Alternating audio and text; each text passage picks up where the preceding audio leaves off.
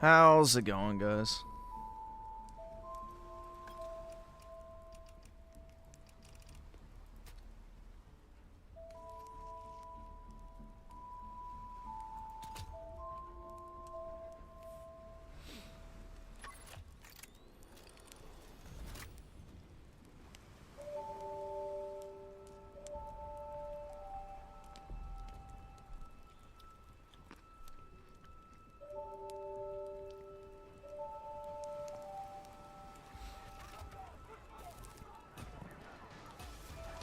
No, it was some issue with OBS. It just wouldn't connect properly, and then it was dropping.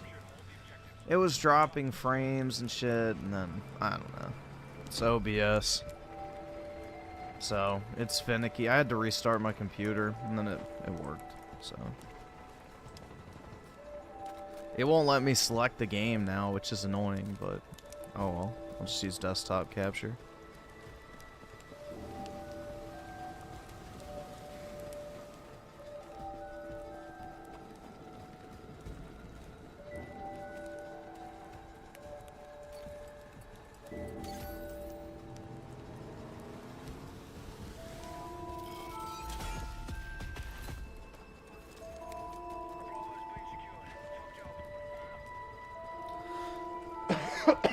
Ah, shit.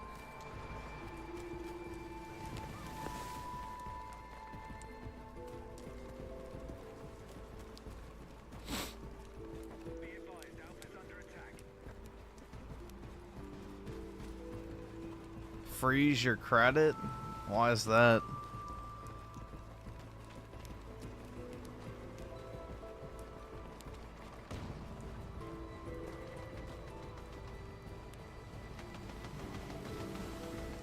Did an Indian try and steal your identity?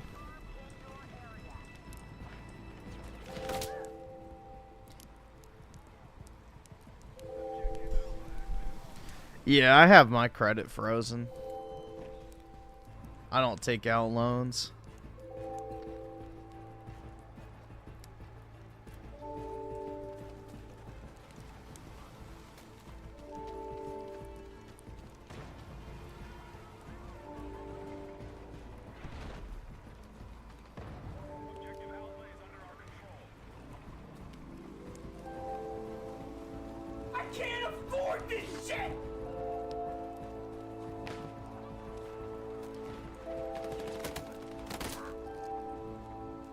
Let's see, Timor Code the 7. It's a shame that Trump achieved the ceasefire in Gaza and not Greta Thunberg and her hag haircut. I know. She'll still probably try and say it was her. That's how attention whores work.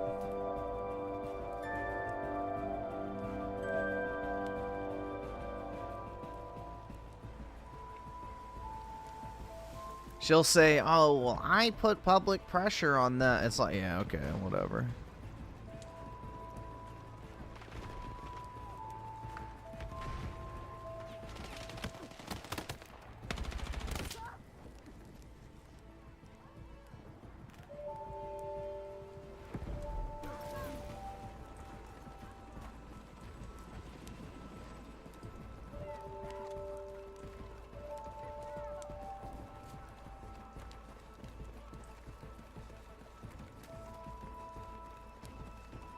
Yeah, she's very odd looking.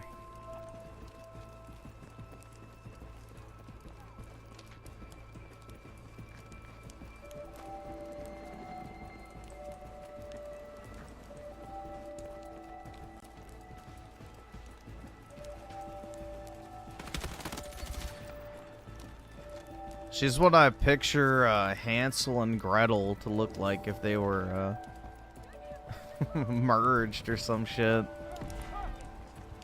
in some freak science experiment.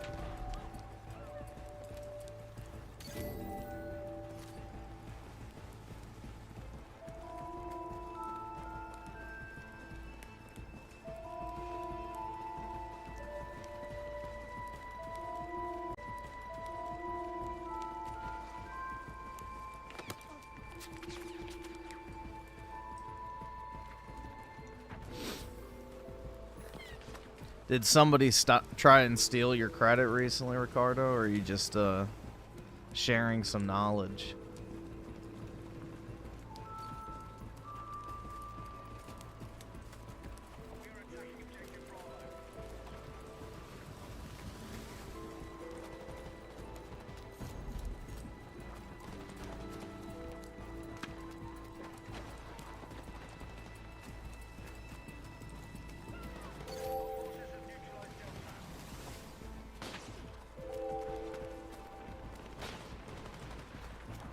Someone you know had it happen? Yeah.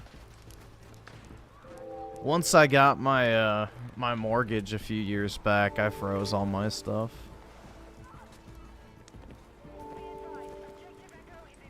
There's no point to keep it open because it's not like I'm taking out any loans.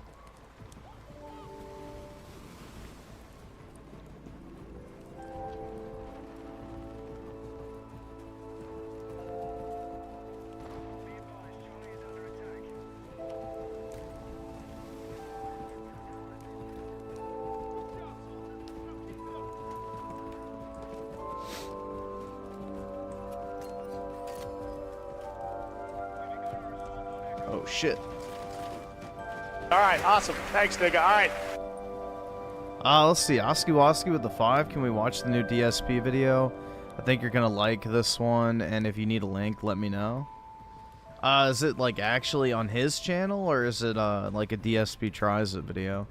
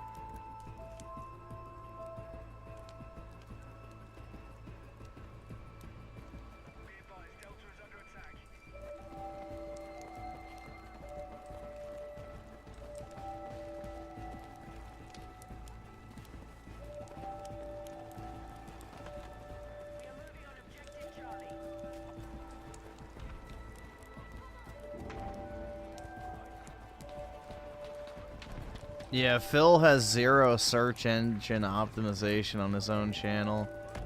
It's kind of sad. Just shows you how reliant he is on the trolls to actually spread the news about his channel. Most people wouldn't even know it exists.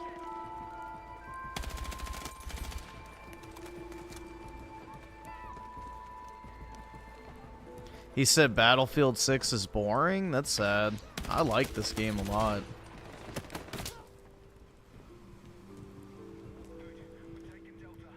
This, to me, is one of the better first-person shooters I've played in, like, I don't even know. It's really good.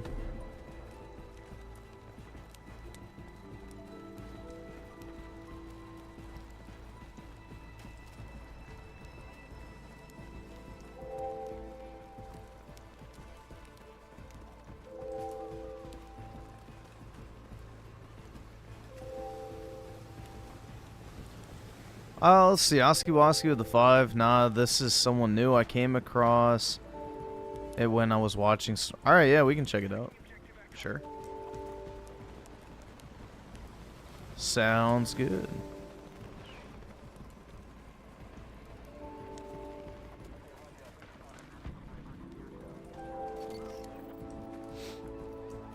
Would appreciate it, man.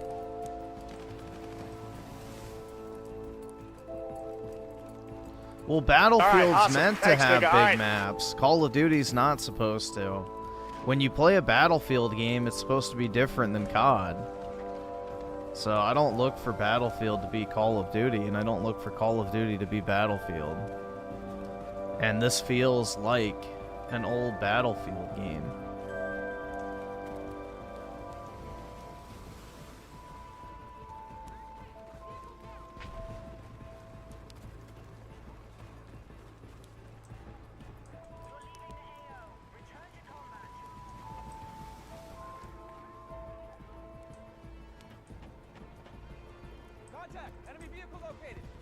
That fucker's gonna kill me.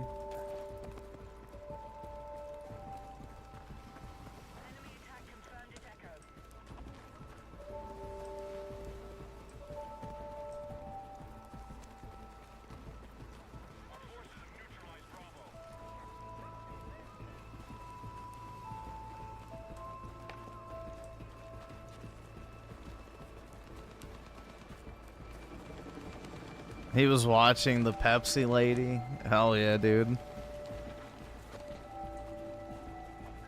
I saw some video today that reminded me of it. I forgot what it was. But it was similar. Just moved 400K to ETF. Which type of ETF?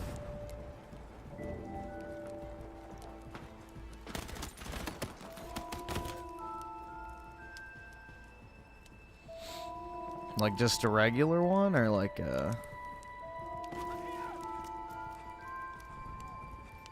Oh yeah, the crash is definitely coming. I have all my money out of like the risky stocks.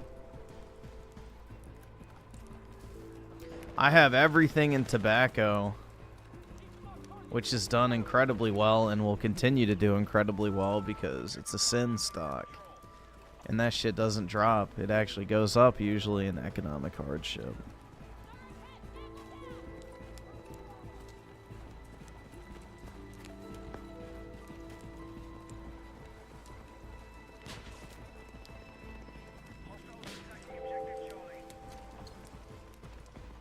I think with dividends, I'm up like 200 something percent on my tobacco stuff over the past 5 years, which is pretty good.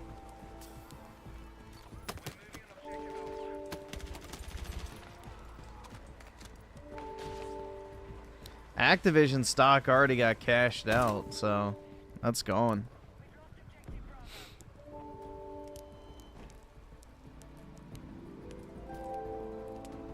It's risky though. Tobacco is not risky, Ricardo. It's pretty safe usually. I mean, think about it this way. Do people stop being addicted to smoking cigarettes or dip or Zins or whatever because the economy gets bad? You know, does a crack addict no longer crave crack when they run out of money? Nah, they find a way to pay for it. So that's kind of the way you have to look at that type of stuff, which is why they're called the sin stocks. Because people will sin in order to pay for the products in which they sell.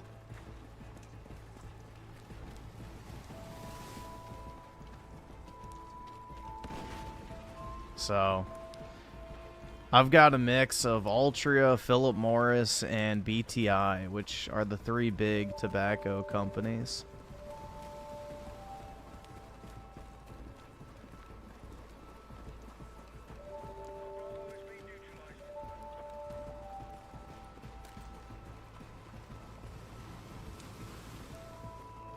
Yeah, that's fair. I mean, I've had mine for so long at this point. I locked in like a, I think 7 or 8% dividend yield when I initially invested, so I'm just riding them out.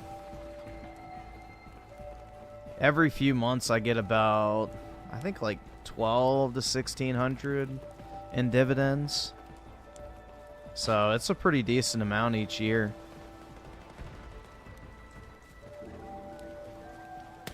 I get somewhere around, I think like $6,000 to $8,000 a year off of dividends off of those, which I just do dividend reinvestment, so it just keeps buying more and more and more.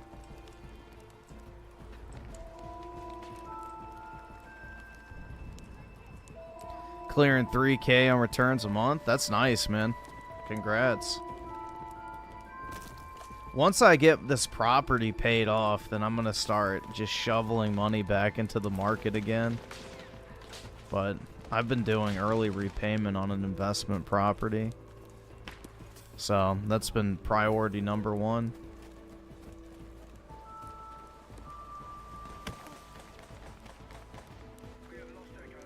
Another clause? Uh-oh. Hopefully no more furry pedophilia.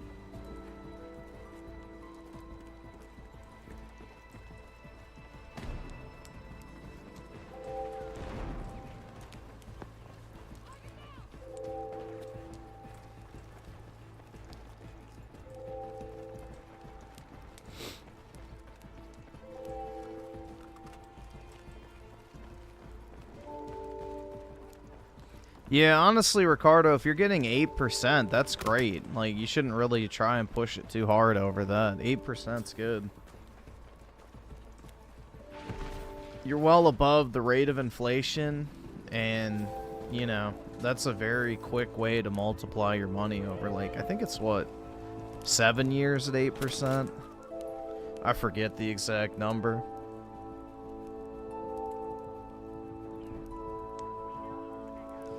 Yeah, inflation's technically 3% if you believe the official number, but yeah.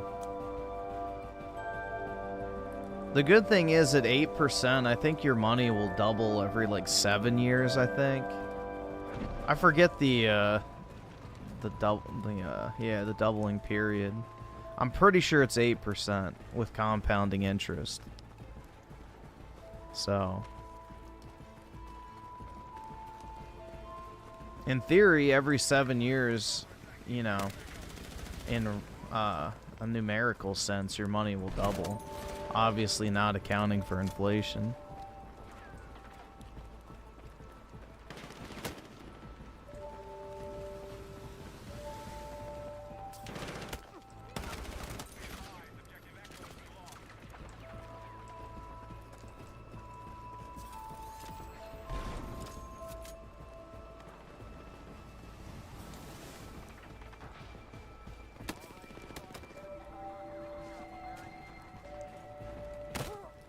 Oops.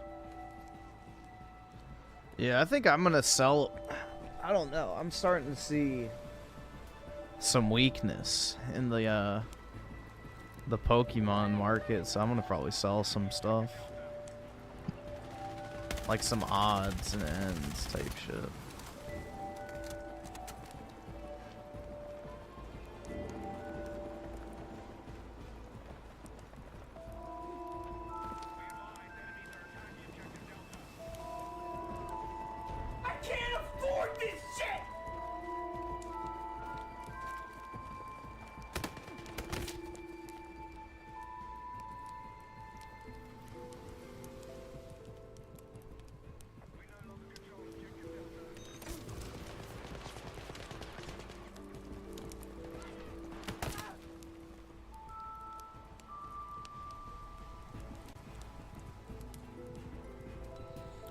Let's see. So,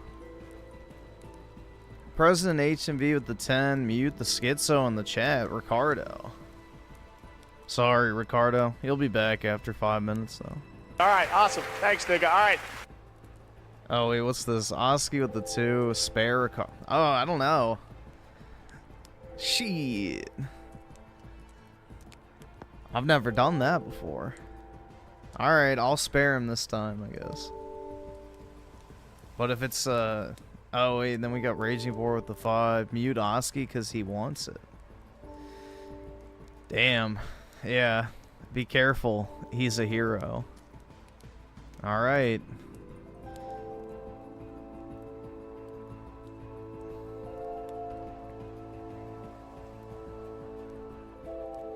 You've been spared, Ricardo, by a selfless sacrifice.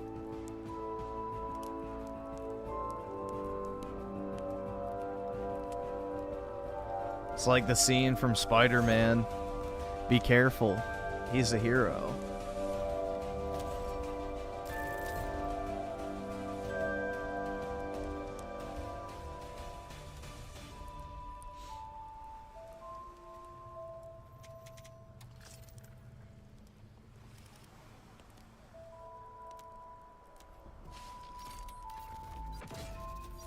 Level 17.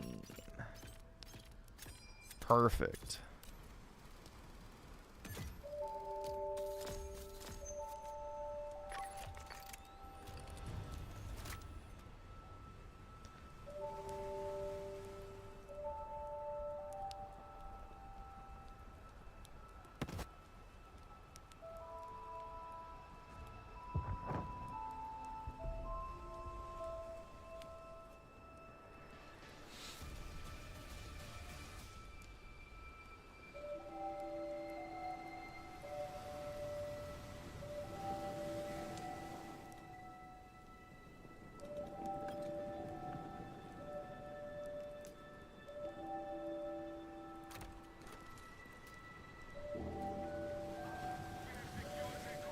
Relieved I don't have to play a movie game. I know. This is much better than Ghost of Yote.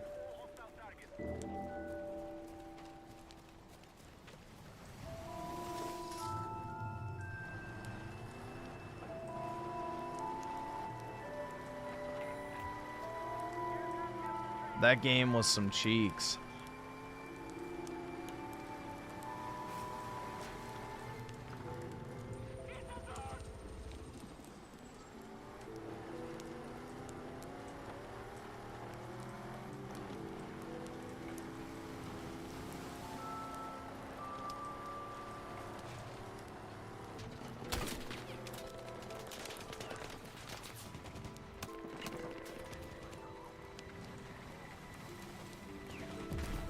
Yeah, I'm not getting blown up by a tank.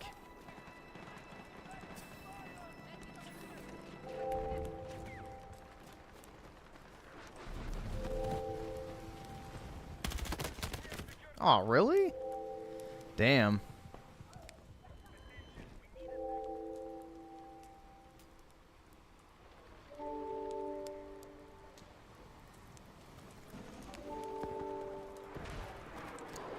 I heard you cried yourself to sleep last night. I went to bed this afternoon, so I don't think so.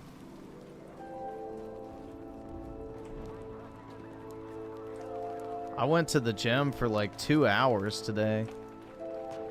And then went to the grocery store, took my dog out, and then went to sleep around like 2 or 3.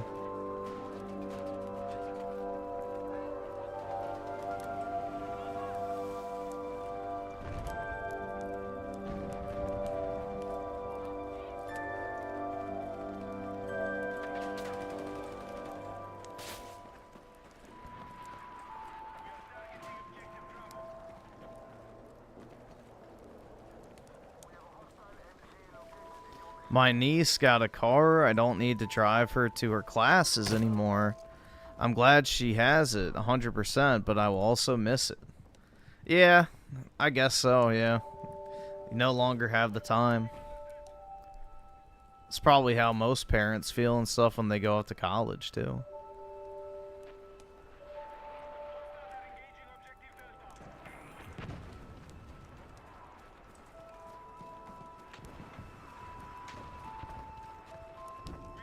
Can't believe you streamed to 10:30. Yeah. I mean, I played Battlefield for pretty much 10 hours last night, so...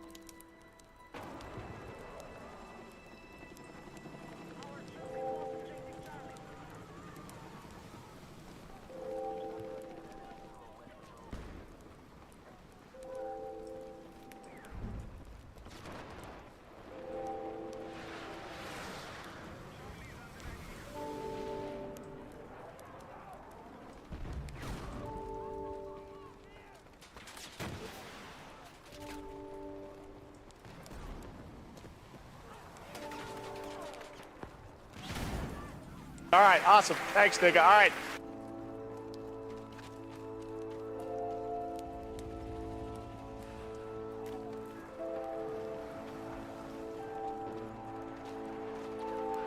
Scotty Man with a 5, Sup Gamer, found this interesting video we can watch later if you want. Alright, yeah, we'll take a look. Appreciate it, man. The whole shock collar thing, I don't really care too much about, to be completely honest. Like, it doesn't really shock me that a man from Sandland, you know, abuses his animals.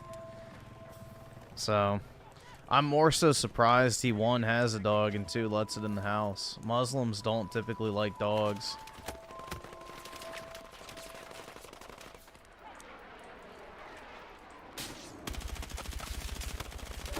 So, unfortunately, it's not surprising at all.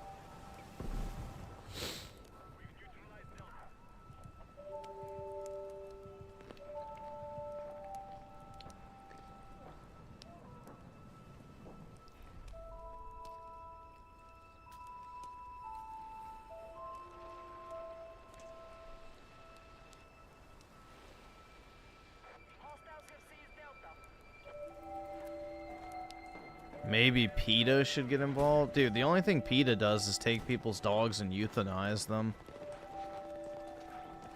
PETA kills more animals than anyone.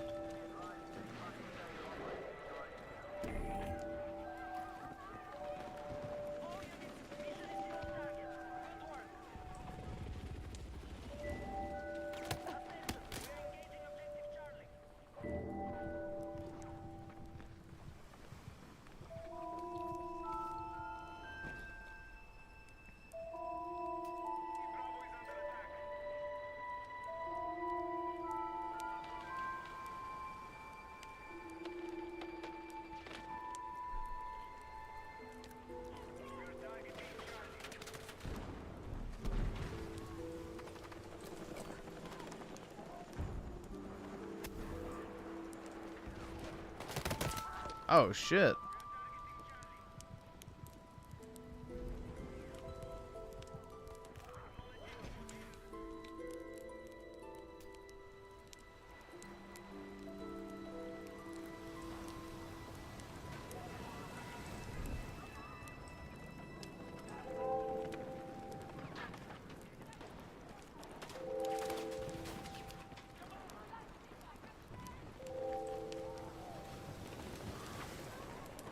Saw a leak of the gameplay of Ninja Gaiden 4. Looks great. Music is like MGS Rising, which is great. Saw Ayane, and she looks great. Microsoft didn't have a woman look ugly for once. I think it's interesting that they chose to keep all the women out of the marketing for Ninja Gaiden, 2 Black and Ninja Gaiden 4. Because remember that whole thing where Microsoft edited out all the women in the Ninja Gaiden 2 Black trailer from their developer direct? But then if you check like the PlayStation YouTube channel, the women were in the trailer. That shit's wild, bro. Like, I genuinely think, like, they have that corporate policy where you can't make women that are, like, sexually appealing. Because we've already seen that leaked before. But I think they actually, like, enforce that shit. It's crazy, man.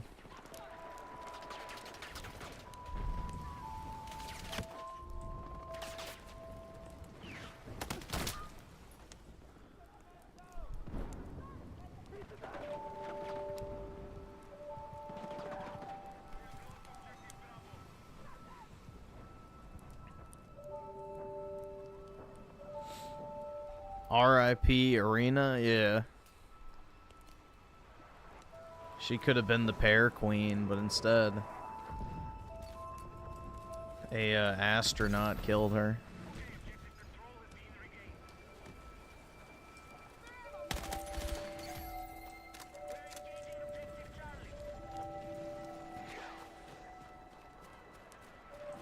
A future doctor, lawyer, astronaut, philosopher, nuclear scientist.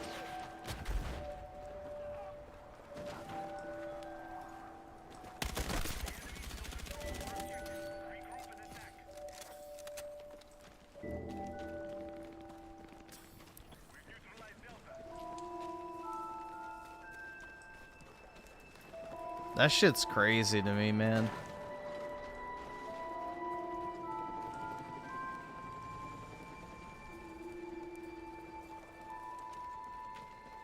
You know, they just deliberately let people like that out on the streets, hoping that they do exactly what he did.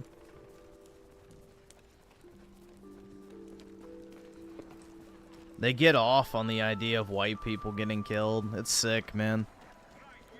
Genuinely sick. And the fact that we have to put up with these fucking people is even worse.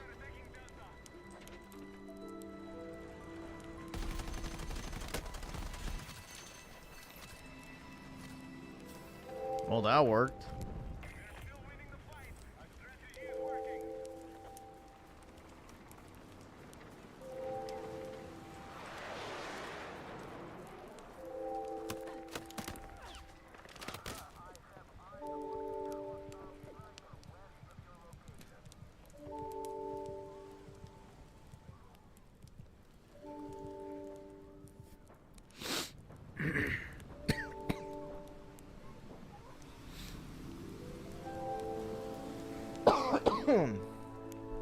You have to remain constantly alert anytime you're out in public now. You know, no relaxing. You either have to buy your way away from them, or you have to just constantly have your head on a swivel. And even then, there's no guarantee you make it out alive. It's sad, man. Should not have to live this way.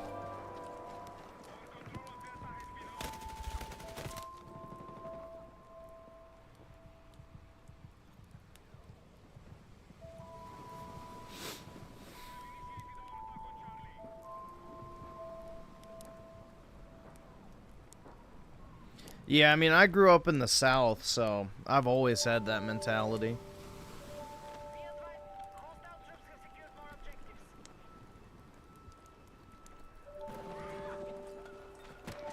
You know who to keep your eye out for. Especially if you grow up in that environment.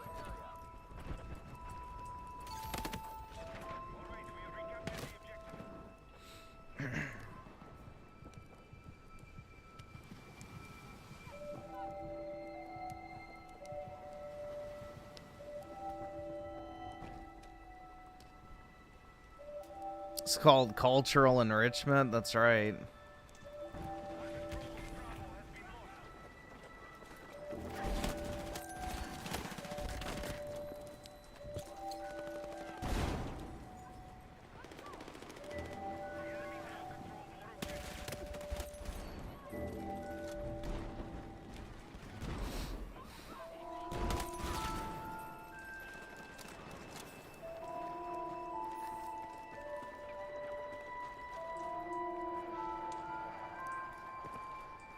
But yeah, it's the reason I don't like to go out anywhere. That and, you know, it's just all foreigners, but most of the time, bro, it's just sketchy as fuck. Especially when you get around a group. You're like, yeah, nah. Not worth it. Especially because the cops in my area will absolutely do nothing. Like, they'll just sit there and watch.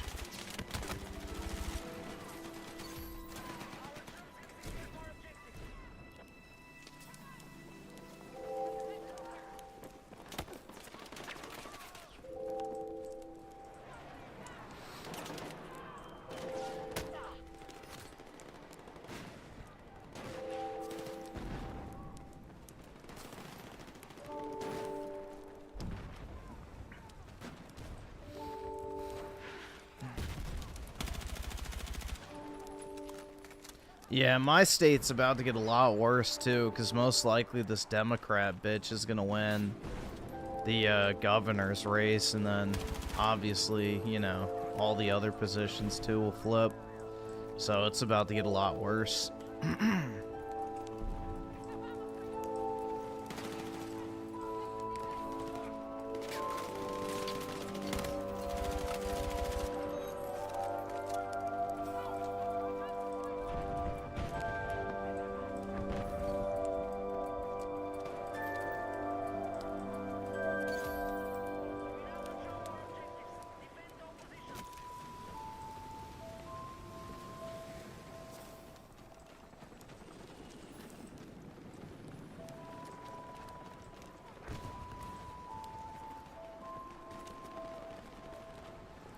Stop being racist at 3:40 a.m. on Sunday. Go to church and be cleansed of this hate.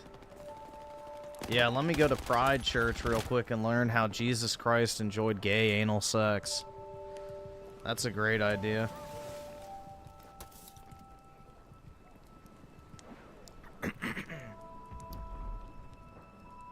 Sounds like a great use of my time.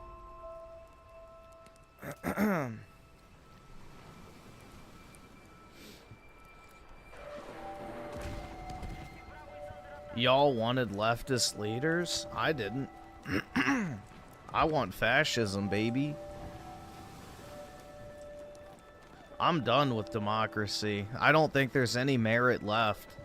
The Western world has been polluted too much by foreign actors to ever have any sustainable form of democracy ever again, so...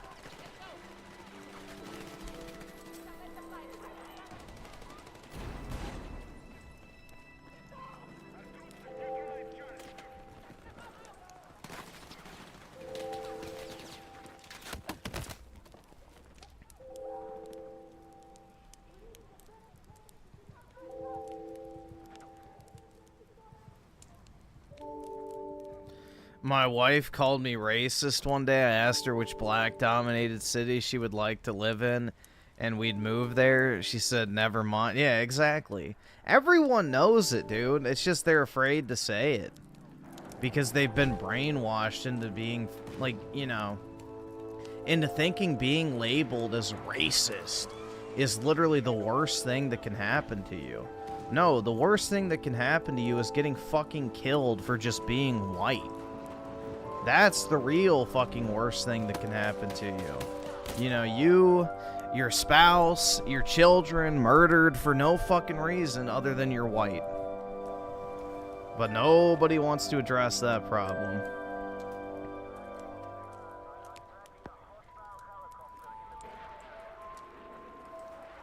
So, it's just, yeah, I mean, the fear tactic doesn't work on me. I don't fucking care. If someone wants to call me racist, I'll be like, you're damn right. I, like, don't fucking care. It's like calling somebody a sexist or a homophobe or whatever. There's no weight to it anymore. It means nothing. It's just yet another buzzword in the long list of words that all right, awesome. Thanks, nigga. All right. Has completely just devalued.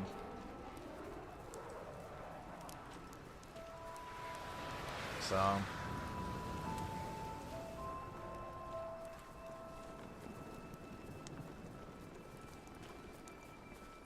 I don't know, man. It's just, it's very sad that things have gotten to this point.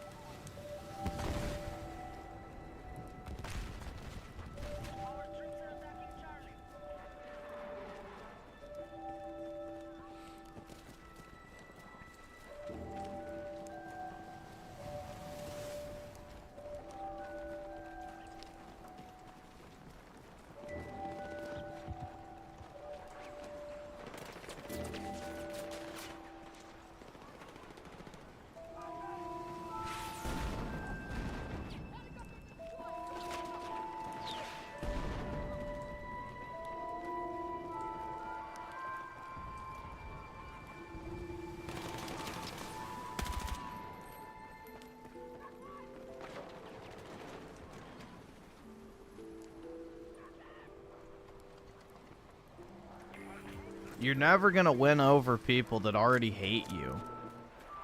So... Well, I think it is already being reversed, man. I think it already is. I mean, most of the people you see online that are like, you know, younger, or, you know, even some of the soy-lennials are starting to flip now, where they just don't give a shit.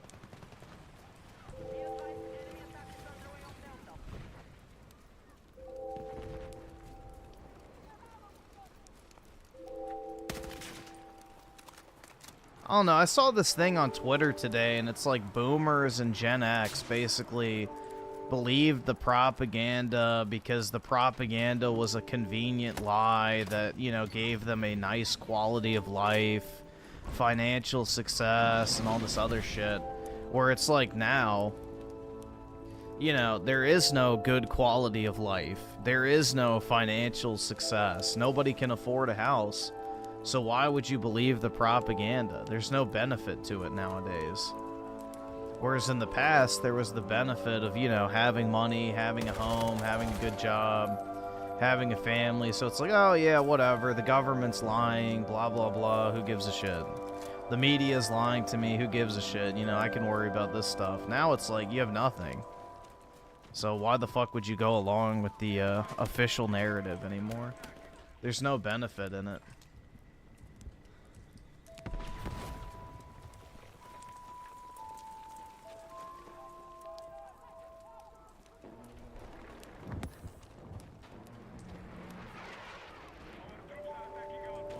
Synth is really becoming like DSP and Ethan Ralph. The fuck? Ethan Ralph? Hopefully not.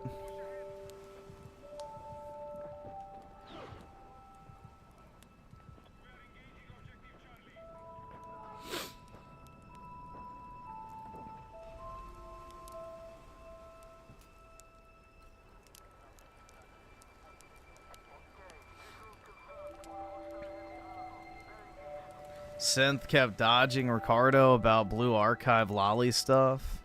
Ah, okay. Yeah, that shit's weird. If it's an actual lolly game, then that's pretty fucked.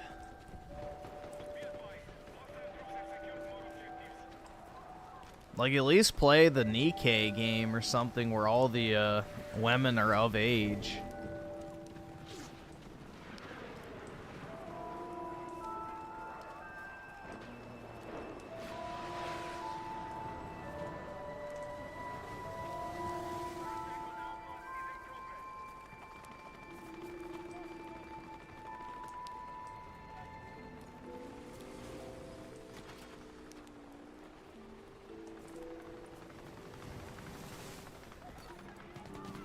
It's a game where you're a teacher dating high school to middle school. Oh, yeah, that's fucked, bro. What the hell?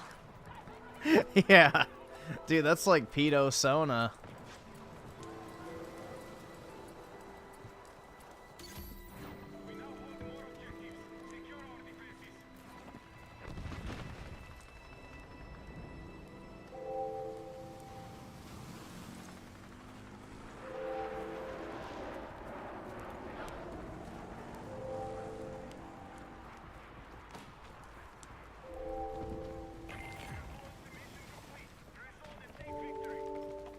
Yeah, I don't know why you'd waste your time playing something like that.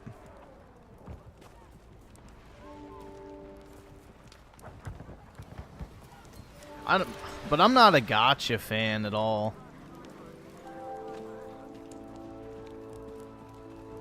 I played one gacha game ever. I barely spent any money on it, and I only played it because I was just bored in my college classes and needed something that I could just kind of, you know, tap on the screen every once in a while to play. That kind of wasn't super involving. Started playing it as a joke, but got hooked. Bruh, still, like, how do you get hooked on that shit? Because most gacha games don't even have a good gameplay loop. Yo, seriously? That was good. What the fuck? That was, like, perfect.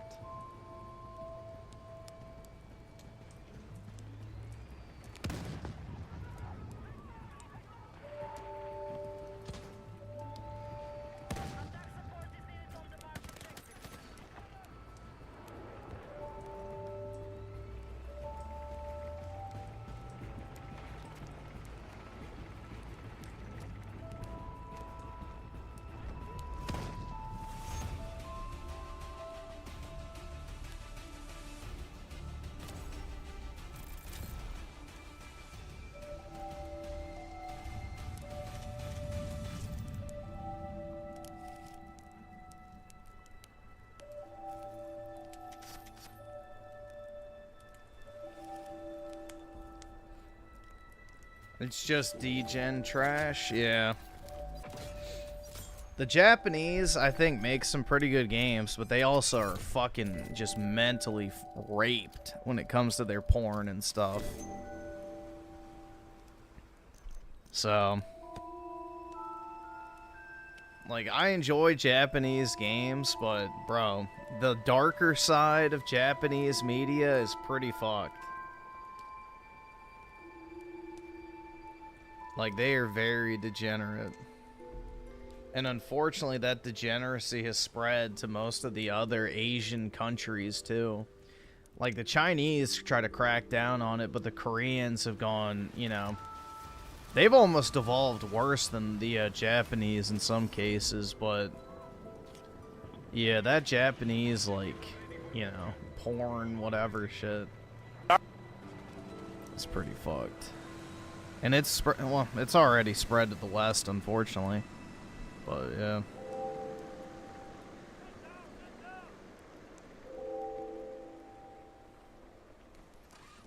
Let's see. So Oski Woski with the 5. Nah, I'm in the mood tonight. Everyone can cope. All right. Let's see. Oh yeah. All right. Give me a second. I'll open it up here.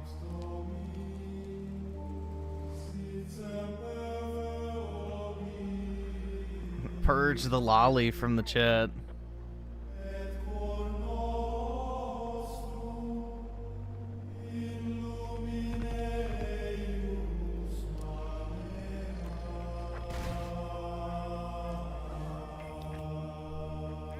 You like Gregorian chants too, Ricardo? Yeah, I listen to these all the time.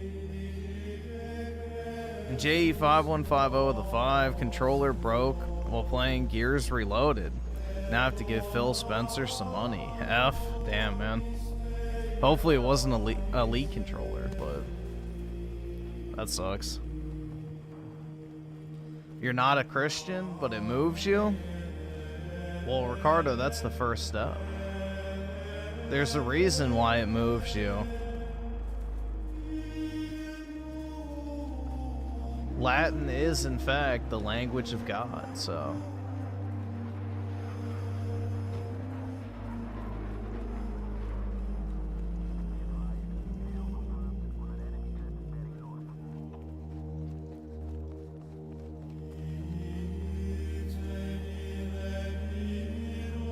You were raised Catholic, that's why it moves me.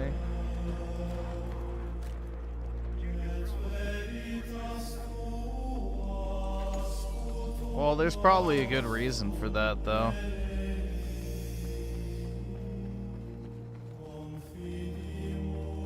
Yeah, that's the thing, man. It's like...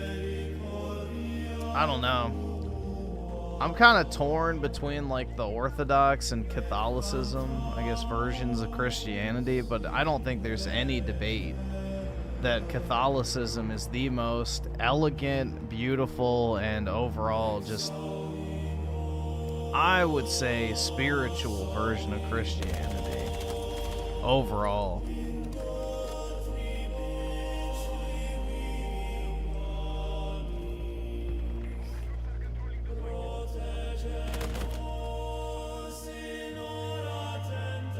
You think Christianity can still save us from the societal collapse? Oh, absolutely. I can't afford this shit! If we had a version of Christian nationalism, then we'd be a lot better off.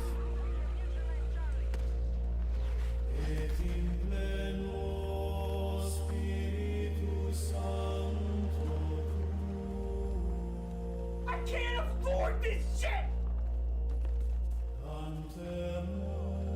Chronicle with the 2, Windows 10, end of life starts in 2 days. Yeah, it's pretty shitty that they can't just put out the occasional security patch. It's just typical Microsoft. Costs them nothing to do, too.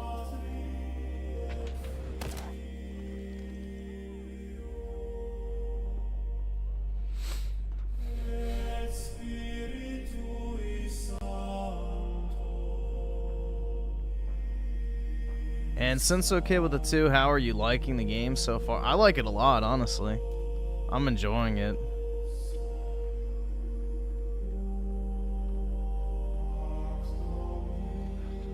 I picture they are singing to little boys. This is all about them. What?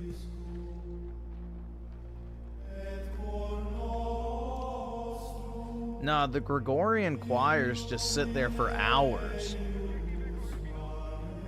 And they just literally pray in place like this in like a chapel or something.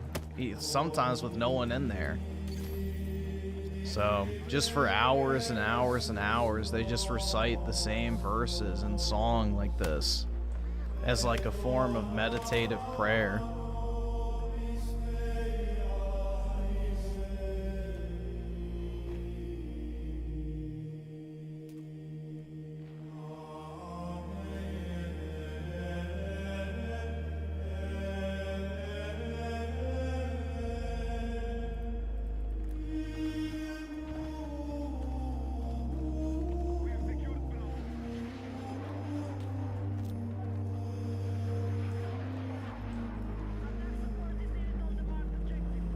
Yeah, well, usually you're allowed to go inside of the chapel and you'll like go and, you know, pray and whatever while this is going on in the background. So, yeah. Sometimes there is an audience, sometimes it's just kind of like a walk-in thing, but I think it'd be awesome to live near one of these churches that does this type of stuff.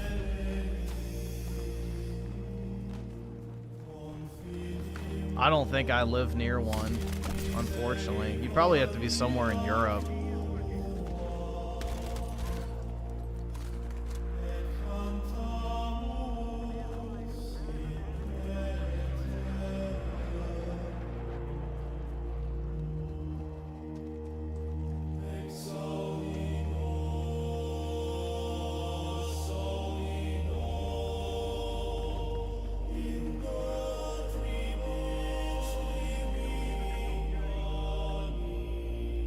Listening to prayers in Latin is not LARPing? How is that LARPing?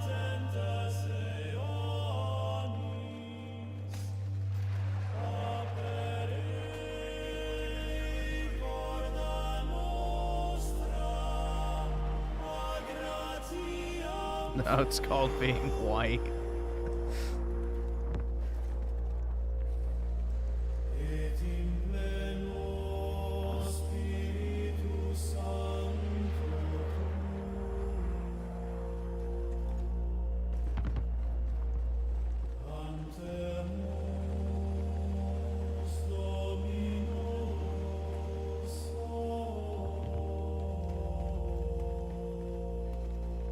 I can pick out a few words here and there.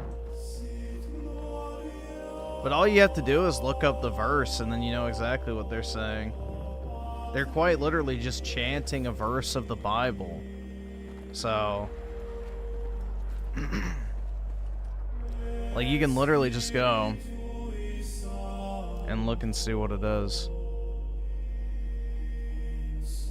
The peace of God, which surpasses all understanding, will guard your hearts and your minds in Jesus Christ.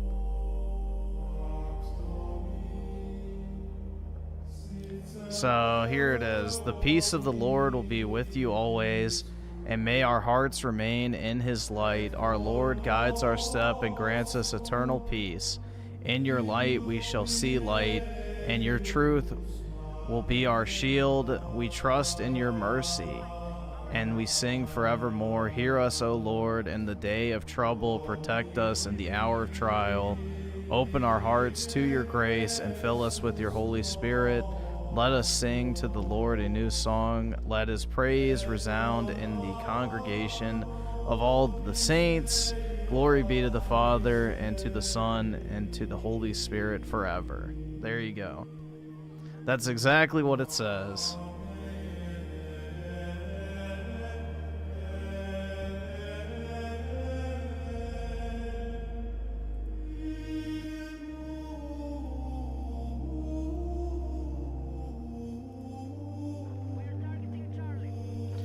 Not gonna lie, as a kid, I had no idea what was happening during. Yeah, that's the thing. You don't really appreciate it as a kid. I mean, I vaguely remember going to church a few times as a kid.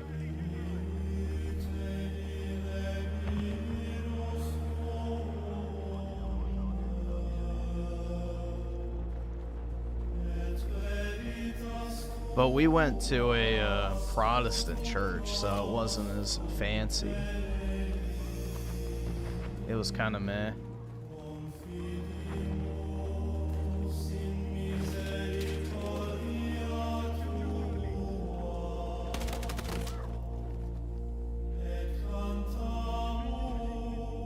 It wasn't one of those like Guitar Hero churches, at least.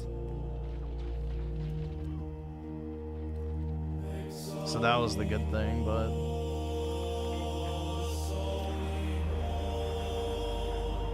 I can't afford this shit!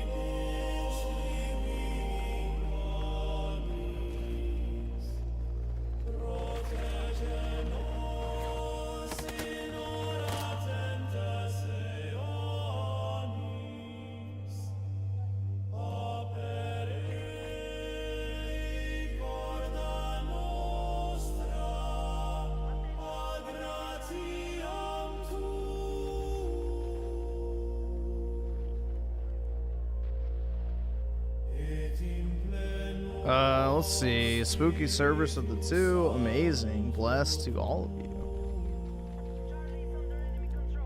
Yeah, I like this type of music personally. It's much better than the ghetto slop.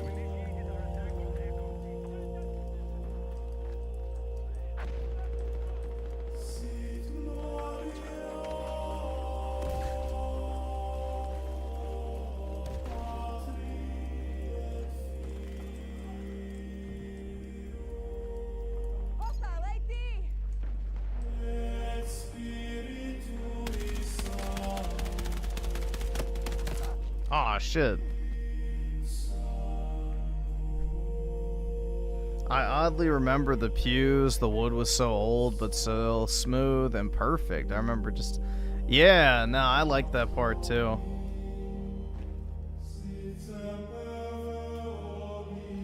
I don't know. There is something very nice about actually being able to go to like a nice church, especially with like the old wood and, you know, the cool interior and everything.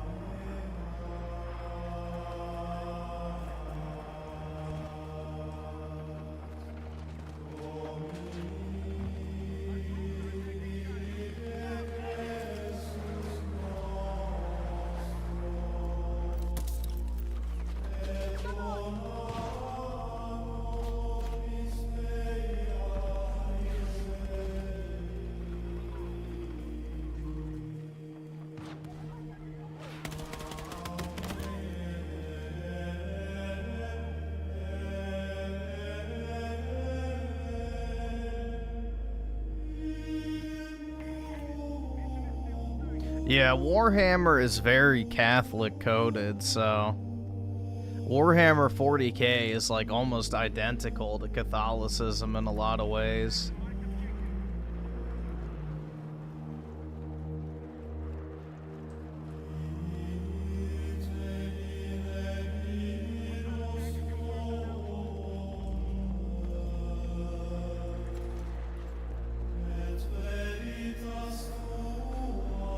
It's very Catholic coded.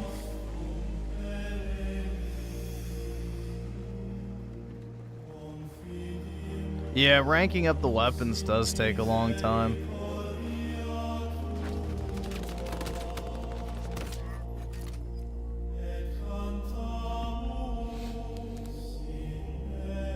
Oski with the 4. Appreciate it, man. Big ups. Do not consider myself a Christian anymore, but I still love the aesthetic and recognize it is the faith of my people. Looking at European stonemasonry, Gothic cathedrals just leaves me in awe. Yeah, it is amazing, man. You think about it, like 200 to 300 years of people dedicated their lives to like building those things. It's crazy. We have nothing like that anymore.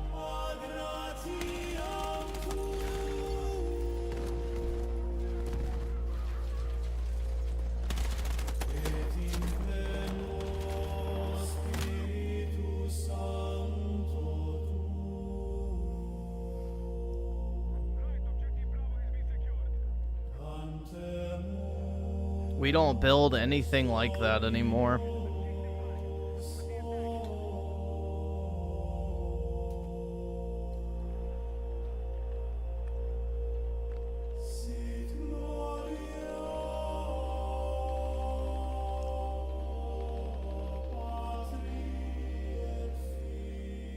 Yeah, and it's like that one in, which one is it? In Spain, I think?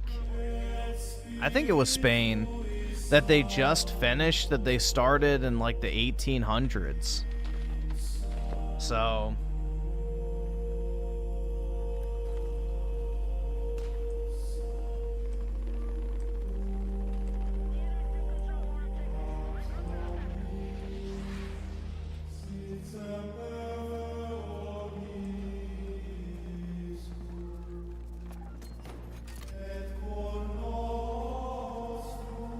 Yeah, that's another thing I don't like about Protestantism, is like the idea that a church can be in a fucking strip mall. I don't like that at all. That bothers me. You just don't feel the same spiritual, like, when you step foot in one of those old churches, you feel it. Like you're left in awe. That's the feeling you should have.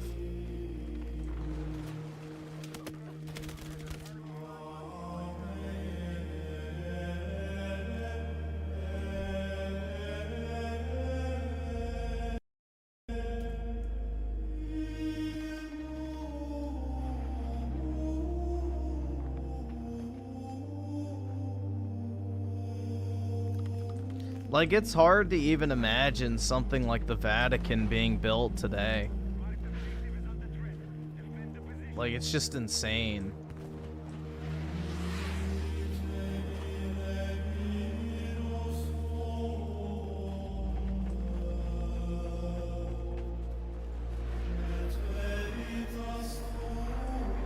It's like a relic from a different age where people actually built shit that mattered. We've lost that. It's almost like lost technology. All you can do is admire it and never recreate it.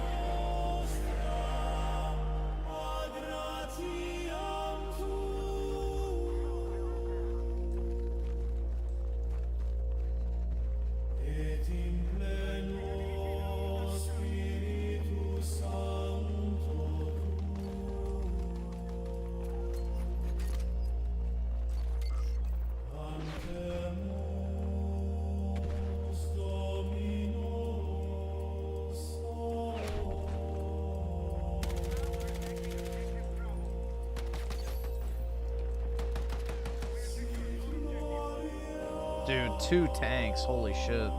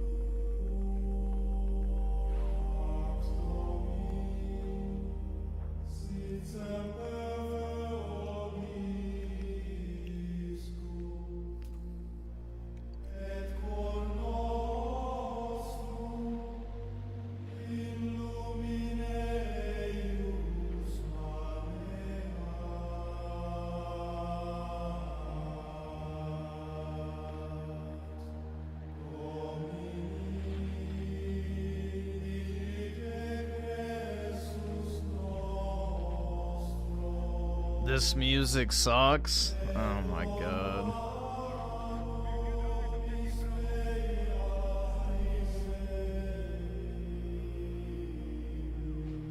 People back then dedicated their life to build such things. Now people can't dedicate 5 years to make something special. Yeah, everything in our society is meant to be thrown away, which is deliberate. There's a spiritual rot in modern society, and it permeates every aspect of our lives.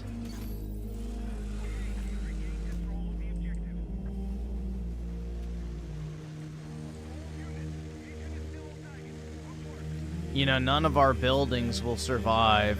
There's no such thing as family houses anymore.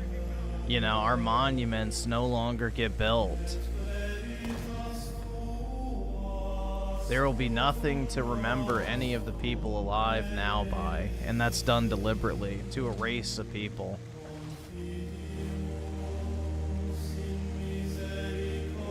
Why do you think all these building codes and shit exist that make it impossible to build anything now? It's not for so-called safety, it's to prevent things that matter from being built. It's very evil at its core.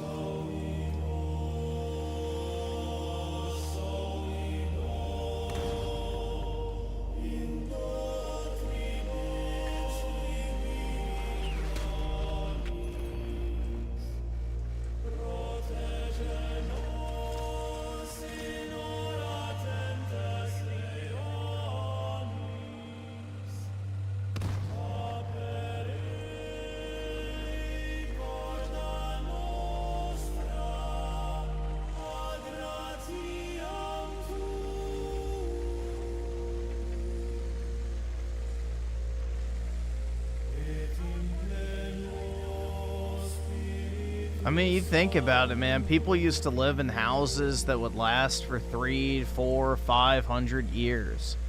Like the old castles and estates of Europe, you know, are still standing after, not millennia, but centuries. And entire generations grew up and were raised there. All right, awesome. Thanks, nigga. All right. Nowadays, even the most wealthy people have these like throwaway mansions that will maybe be around for 60 years before they get torn down or fall apart. So it's kind of sad.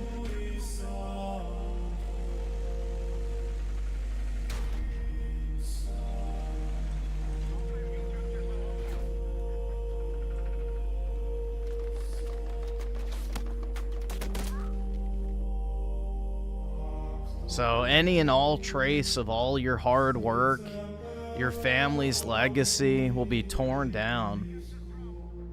You know, it's the same thing with the state taxes. It's to prevent you from passing things down to your future generations.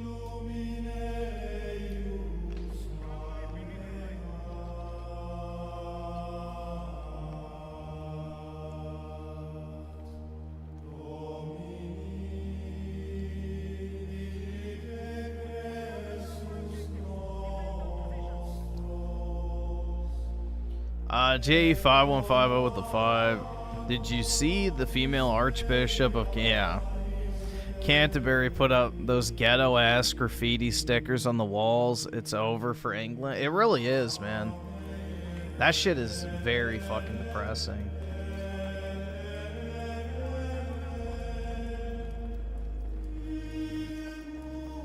Dude, it makes me just want to load up a fucking, you know, aircraft carrier with like 50,000, you know, red-blooded Americans and, you know, armed to the fucking teeth and go and retake Europe.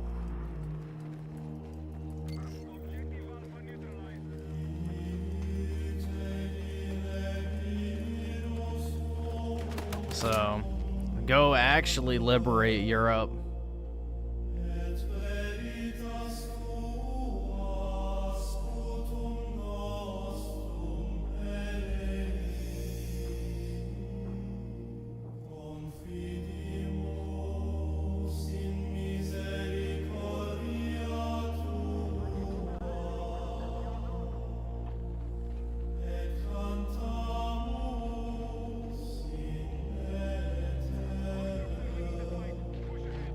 I think our country is past the point of saving, unfortunately. Just look at the demographic makeup. Europe can still be saved from a percentage perspective.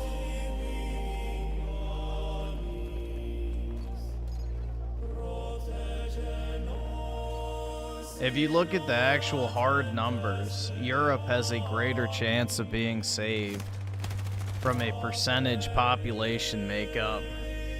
We're 56% white now, where we used to be 90-something. Europe is still in the 80s, so they have a better shot.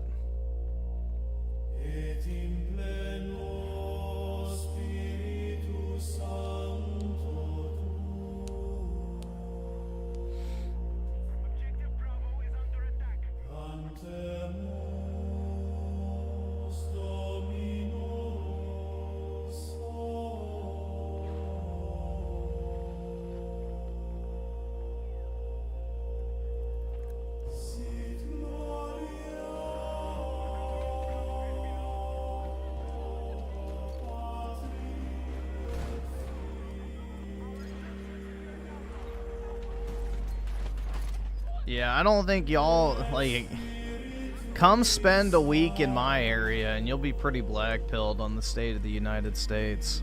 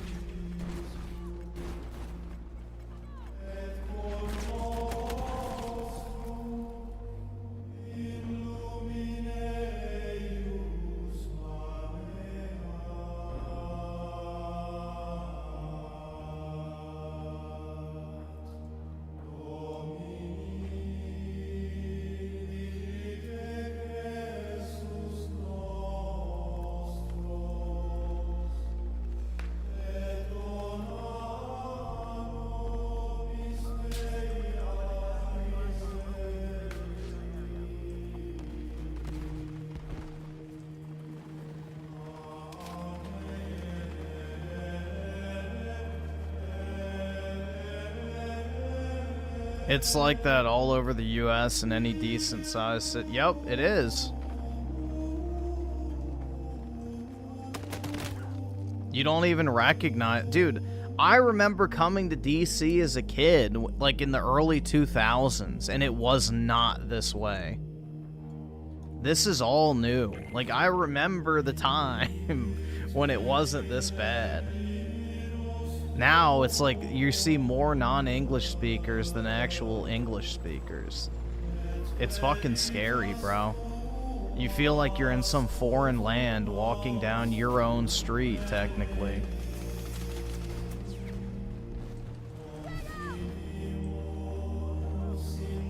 You shut the fuck! Don't you fucking tell me to my face to shut the fuck up! All right, awesome. Thanks, nigga. All right. It just makes me not want to do anything. Like, genuinely. I don't want to go out in public anymore. Like, I used to enjoy going out and, like, shopping and shit like that. Like, not anymore.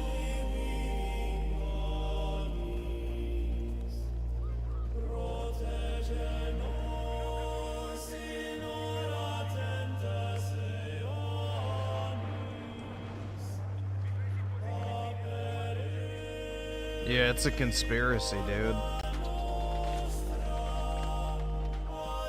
Ignore your lying eyes and ears and what you know in your own mind.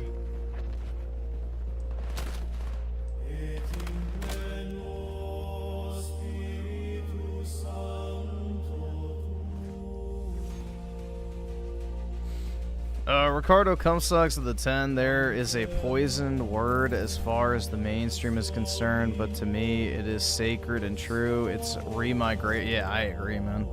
It's the only way out of this absolute mess. It has to happen.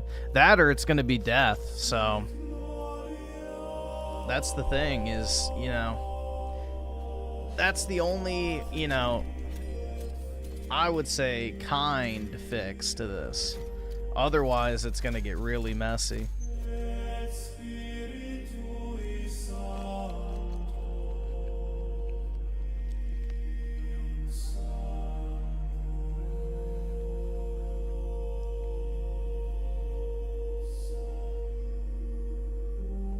Yeah, we gain nothing from having these people in the country. Absolutely nothing.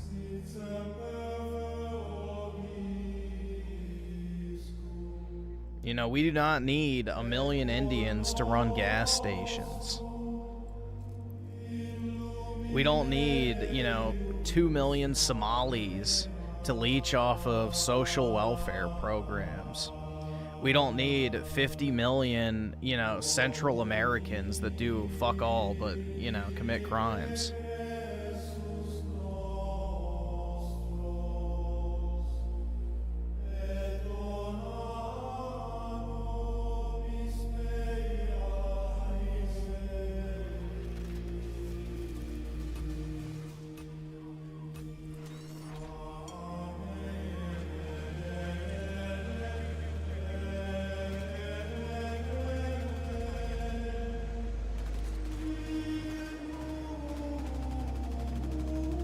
Fuck is this idiot doing?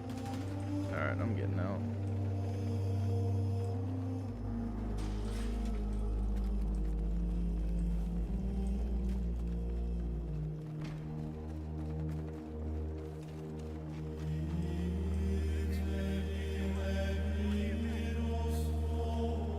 You know, the way I look at it is if we want to have this form of pseudo-slavery with like this slave race of foreigners, then let's actually call it what it is and treat them accordingly like they do in Dubai, where they have zero fucking rights, they have zero social benefits afforded to them, and they're not, you know, there's no like, oh, they're our equal.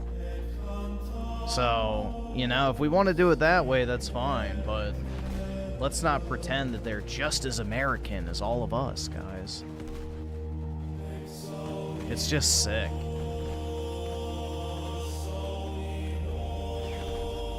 They'll look at you with a straight face and expect you to think some inbred Somali is as equal as you are when it comes to being an American.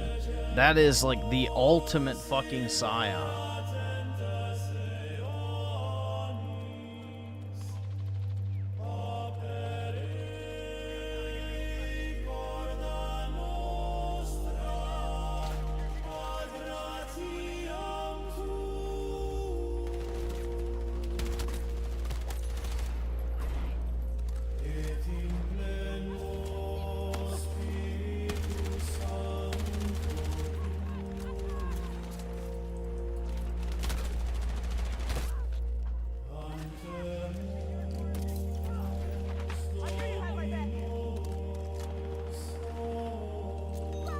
All right, awesome. Thanks, nigga. All right.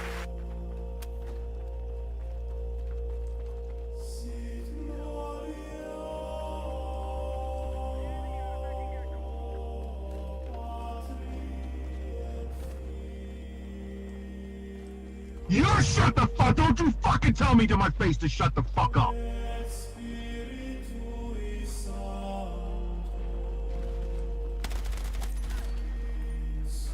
Thanks for repairing my tank.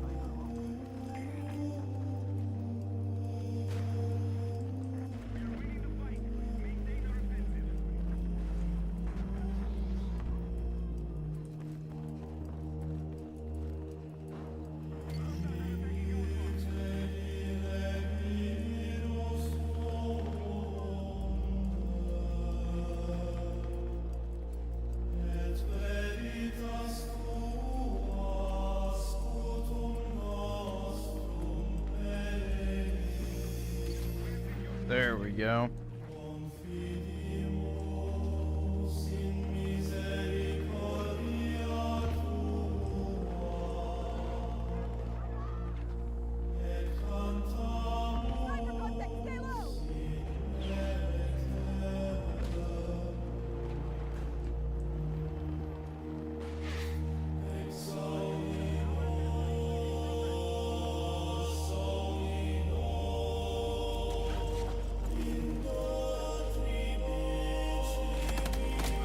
Shit.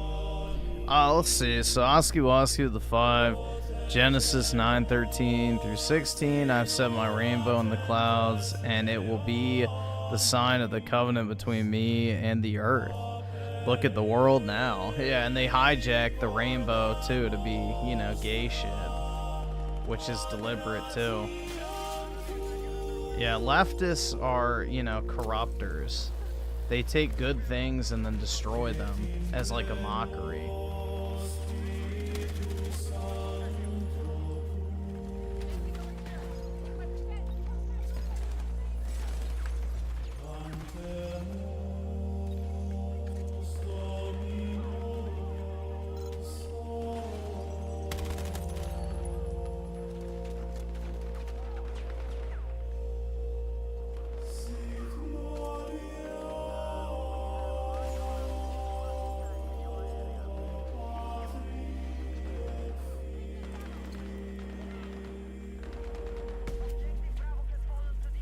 Oh, that didn't kill him?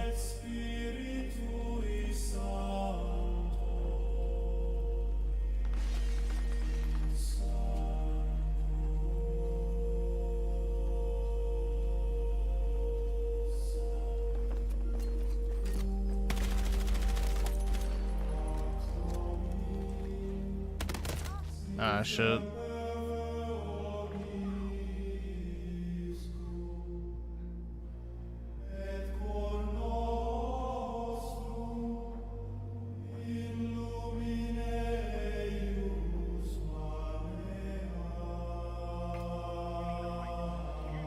And Paul with the 5, what do you think about people who say the U.S. contributes to mass immigration by destabilizing countries politically through its... It doesn't matter, bro. The fact of the matter is, you know, all these people want to come and leech off of Western civilization.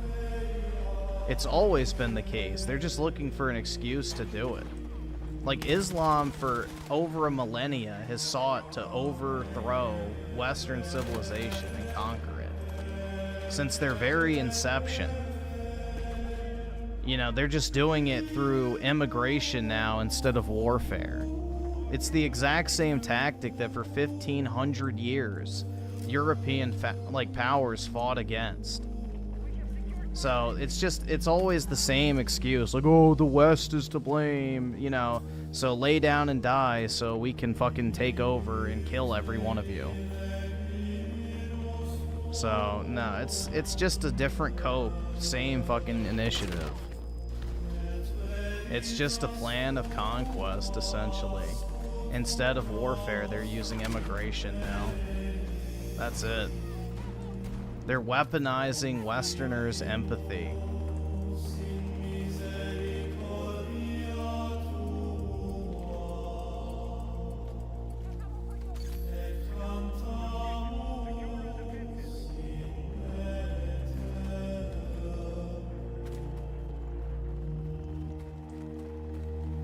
And Ricardo Cumsucks to the 10. They're also lying about our demographics. I live in New Hampshire, one of the whitest states. I cannot go to any mall without it crawling with brown dudes. I don't want to seem hateful, but I have hate. No, there's something fucking obnoxious about walking into a fucking place in the United States of America and you feel like the foreigner. That's just wrong. There's something wrong. It's your brain telling you there's something wrong. Because it didn't used to be this way. So, no, that's basic, you know, survival instincts at its finest. You know, your brain is identifying a problem and telling you something's fucking wrong.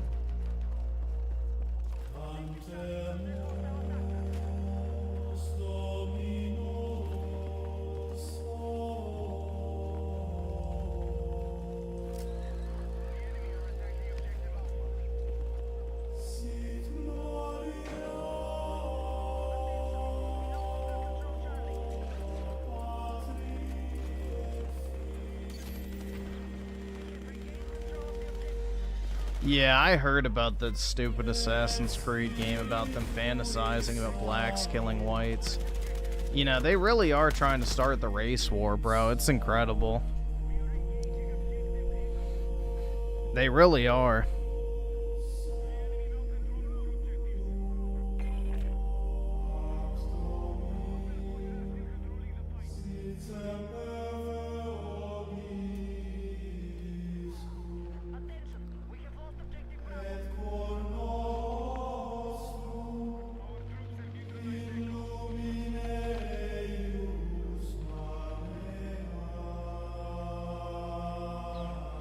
%, started then? Yeah. We may get to that point pretty soon. I don't see how things can continue as they are. Genuinely.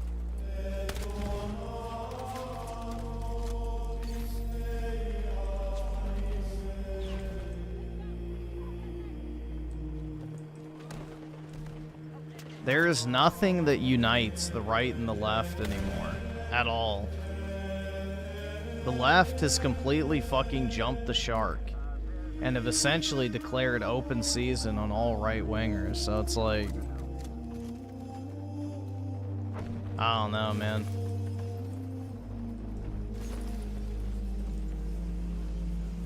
Not good.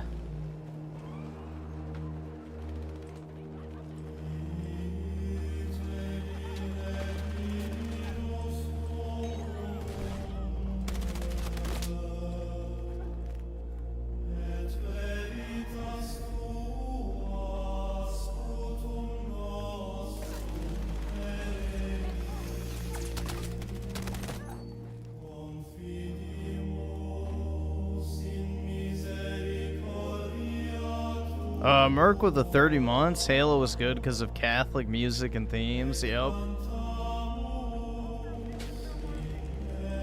Most media that's considered to be really good by most people have heavy Christian either subscribe, themes. donate, or get the fuck out. So...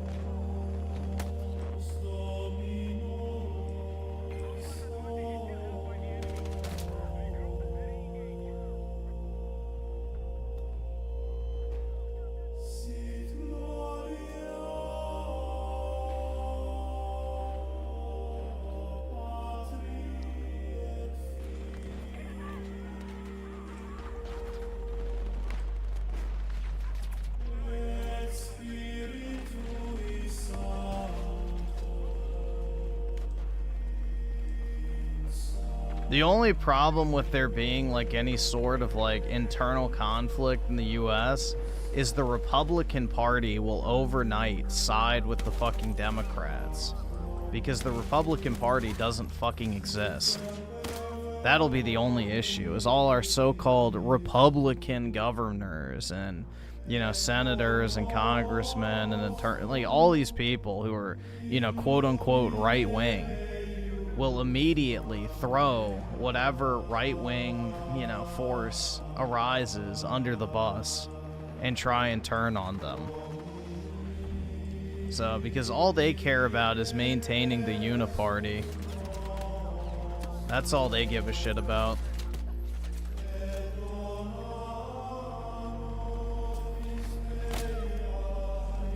The Republican Party is the biggest fucking joke on the face of the earth.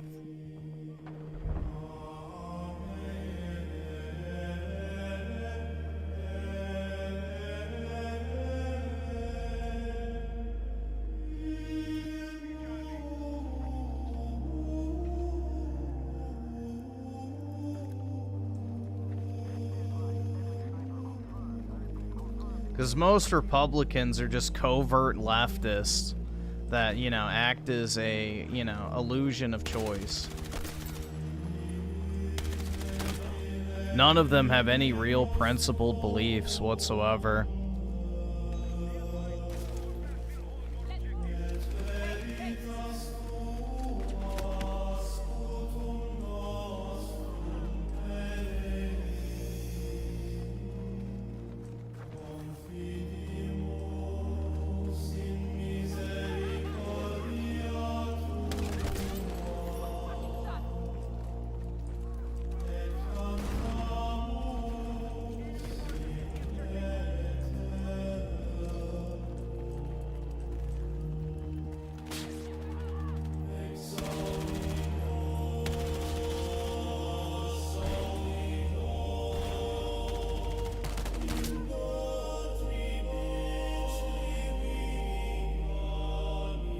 Yeah, that's the thing, bro, is you almost have to vote Republican nowadays because of just tell me to my face to shut the fuck how up. just psychotic the fucking left is. So you don't really have a better choice. There is no other option.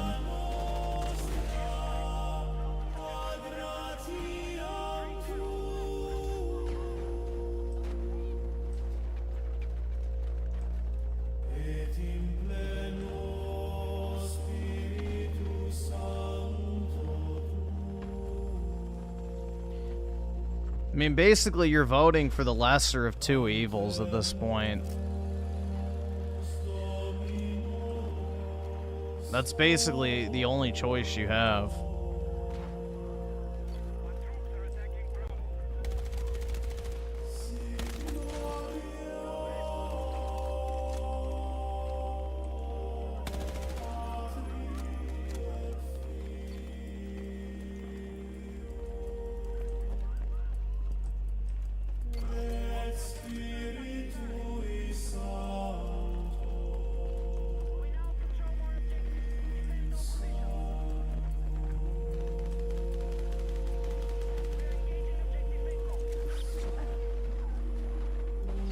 Oh, I didn't clamber up? Fuck.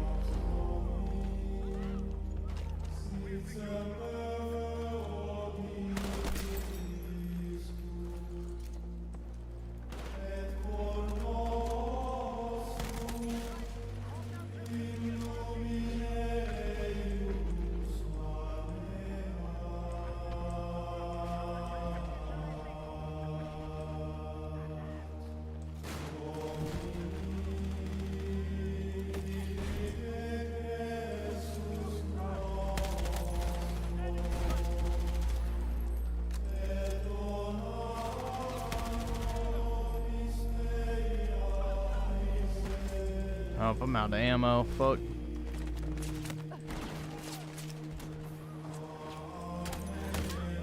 Oh, I got one kill.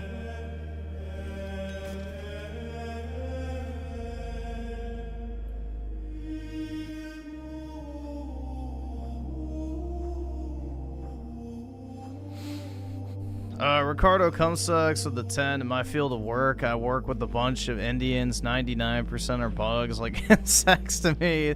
The one guy I trust, I keep close as a project manager.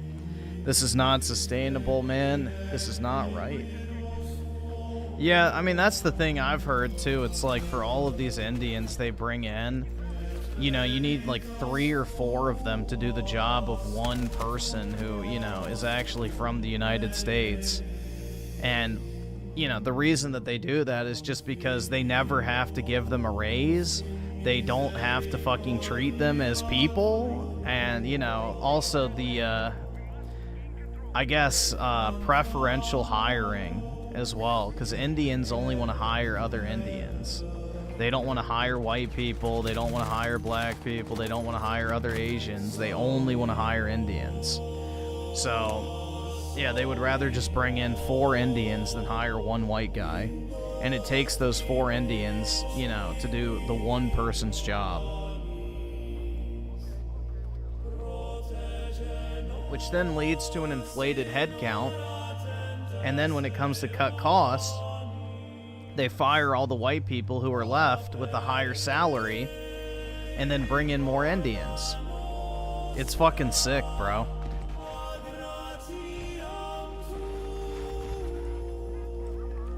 Like, it is just so... It is counterintuitive to anything and everything that makes sense.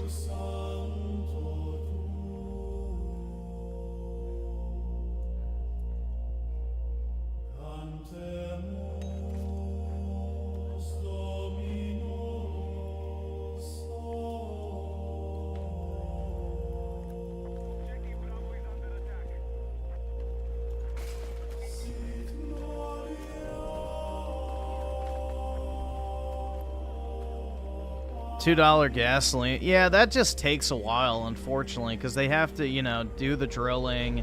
They have to start the refining process, up the capacity. So ideally, yes, it should start pretty soon. Oil takes a while to get going, especially when it's shut down for, you know, 4 years.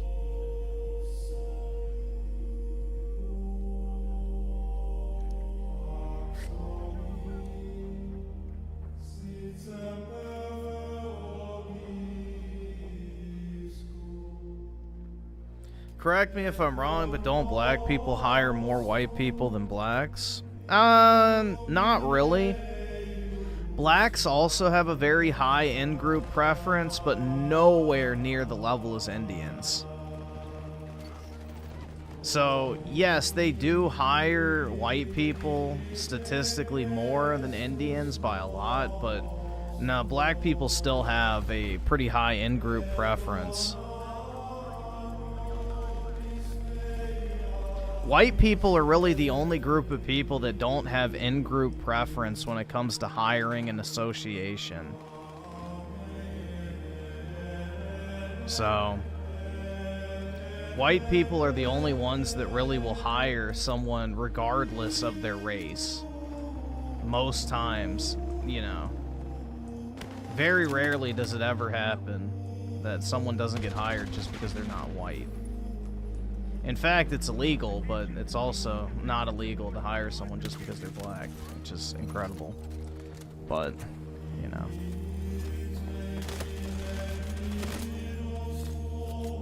It's legal to discriminate against white people, but not anyone else. Isn't that fun? I wonder who sued in court to make that law.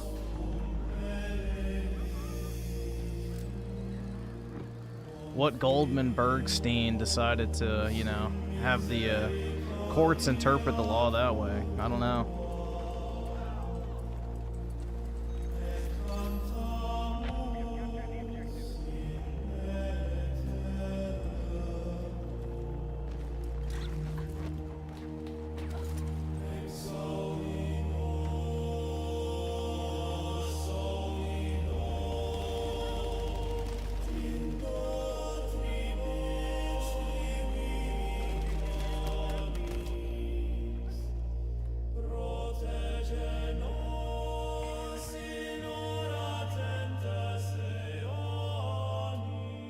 It's like the whole Dodge Brothers case back in the day with Ford.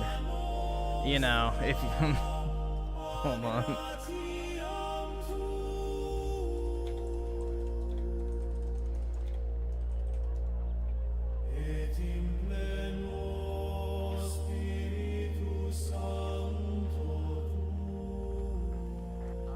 You guys remember the Dodge Brothers case? If not, I'll give you a quick little rundown. Basically, it's the lawsuit that made it so that companies could not prioritize the health, safety, financial security of the community and their employees. Essentially, what happened is, back in the day, Henry Ford was giving his employees these amazing benefits. He was giving them a ton of money in terms of paychecks. You know, they didn't have to work insane hours. They had an extra day off every week. You know, you get the point. He was giving his employees really good treatment. He was doing charity work in the community and all this other stuff. Well, what happened is the Dodge brothers, you know, identify them as you'd like, sued Henry Ford and basically set the precedent that a company's only responsibility is to prioritize the wealth of its shareholders, even at the detriment of its employees and the stakeholders in the community. So, because the Dodge brothers didn't want to pay their employees more to match what Ford was paying his employees, they sued him in court and set the precedent that companies are obligated to treat their employees like fucking dirt in order to maximize profits. And you can draw whatever assumption about the people behind the Dodge Brothers company as you'd like. You know, I'm not here to cast judgment or name any names, but I think you can get a good idea of the type of people we're dealing with. So if you want to look at what's wrong with modern day corporate culture, you know, there's your identifiable issue.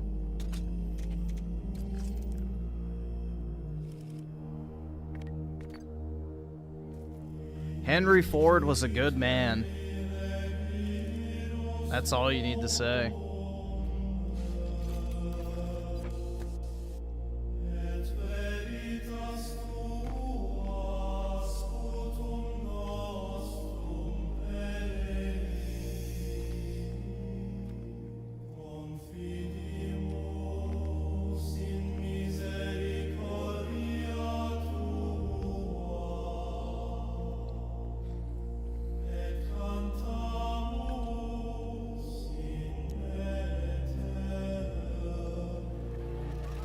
But that's the sad thing, man.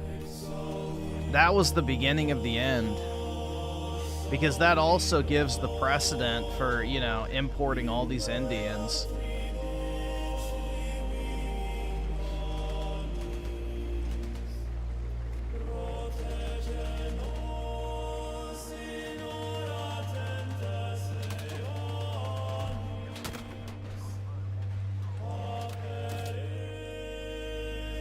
Yo!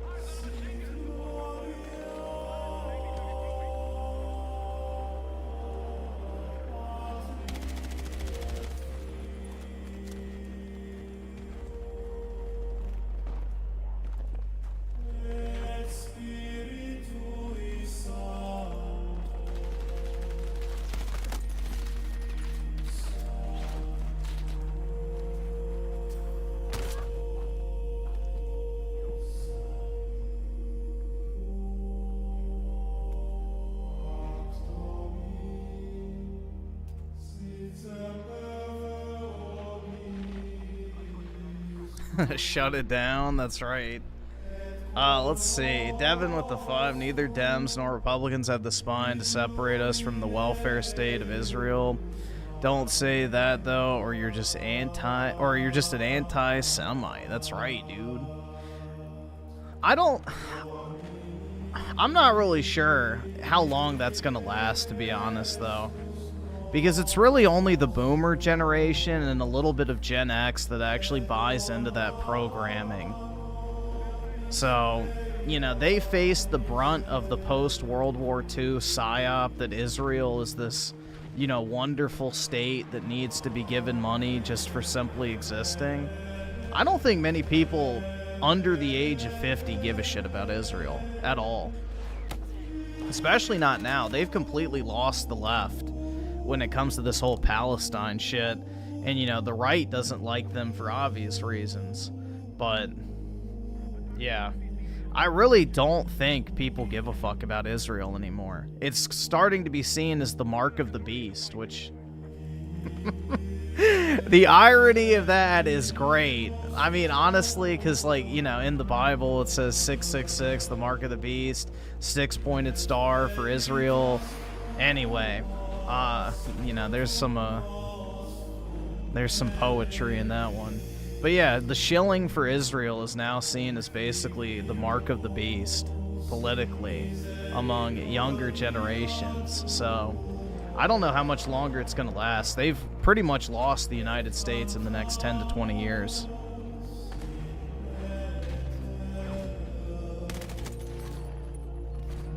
No, it's not. So it's not the Star of Renfan. It's the Star of Solomon that's used to control demons. So the 6-pointed star is literally the seal of Solomon that is used to control demons. So it's inherently satanic.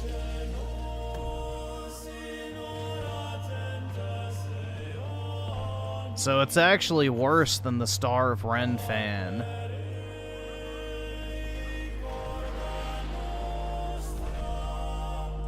You shut the fuck! Don't you fucking tell me to my face to shut the fuck up!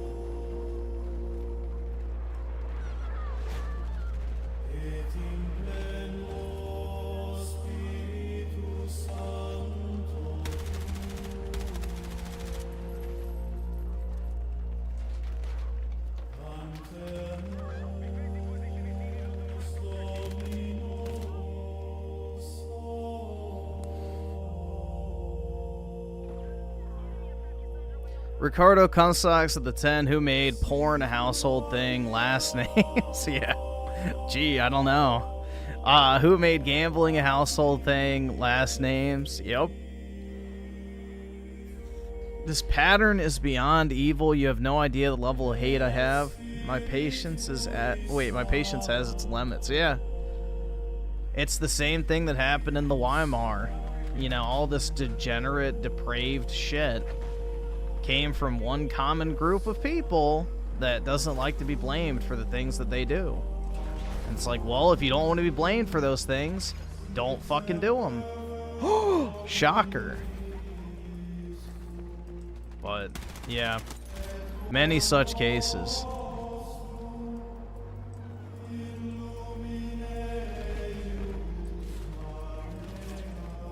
No, the star is literally the Star of Solomon. Or the Seal of Solomon. You can look this up. That's where they get the 6-pointed star from. Because Solomon is from the house of David, which is why it's called the Star of David, but it's actually the Seal of Solomon that was used to control demons.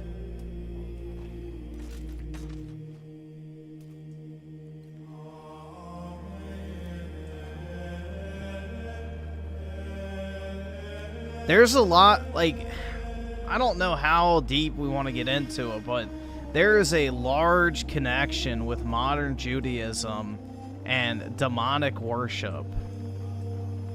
You know, a lot of them still worship the Canaanite god Baal. So, which if you know about the Canaanites, you know, it's like, that's basically Israel's big enemy in the Old Testament. I mean, you can look at, like, the prayer they do on the wall in Jerusalem. They, like, hump it. Once you see it, you'll never unsee it. When they're praying, they hump the air. And it's like some, you know, demonic, like, you know, worship. I don't even know what you call it, but it's basically a way that they pray by, like, air humping, and it's like seen as communing with the demon. It's weird, bro. There's all sorts of rabbit holes you can go down with that type of stuff.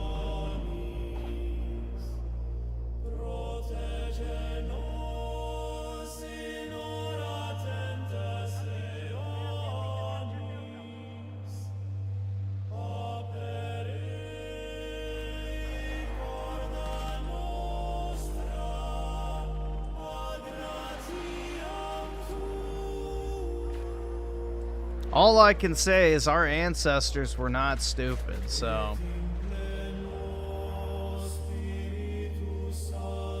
We are the stupid ones. And I'm talking in mass, not individually.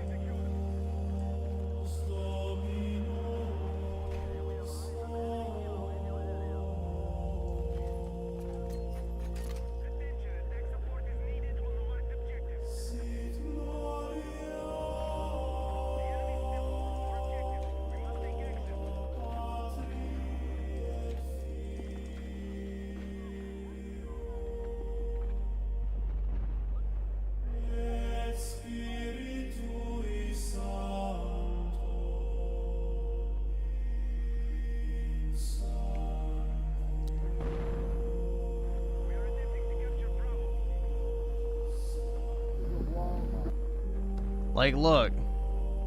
Watch. Look what he's doing with his hips.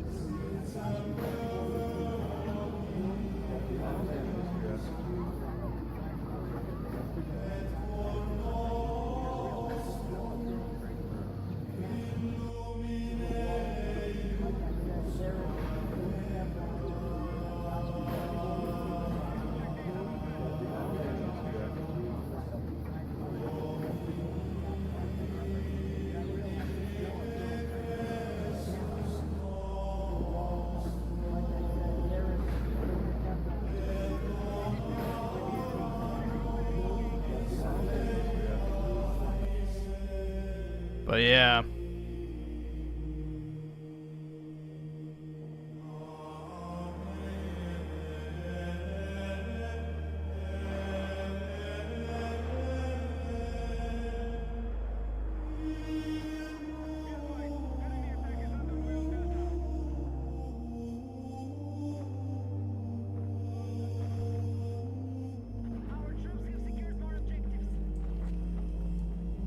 And the thing is, too, is that wall's not even a Jewish site. It's literally an old Roman fort. That's the crazy part. Is it's not even like an actual Jewish place. It's a fucking Roman fort. Which, who did the Romans worship? Saturn. Who is associated with Saturn? I don't know.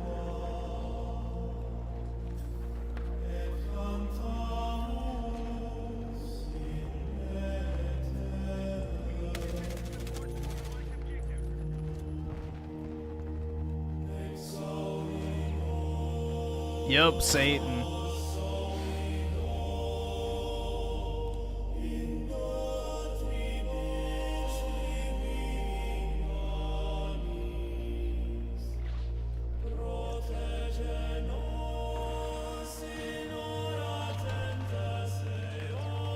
Ricardo Comstocks with the 5. We will never be taught the truth about World War II. Never. It's all lies, brother. All lies.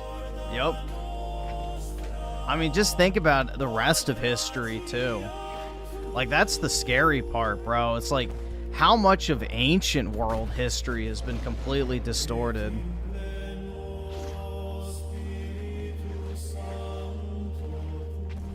I mean, that's the really scary part, is like how much of real history, like not even just our immediate history, but like the history of the world and ancient peoples and everything is just fake. I mean, once you learn these experts, quote unquote, just make shit up to fit a narrative. All right, awesome. Like, Thanks, nigga. what the All fuck are they either lying about, concealing, or just completely made up when it comes to our so-called history? That's the scary part.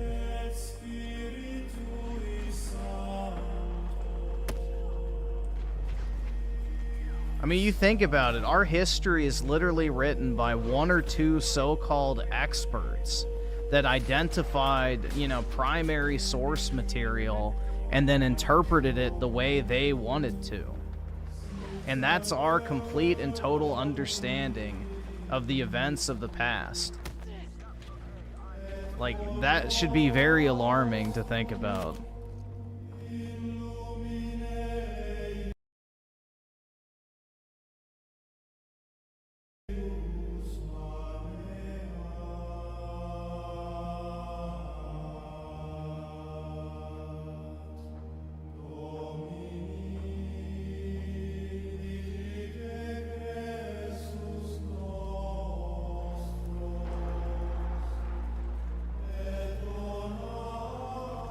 I mean, the biggest example I can point to of just how, you know, history is complete bullshit is the Civil War, man. Like, the Civil War, we have the actual reasons for why the war started. People are deliberately not taught the reason why it started. Like, it is documented, the reason why the Civil War started, in plain English, that anyone can read at any time they want. Meanwhile, the history books say the complete fucking wrong thing, deliberately so, and everyone believes the books over the actual primary source material. That tells you everything you need to know about our so-called history. It's scary, bro. People have forsaken, you know, independent thought and reason in order for convenience and comfort.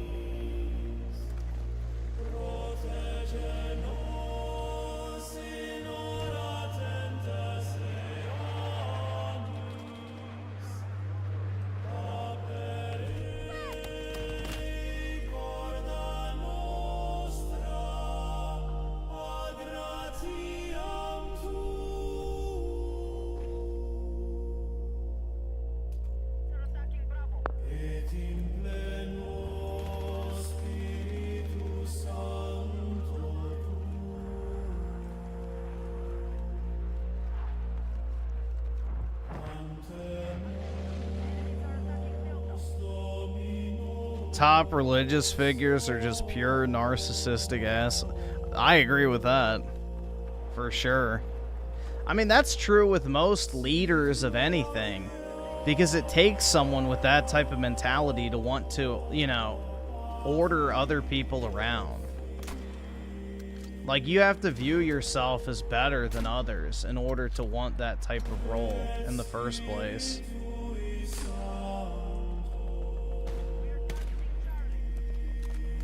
You shut the fuck! Don't you fucking tell me to my face to shut the fuck up!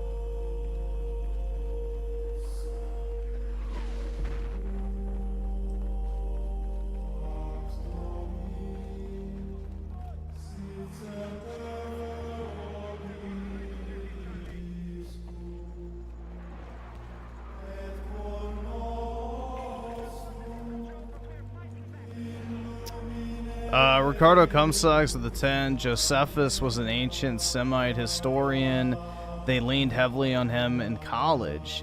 He lived contemporaneously with Christ. His teachings about the sack of Rome are what we hold as historic fact. Yup. I mean, that's the case for most of history, though. We have one source. And what makes it even worse is when we have one source in a dead language that then there's only one expert on the planet who knows how to decipher, allegedly. And then that's where you add another dimension to that.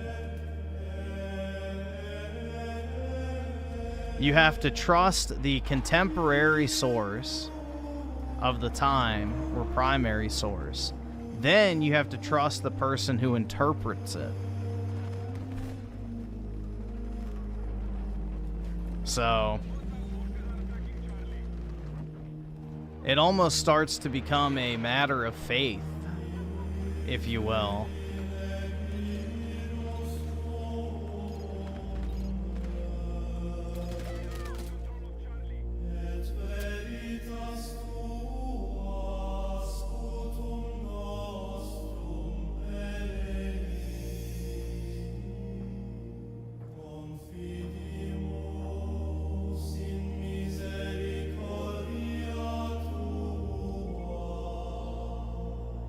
All right, awesome. Thanks, nigga. All right.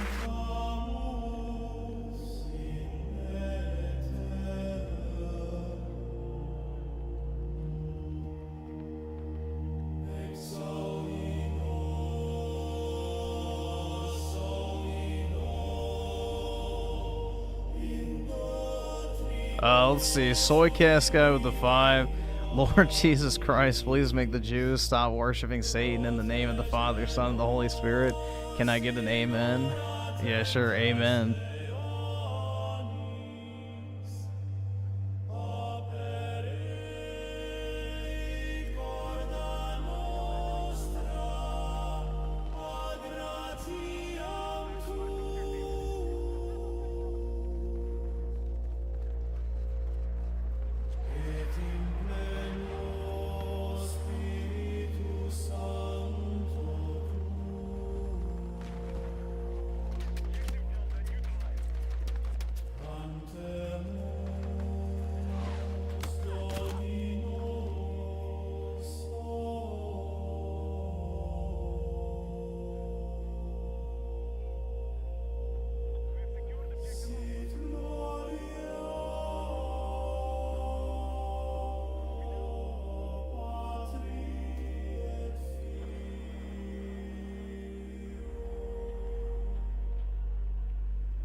It's crazy how most of the religions of the world declared Jesus as an actual person who exists. Yeah.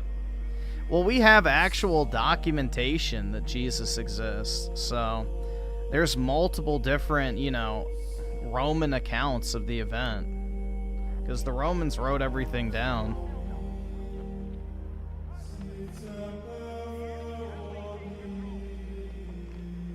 All right, awesome. Thanks, nigga. All right.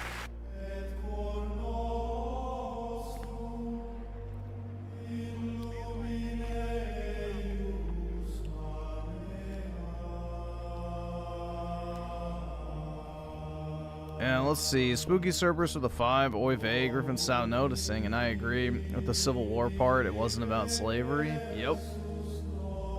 It was not. But most people, if you ask them, will tell you it's about slavery. Which means the brainwashing has been effective, and people have been completely, you know, rewired to believe something that's objectively false. Now, multiply that across the various different, you know, instances of, you know, history, quote unquote, across the ages, and it's pretty frightening.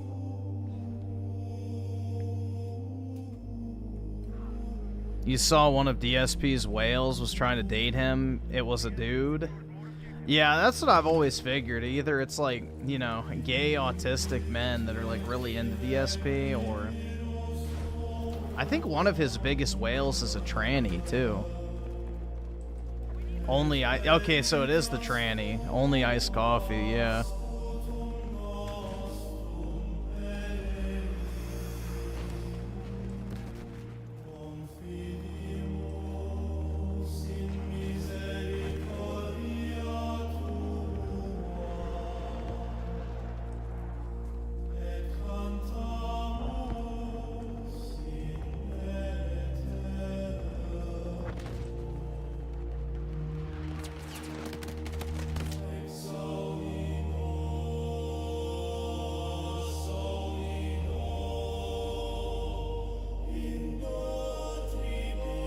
You are crazy? Okay, bro. Go watch Netflix and learn about the Black Vikings.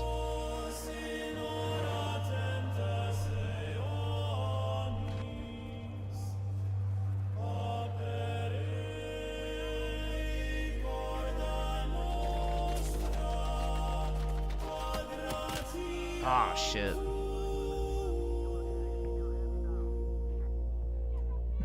Go watch your shows about the Black Vikings and, you know, how every historical figure ever that actually mattered was actually a woman.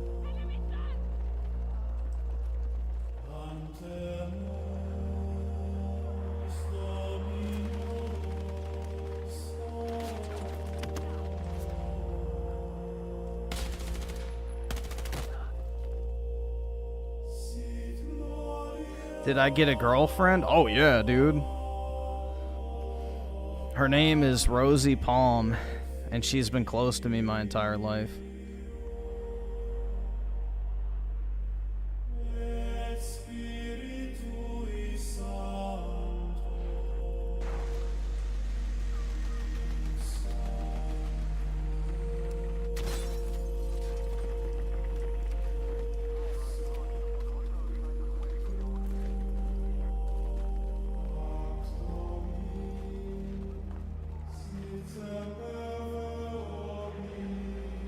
Let's see. Andros the Warrior High Alpha with 5. Whenever I'm listening to I'll Make a Man Out of You from Milan, I'd be repeating it while playing Dynasty Warriors because it fits. Oh, yeah, because China. Yeah. That makes sense. All right, awesome. I don't know. Thanks, I've nigga. never All been right. able to get into You shut Dynasty the fuck! Warriors. Don't you fucking tell me to my face to shut the fuck up! I'd probably like it if I could get into it, but I don't know. I just never have been able to. I get the appeal of that game because it's just like turn off your brain and have fun. But I don't know. For whatever reason, I've never been able to get into it. Shit. Well, I appreciate it, man. And Ricardo Cumsucks with the 10. Do you think... wait, do you ever think we're wrong? I cannot stop thinking. If people knew what I knew, all this would stop, but these clowns have a totally different mindset. I cannot stop thinking I'm wrong. The thing is, Ricardo, is it's not even so much about thinking that you're wrong. It goes beyond that. You feel something is wrong. I think most people feel something is wrong. But at the same time, they don't want to accept the fact that something's wrong. You know, everyone's complaining. Things are too expensive. Wages keep going up or going down. Prices keep going up. But at the same time, they keep importing more people into the workforce, driving wages down, which is the opposite of what you should be doing. Interest rates keep going higher and higher. People literally can't afford to do anything other than just basically exist. They feel something's wrong, but they refuse to accept it, and they refuse to look into why it's wrong, because it's a comfortable thought to think everything will just work out. People have traded agency and intelligence for comfort.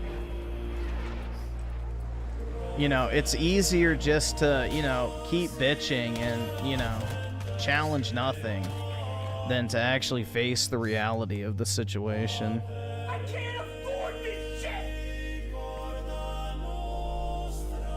I think most people know there's something deeply wrong going on. But they just don't, they're not ready for that next step. Because people will choose comfort every single time.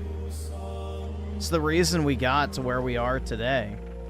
You know, that phrase, the good times create weak men, is very accurate because that's exactly what we're dealing with now. Is people don't want to face the reality that, you know, we are in a death spiral right now. And it only ends one way if we don't course correct. We're going to crash and burn. It's happened to hundreds of civilizations throughout history, and we are not fucking exempt from that cycle.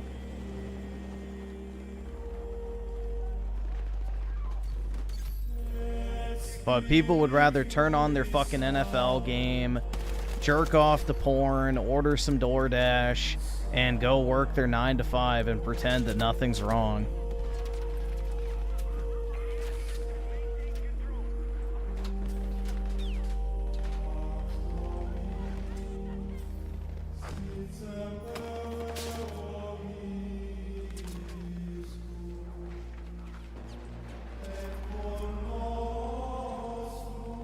I mean, a civilization where people don't even want to have kids is sick, bro.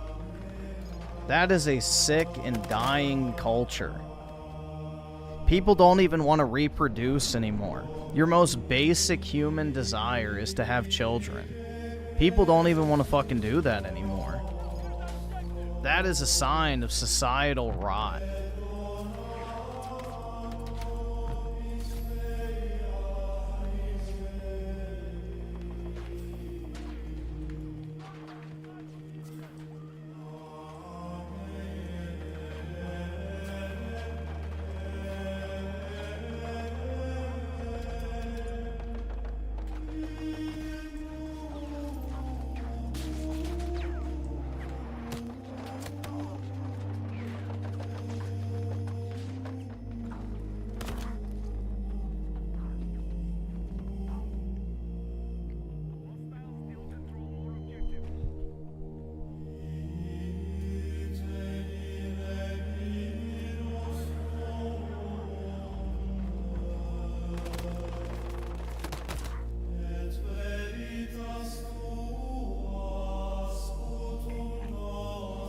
7-minute man with a 2 Shakespeare. He's undoubtedly black. That's right, man.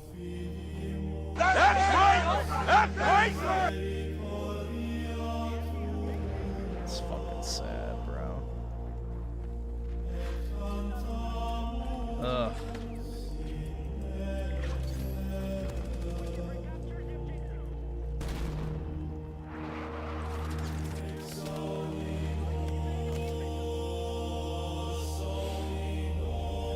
Let's see, Z-Herb with the 5. I like to believe there's someone out there for everyone. For example, if Rosie O'Donnell can find a woman, I think we all can. Yeah, that's the truth.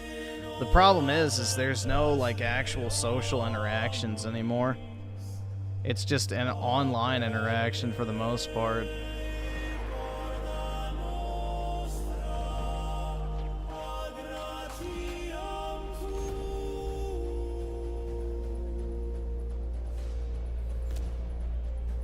And Z-Herb with the 5, when do you think this all started? Like the cultural decaying? The Industrial Revolution. It completely upended the natural order of things. Because it allowed for foreign money to buy up political power. Because a foreigner could come to the United States, utilize the U.S. economy and resources to their benefit, and then supplant themselves as de facto ruler of the country.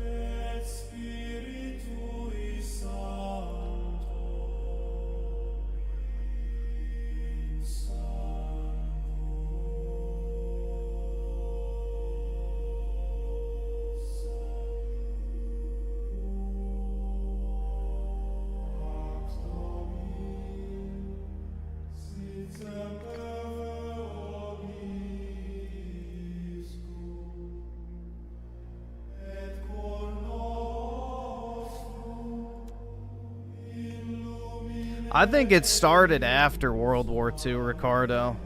Or before World War II, not after. World War II is what accelerated things, but I think the Industrial Revolution is what allowed people to get a hold of the U.S. that had no business doing so. I mean, you think about J.P. Morgan, an agent of the Rothschilds. He literally bailed out the United States government multiple times. So, that's when our country was bought. That's when our country was bought.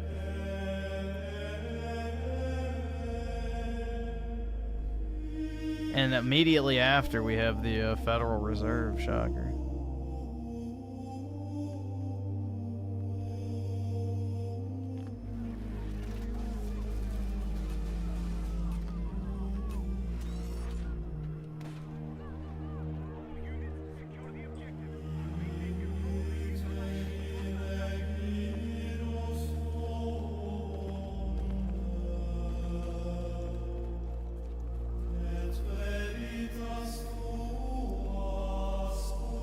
Yep, General Patton said that, 50 years after World War II, we would start to feel the disastrous consequences for allowing the wrong side of the war to win.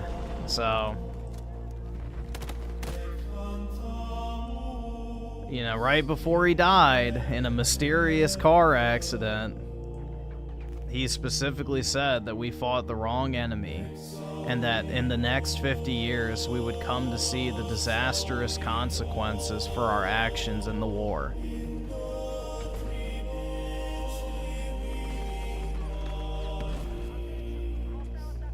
And that's when the government was like, he's too dangerous to be left alive, and offed him.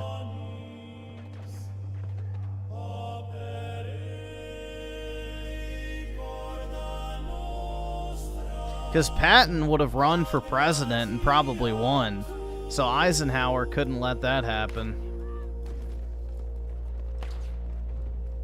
So.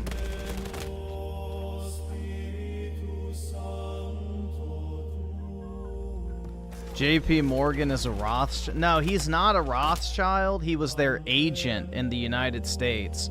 So JP Morgan's bank was basically, I don't want to say it was like a wing of the Rothschilds bank, but it was like basically a partner, we'll say. Maybe a subsidiary is the proper thing. It was basically a subsidiary of the Rothschilds Bank of England.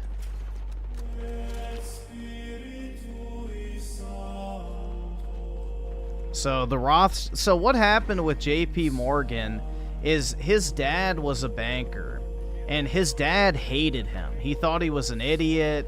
He thought he was rash and, like, you know, made shitty decisions. He was dumb with money. So his dad basically kicked him out of the family bank. And then magically, JP Morgan comes up with millions and millions of dollars and starts his own bank that almost immediately, you know, surpasses his own father's bank that had been around for, you know, decades. All right, well, come awesome. to find Thanks, nigga. out All right.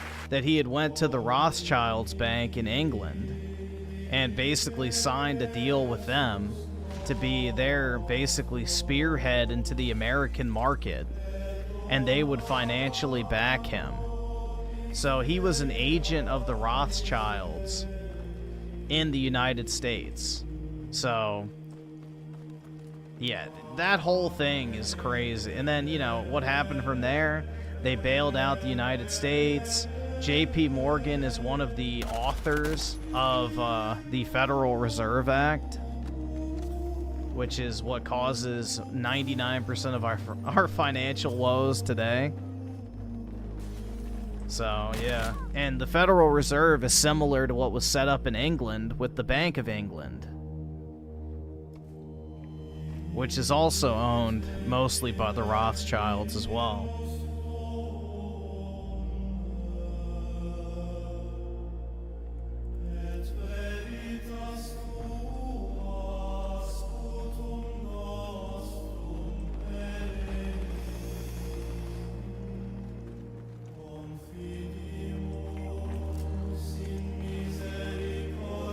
But yeah, the history of JP Morgan's pretty interesting because, you know, he definitely just magically got all this money. From where? And then you find out, oh, okay, yeah. There you go.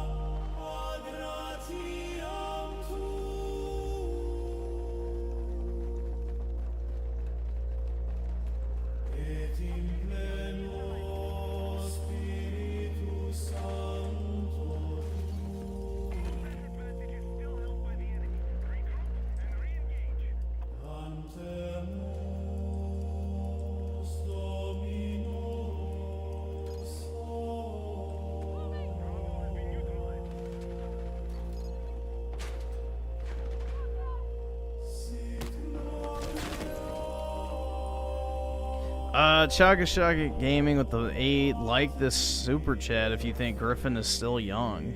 I'm not young.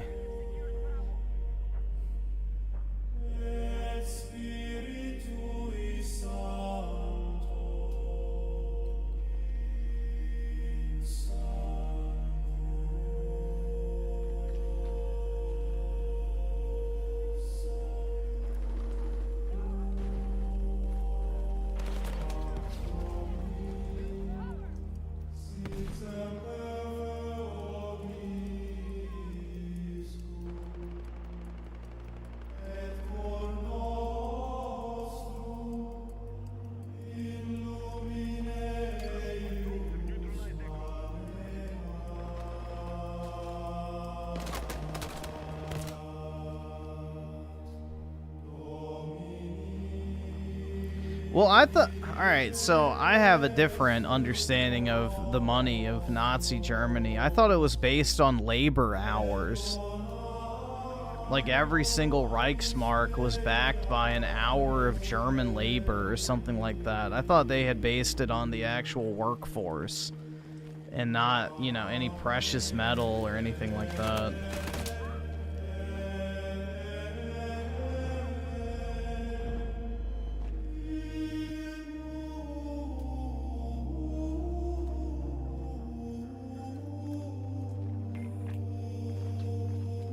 I know they used silver, but I don't think their money was based on a precious metal. Because the thing is with basing your money on gold is all the gold is in Israel. So gold is a controlled commodity. Meaning that, you know, one group of people controls the supply of it, so basing your money's value off of it can be disastrous.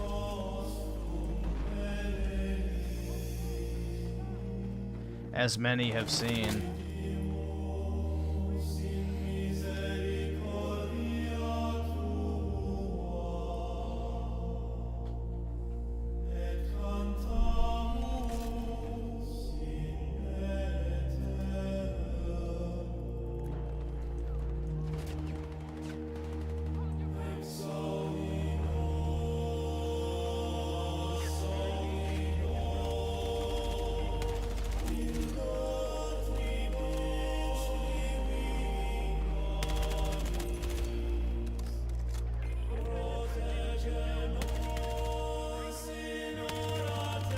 I couldn't see that guy.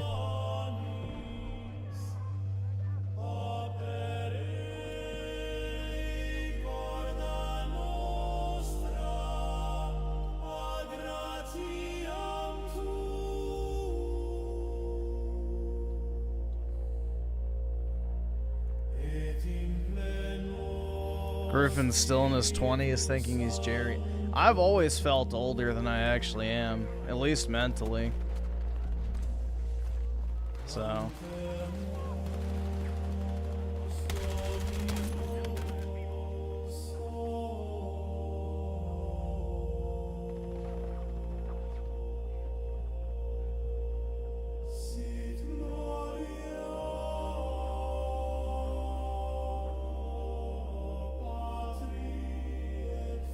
Z-Herb with the 5, I've been watching videos on the old style of architecture New York City had. It's truly sad seeing what it has become. I guess same goes for most modern cities. Yeah, it's called brutalism. And brutalism is literally used to crush the spirit. It's a Soviet construction style that is designed for efficiency only and removes any and all, you know, physical appeal to the actual architecture. It's just pure utilitarianism.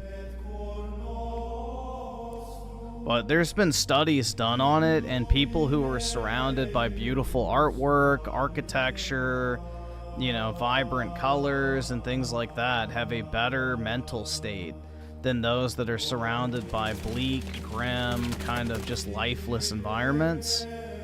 So it's done deliberately in order to, one, save money, because that's the most important thing, and two, basically mentally suppress the population.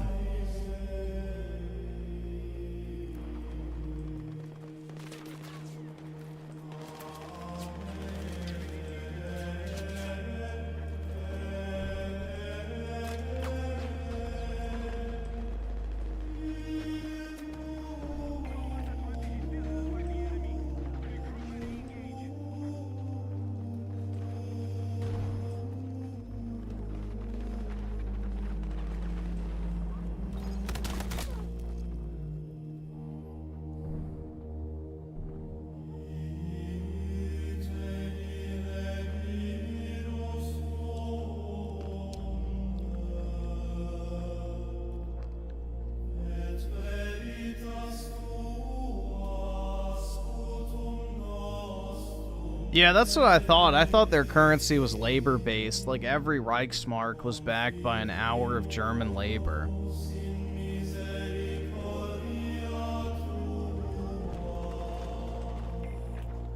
That's what I remember hearing.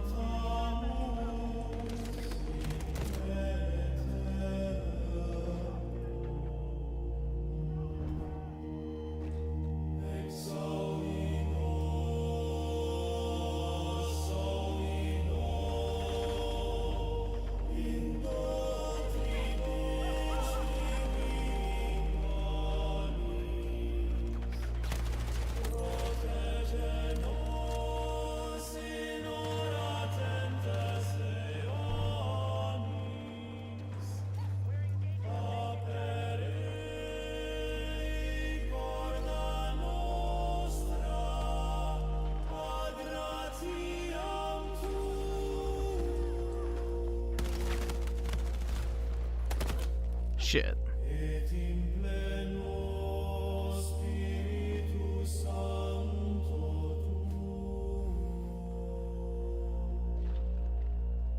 Man, seeing what San Francisco's become is sad. Can't imagine as an American how it feels. Seeing such an iconic city go to waste. It's every city, man. It's every city.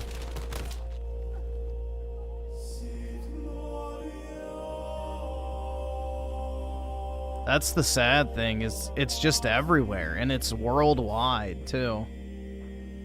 It's just a complete and total moral decay of society.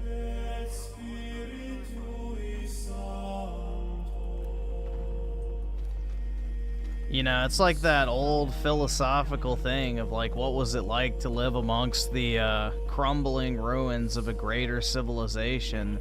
It's like, well, we're all living in that right now. Like, basically referencing the Europeans surrounded by all the old Roman ruins that they couldn't maintain or repair because they didn't know how. And they just were living in this perpetual state of decay of a greater civilization that came before them. And it's like, well, we're basically living through the exact same thing right now.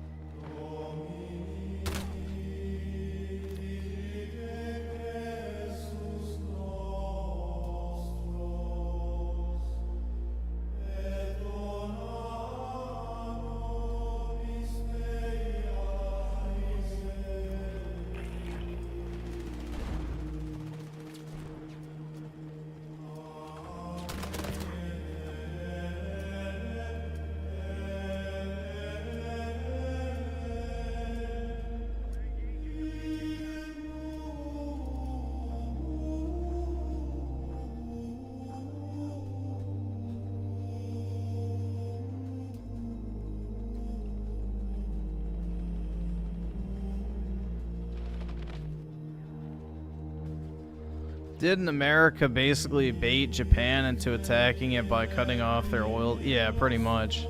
And we knew Pearl Harbor was going to happen. It's just, you know, they were waiting for an excuse to declare war on Japan, so they let it happen. FDR, our wonderful president.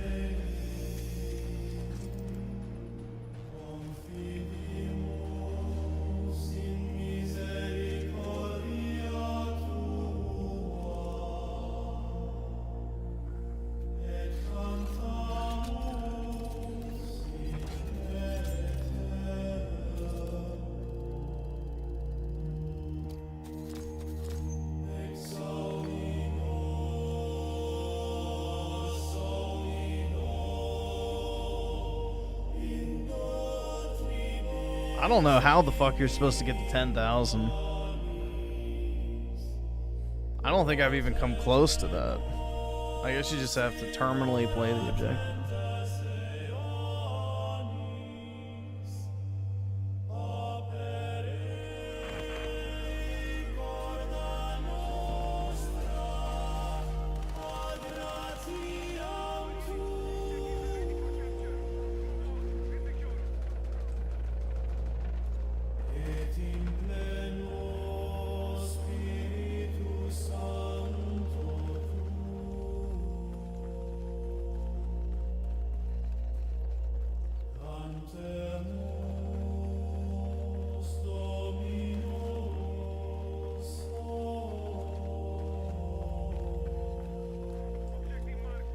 Well, that's because Saudi Arabia didn't exist until the British united it from the Ottomans, which even then the Ottoman Empire controlled Saudi Arabia, so yes and no.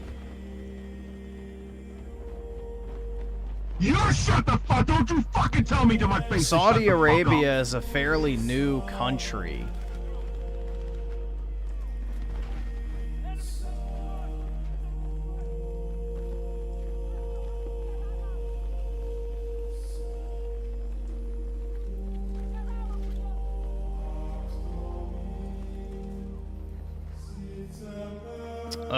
Let's see. Ricardo Cumsucks of the 10 Hungarians, who I love 100% white, used to say giants built these roads, ancient Roman cobblestone roads, stone roads, but so much time has passed they could not fathom this anymore. Yup. That's the thing, man. It's like this is the other thing. It's like, you know, this is kind of playing into the Warhammer lore, but it's like, think about how much of our daily life is like just completely dependent on like microchips, for example. How many people on Earth actually know how to make those microchips? Like from the ground up. Like how many people are actually capable of making a microchip? I mean, if you really think about something like that, it kind of tells you we're really fucked, man. Like, literally, the very means of our existence is dominated by the knowledge or ownership of a few companies. Our modern way of life is literally controlled by a handful of people. So, I don't know, dude. It's actually pretty scary to think about. You're one of them? There you go. We're in good hands then, at least, on that front. You can build a bridge. But, like, just think about that, though. Like, if those people just disappeared, could people actually, like, recreate that stuff? And that's, like, kind of the scary thing to think about. Like, if all the robots that build this shit automatically go down, could someone replicate that?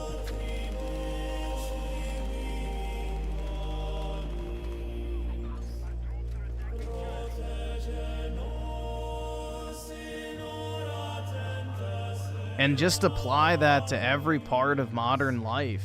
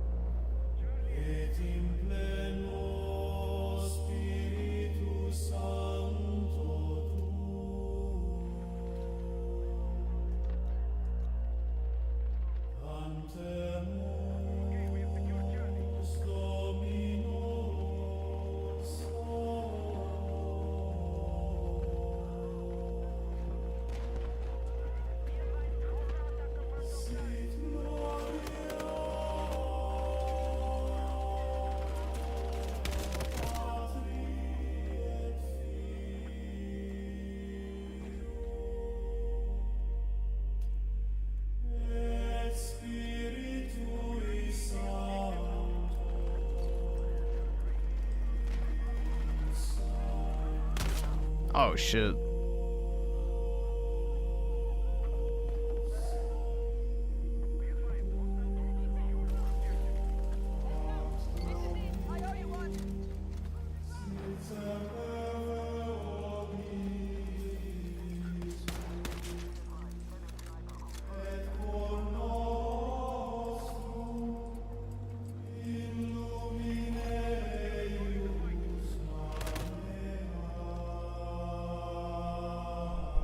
Making those chips is actually insane. It is, dude.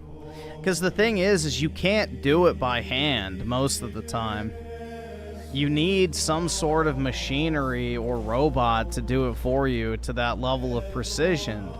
So that begs the question is, okay, you know how to program the robot to make the chip.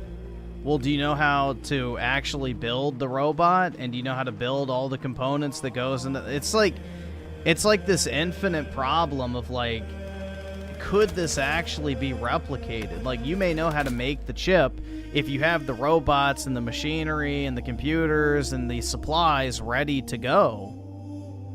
But how do you arrive at that point where it's ready to go? It's like, that's the part that's kind of spooky, because each one of those steps is basically only knowledge to a few people or a few companies. So if any one of those like links of the chain is broken and that particular technology is lost, then it's like, okay, we're kind of fucked.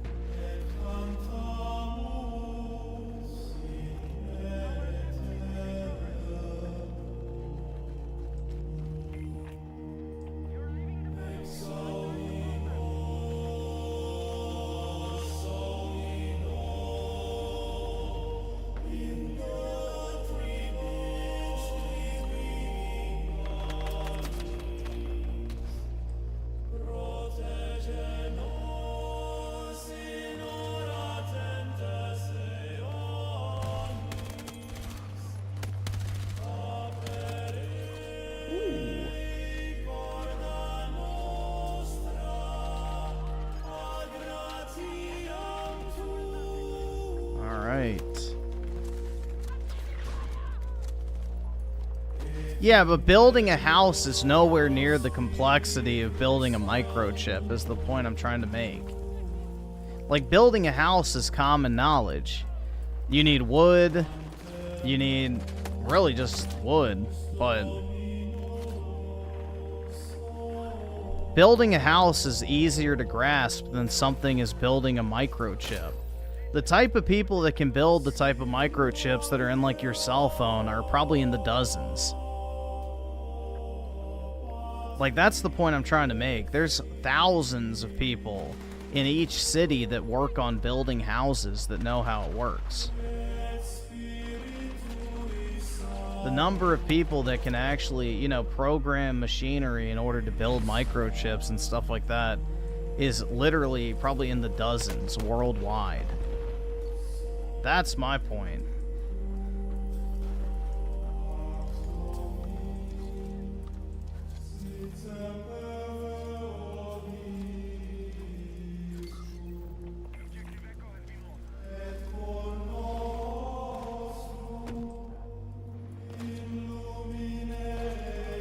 You shut the fuck! Don't you fucking tell me to my face to shut the fuck up! Ricardo Comstocks with the 10, or with the 10 for tiny microchips and stuff. Yeah, but to actually engineer stuff, that's scary. But believe me, we're not going anywhere, dude. Indians are not. We build the things people walk on, take for granted. Yep. Regardless of what they say, we built the West, not anyone else. Exactly, bro.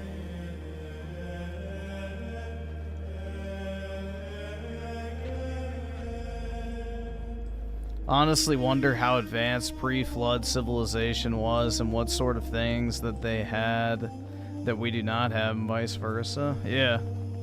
I mean, it's like that one ruined site in Egypt, the Osirion, where it's like it has the most well-cut precision stones in the entirety of ancient Egyptian ruins, but it predates all ancient Egyptian ruins by potentially 10,000 years.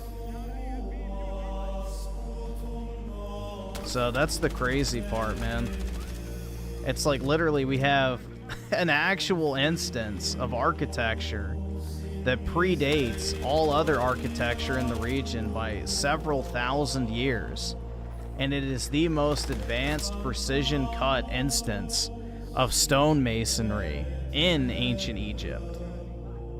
Which, yeah, it begs the question of what the fuck did they have access to that the people who came after them didn't? And how was that lost?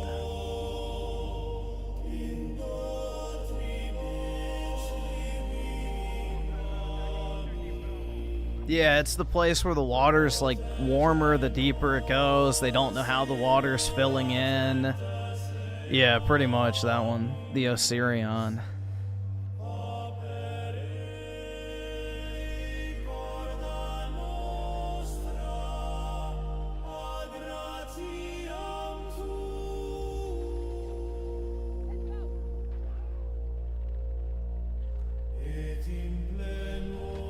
So it's pretty crazy. That's a fascinating... Dude, honestly, I love ancient Egypt. I think that's such a cool place to, like, study. I would love to go to Egypt, but not really the safest place to go nowadays. But, you know, ancient Egyptian architecture and stuff is fascinating. You have a society that basically dedicated its entire existence to building cool shit.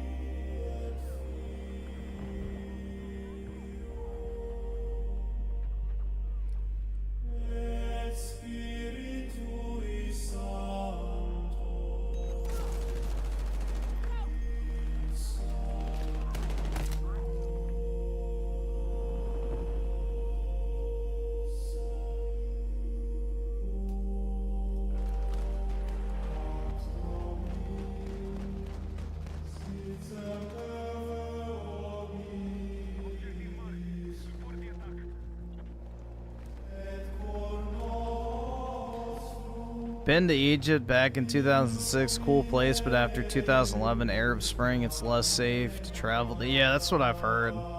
My dad went to Egypt because he was in the military, and the U.S. military does a lot of cooperation with the Egyptian military. So he went to Egypt a bunch, and it was back in the day where you could go inside of everything. Like, they would let you climb up the pyramid and all that type of shit, so he got to go experience Egypt when you could actually go and experience Egypt, so it's kind of neat, but yeah, we'll probably never be able to do shit like that, unfortunately.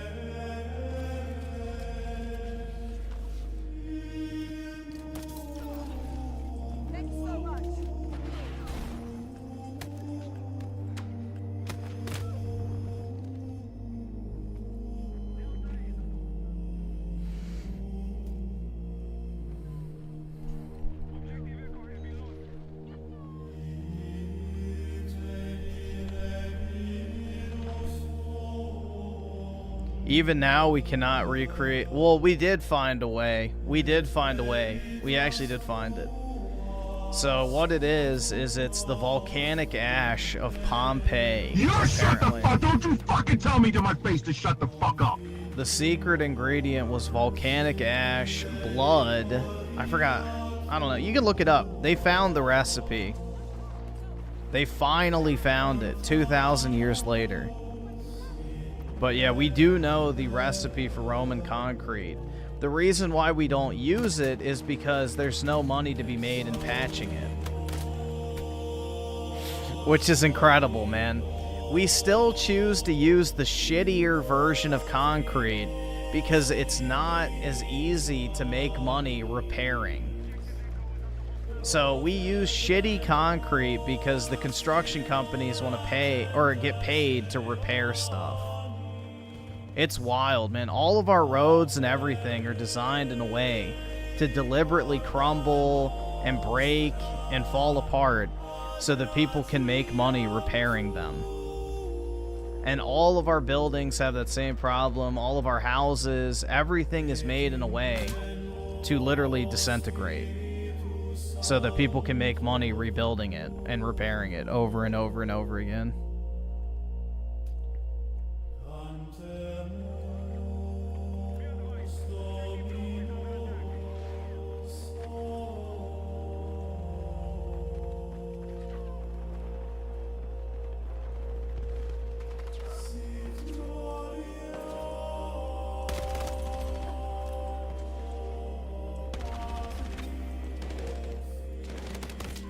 shit.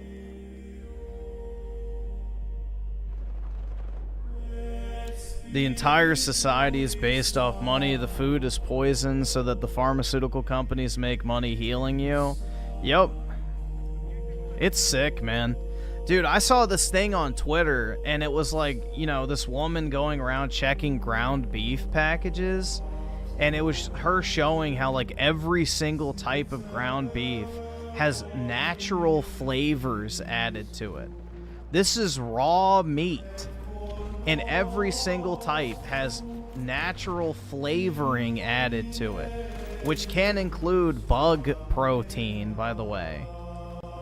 So I checked my ground beef, and on the fucking back of the container, it says natural flavors. We can't even buy pure meat anymore. You can't even go to the store and buy meat that hasn't been fucking tampered with. It's crazy, man.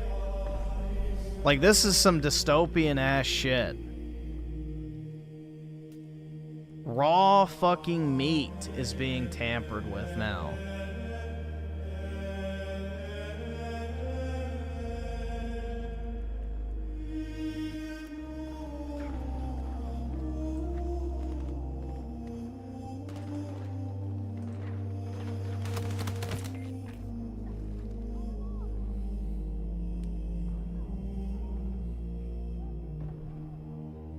And, like, if you ever buy chicken from the store, too, and it says retained water on the label, what that is chlorine.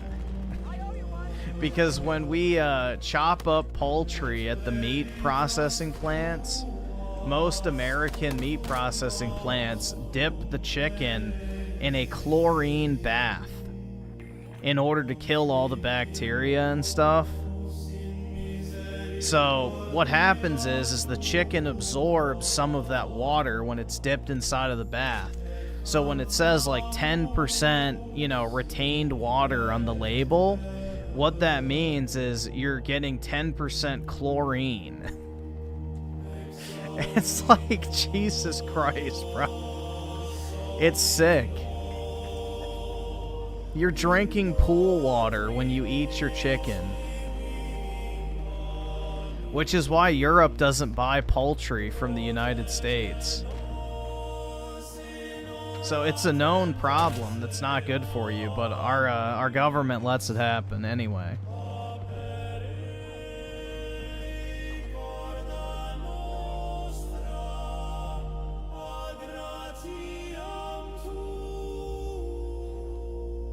It's just crazy, man. There's so much corruption and stuff. Use vinegar? Well, the vinegar doesn't solve the problem because the chlorine's already permeated into the chicken at that point. Ideally, when they do wash the chicken, yes, they would use vinegar, but they don't. Because then it would make the meat taste sour, which I would rather the meat have a vinegary taste to it than it be dipped in chlorine, personally.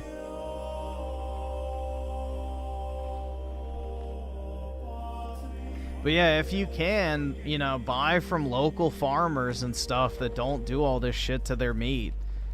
Like, I wish I had access to one of those, like, cow sharing programs where you can, like, buy into a cow before it gets butchered and you get, like, a certain amount of steak, ground beef, you know, tenderloins, that type of shit. So, ribs, brisket.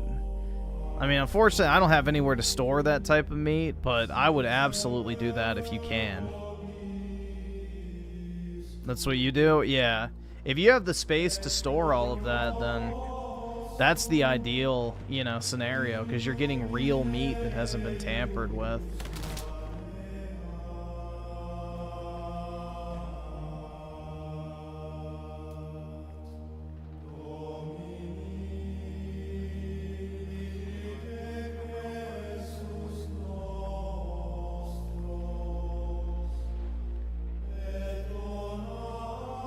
You're in a cow share?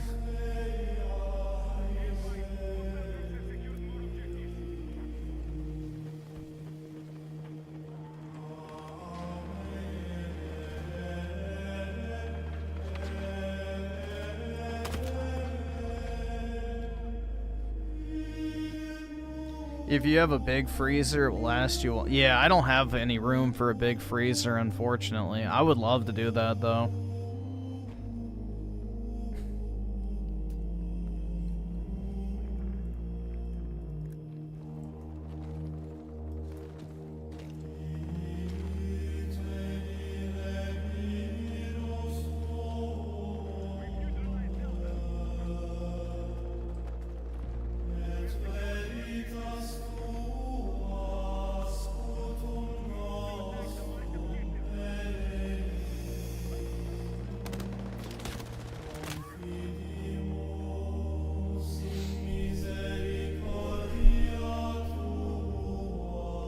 My grandfather on my mother's side lives on a farm. He bought 30 years. That's awesome, man.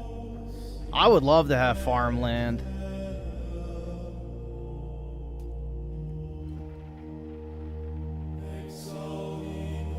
I think that'd be so cool, honestly.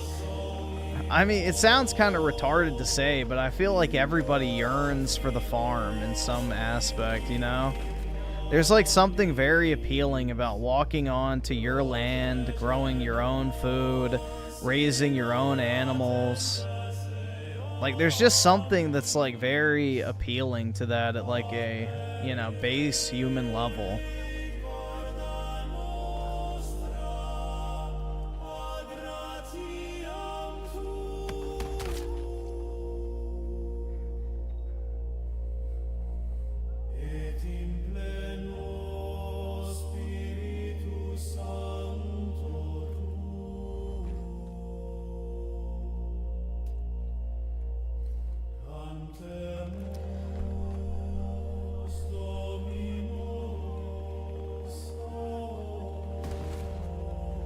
That's the dream, Griff. Yeah.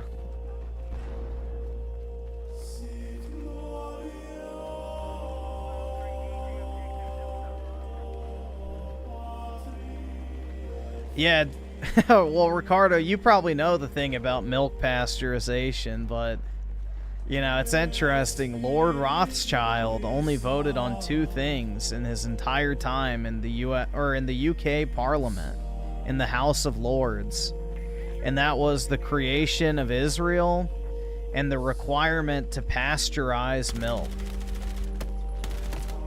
Now, you might ask, for a man that only voted on 2 things, one of which being the creation of a literal country, why is it that he viewed milk pasteurization as, you know, the second most important thing he ever did? Important enough for him to actually show up and vote on something when everything else he never did.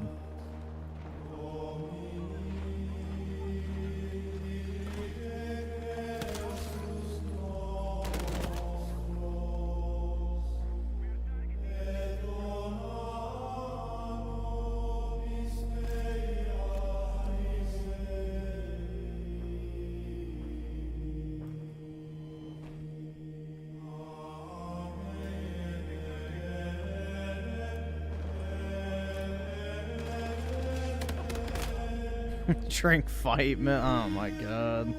I know that, yeah. Oh my god, yeah. With the crow egg.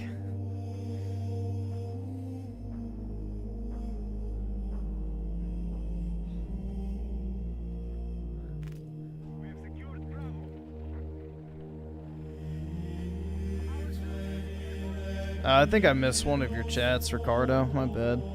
Let's see. So Friday afternoon, I was measuring bolt tolerances and per measure between support plates, and if the I-beams are actually in the standardized catalog, and if not, why? People like me are weird. Nah, you got your specific skill set, bro. There's nothing weird about that. You know, you have your trade.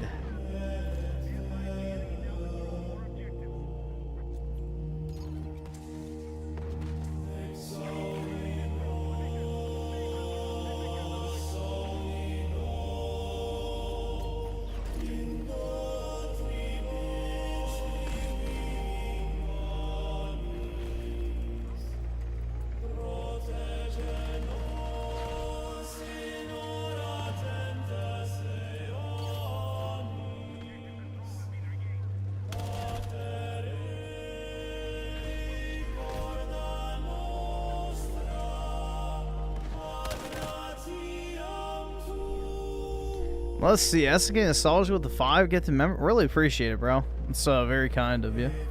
Thanks for spreading the positivity.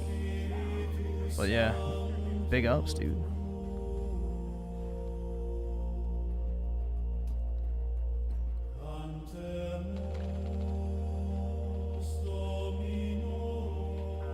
People like me keep those bridges you see up. Well, you're a desperately needed component, Ricardo, because most bridges are in complete disrepair. So what you do is very crucial.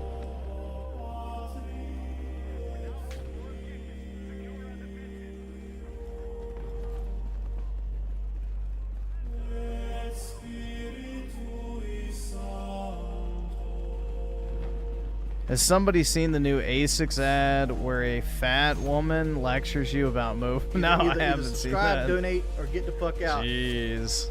Either subscribe, donate, or get the fuck out. Humiliation ritual. Either subscribe, donate, or get the fuck out. Either subscribe, donate, or get the fuck out. Either subscribe, donate, or get the fuck out.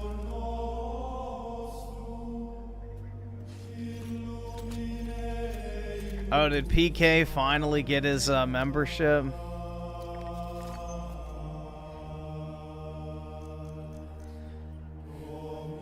Or is that the fake PK? I don't know.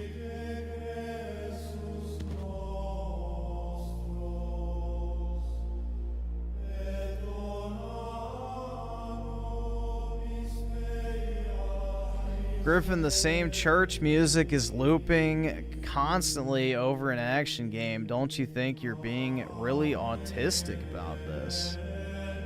The purpose of a Gregorian chant is to hear the same thing over and over again in order to meditate off of it. So you eventually just start to feel the music. That's the point.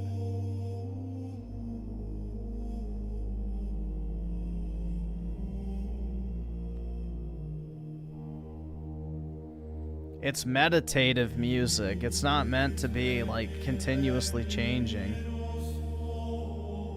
The actual Gregorian choirs will stand there all day chanting the same thing over and over and over and over again. Am I meditating right now? In a sense, I guess. The point is to just take in the music and reflect on it. And you can do that while doing other stuff or just by itself. The point is to feel the spiritual nature of the music.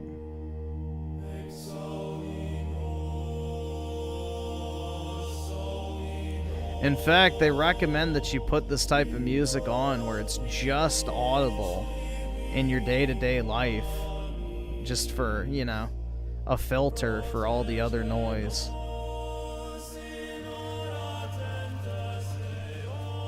That's how you feel about Lil Jon raps. Oh my god. I don't know why you guys are giving that retard attention. Just let him fucking shout into the void. He seems very bothered. Just, you know, let him be.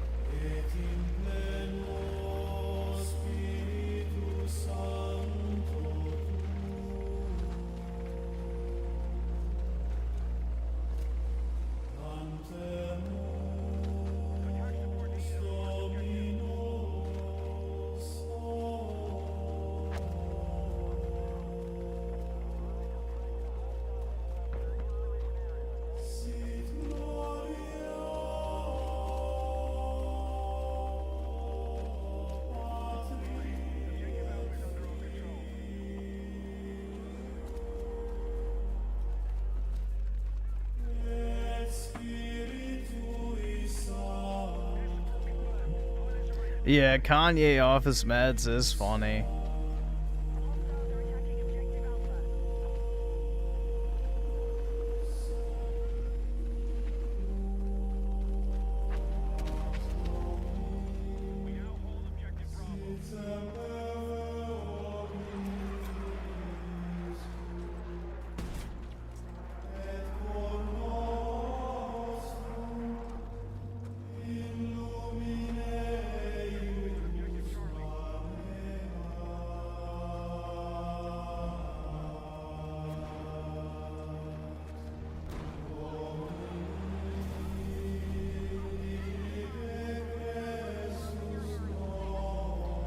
If you like this kind of music, why not listen to modernized good shit? No. Modern anything is not good.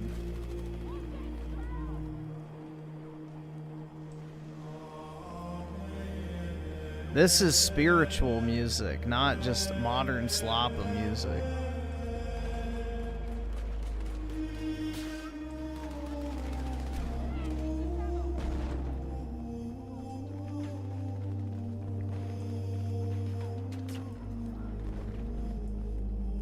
You shut the fuck! Don't you fucking tell me to my face to shut the fuck up!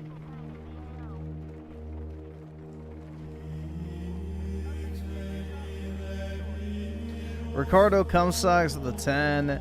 If one single I-beam fails my testing like one, I'll just fail the whole damn thing. They think I'm crazy and annoying. I am not. These things must operate within reasonable limits. Yeah, exactly, man. It's better safe than sorry. Like, when you're dealing with something as crucial as, you know, architectural integrity on a bridge, you don't want to fuck around with that.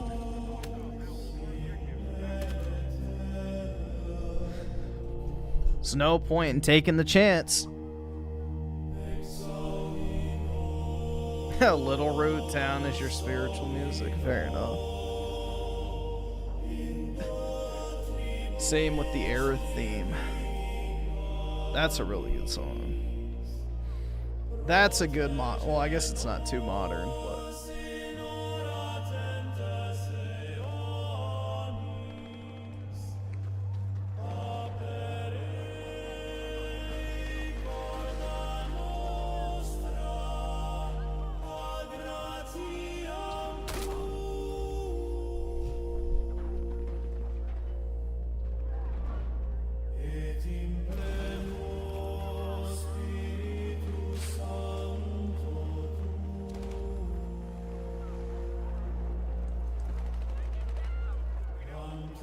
How do y'all feel about being food inspector?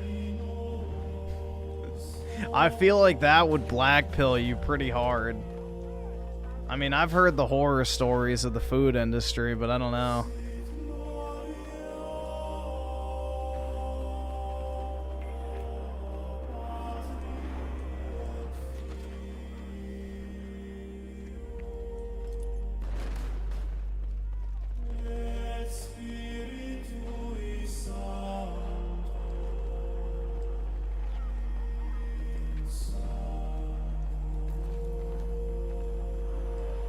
I'm the bug man? What the fuck?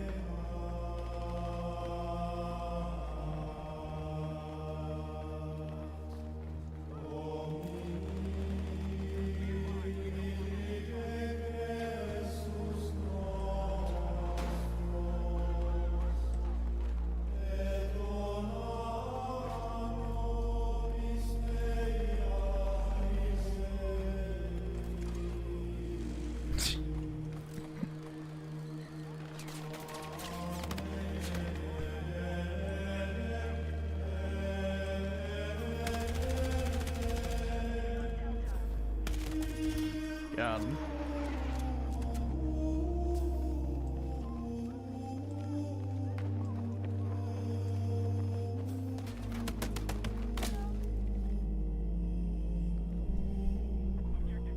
Just Kirsch way too much. Oh my god. Probably, man. We've seen the fingers.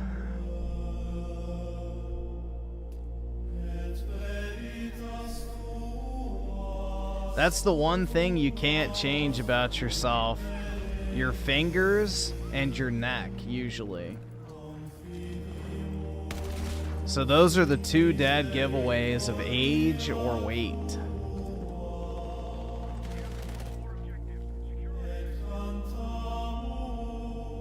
Griffin's reputation when he called Melanie a bitch. Or, at least I didn't say, You're not a woman. You're a whore. You're a fucking whore. So Griffin has fat hands? Yeah, I do got... I would say I don't have, like, fucking massive sausage fingers. But yeah, my fingers are not super slim. They're also short, so I got small hands. But everything else is okay. Trust me. It's incredibly slightly above average. Believe it.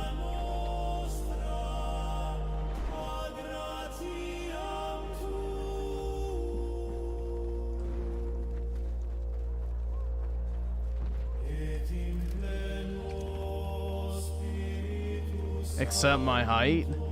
Well, technically it is above average, dude. What is the average male height? Like 5'10"? So if I'm 5'11", I'm technically above average, so deal with it.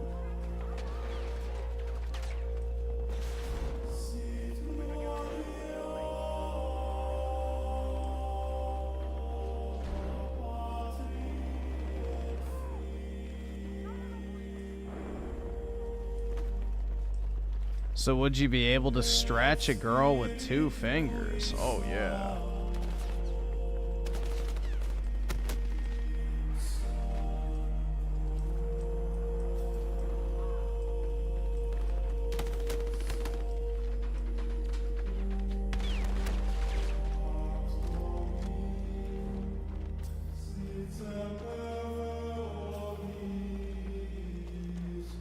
$12 around?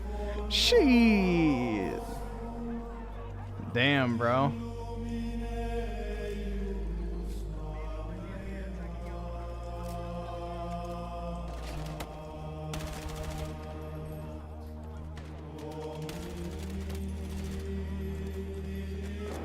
You're gonna leave him bow-legged.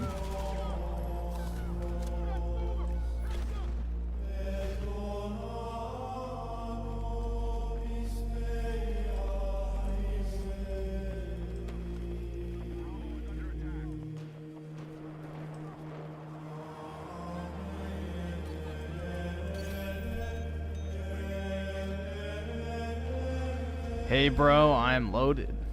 Well, I'm trying to get like you, Ricardo, so you're an inspiration to us all.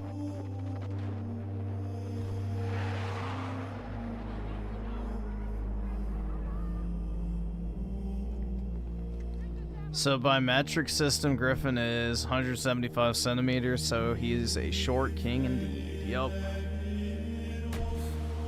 Manlet status.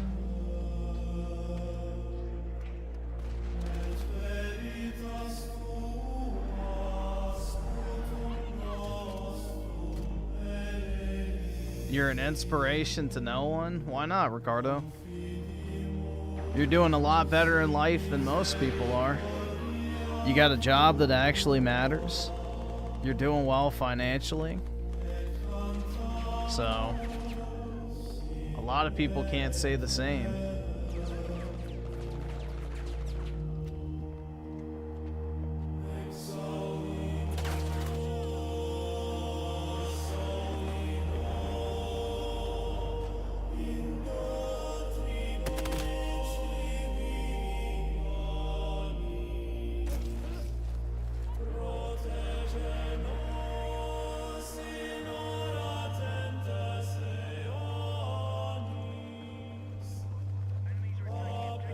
Griffy, even if you get loaded, you're gonna have all that money, but you would only be able to get a Thai woman to have sex. Oh yeah, dude.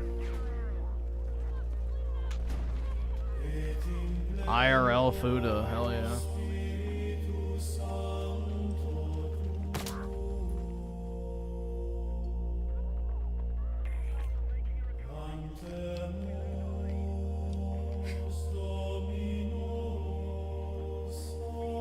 Bro, what the fuck? Griffin is 5'11" and RTU's 4-inch heels. That is an image I did not need in my head.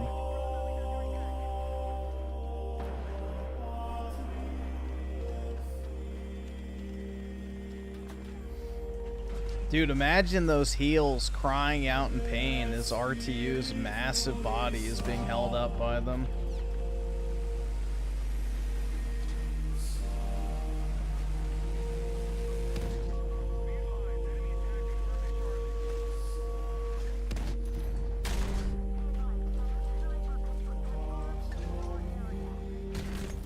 Dude, what the fuck? I got 2 tapped? In a tank?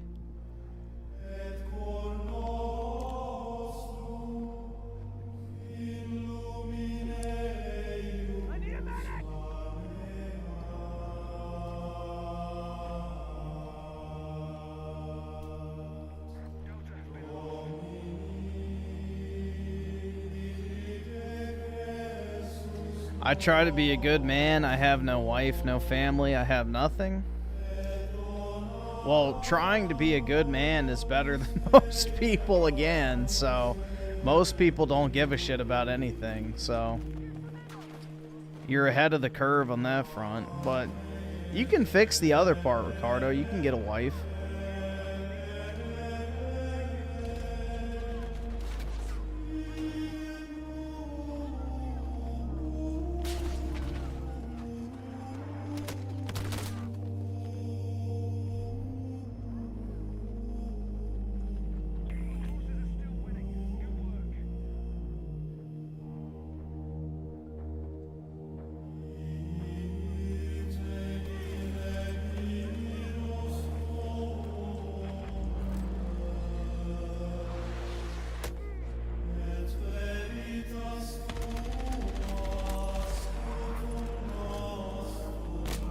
Shit. Ricardo's not too old for a family.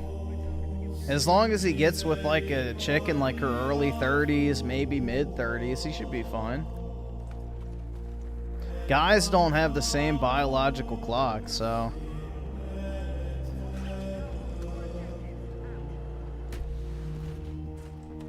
Oh, really? That missed?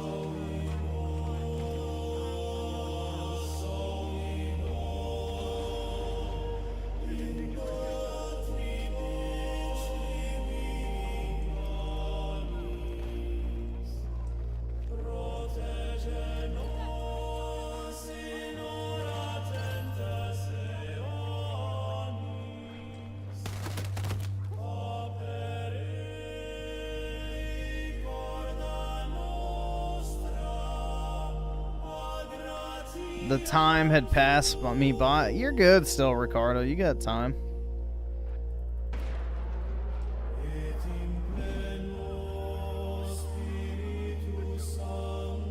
You got time, man.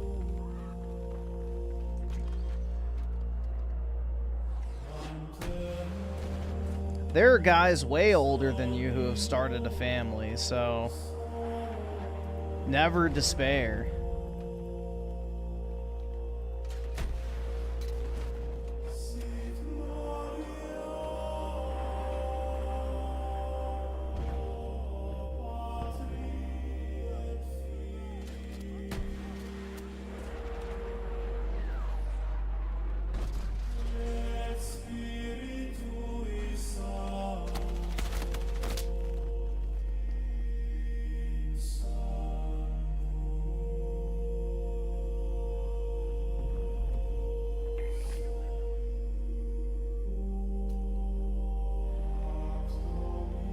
You won't start a family being 5'11". I know, not at this rate.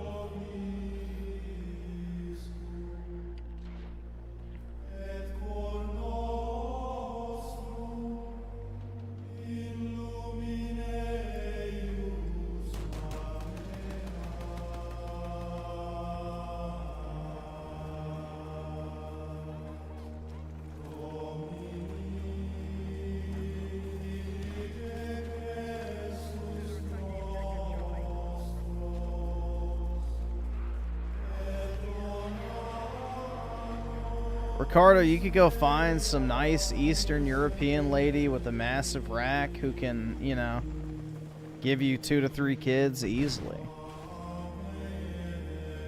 If it really comes down to it.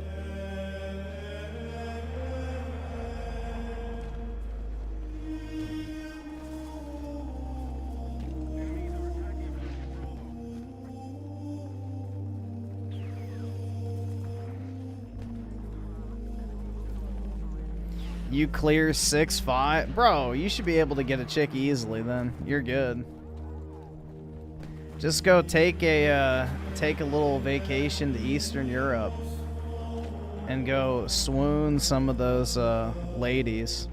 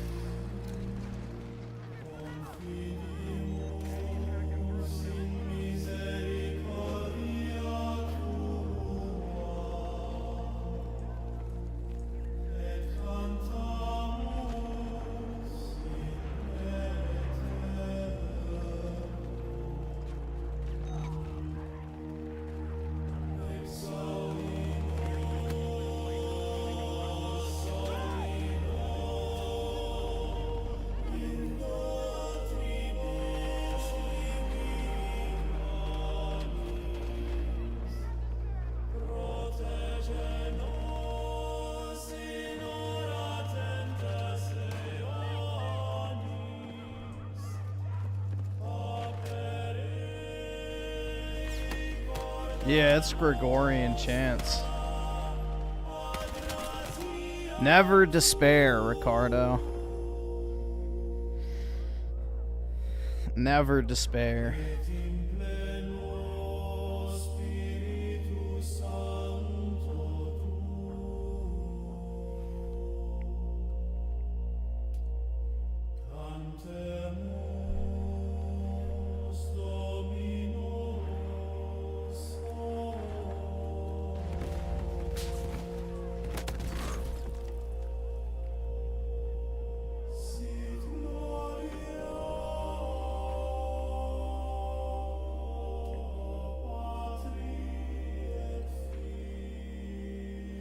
Why Eastern Europe? Because we know Ricardo will not want to have mixed race kids, so, which I don't blame him. I'd want my child to look like me too.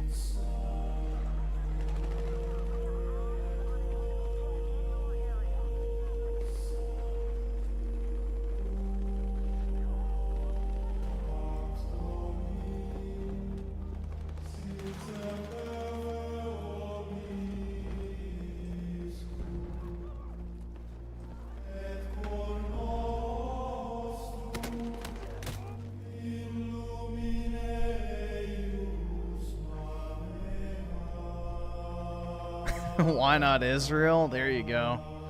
Ricardo, just take a flight over to our greatest ally and win over some of the ladies.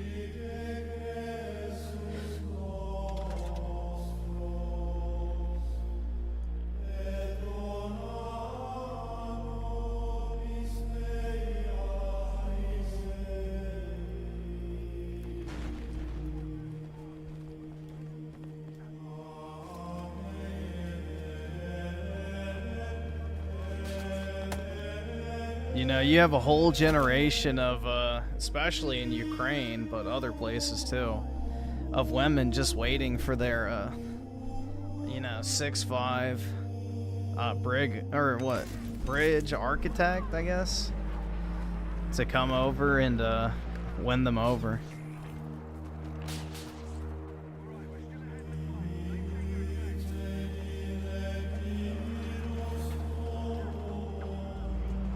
I would trade all my time, all my money, all the money.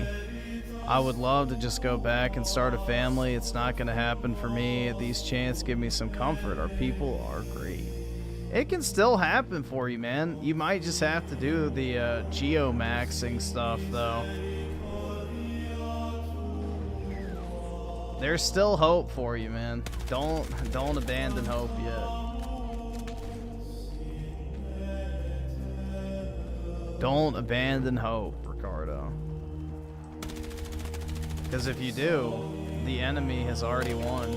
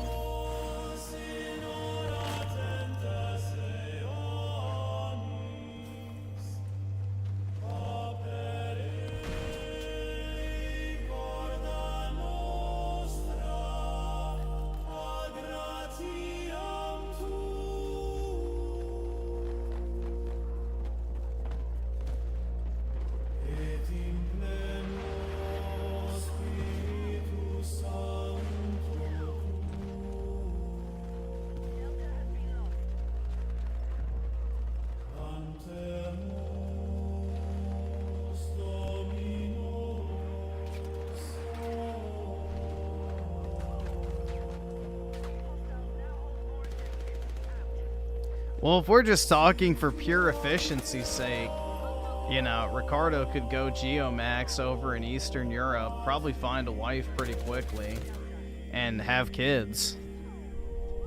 So...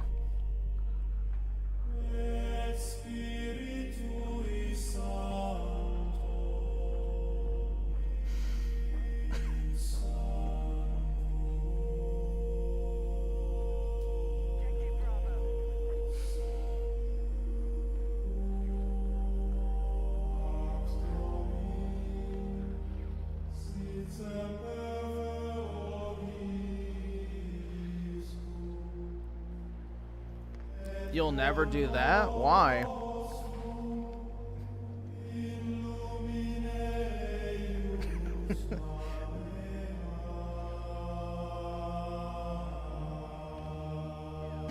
What are you not gonna ever do?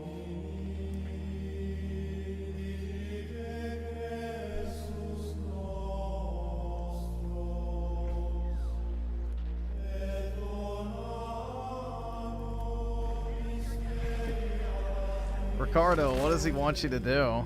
Does he want you to go over... What is this in response to? Going overseas to get some hot, young European chick, or to stop drinking?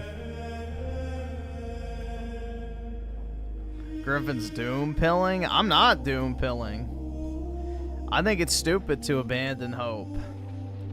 Because that's the ultimate fucking psyop, bro. The black pill is the ultimate demoralization campaign. It's why it's pushed so hard on social media.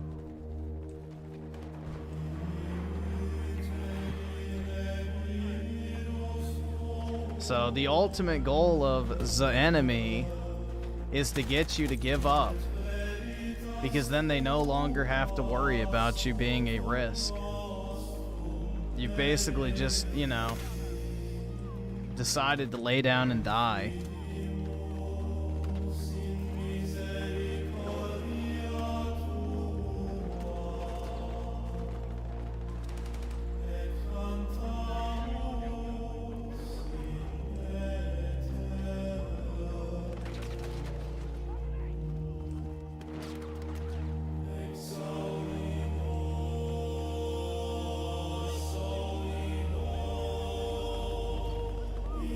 Like your friend? What? I don't have any black-pilled friends.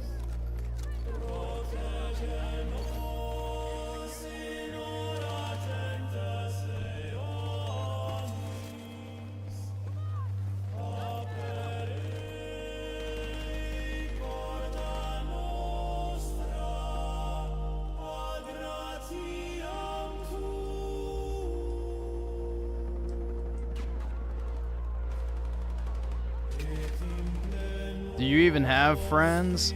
Well, not really. Let's put it this way. I never had any black-pilled friends. There you go. Yeah. Late 20s. But still technically my 20s. 27.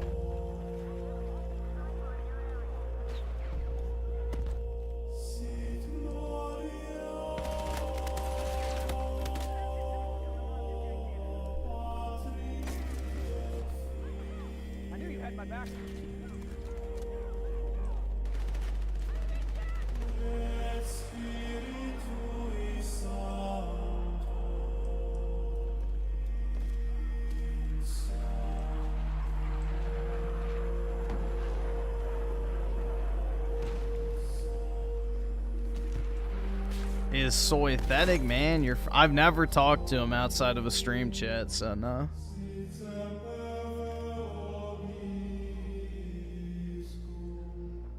I've had as much interaction with Synthetic Man as the average person in his chat has had.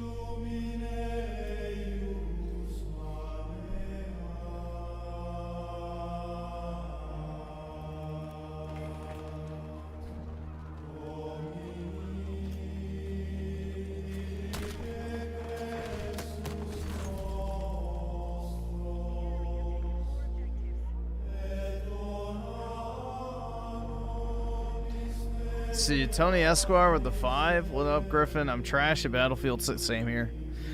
But it's a fun experience. Audio and graphics are top notch, and the bonus, no liberal nonsense.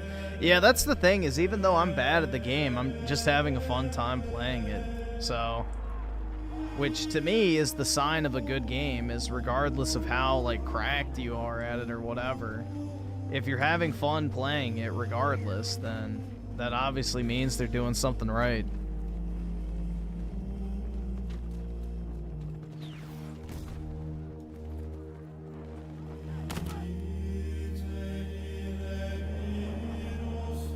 All right, awesome. Thanks, nigga. All right.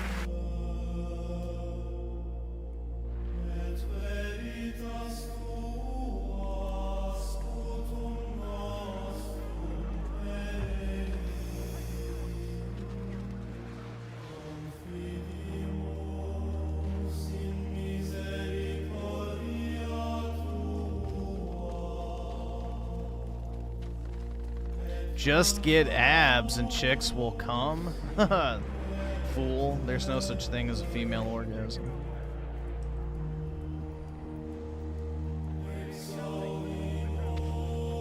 Yeah, exactly. I haven't played a Battlefield game since Battlefield 4, really, so it's like relearning the game again. And back then, I used to play on controller, too, so now it's on keyboard and mouse, so that makes it even more different.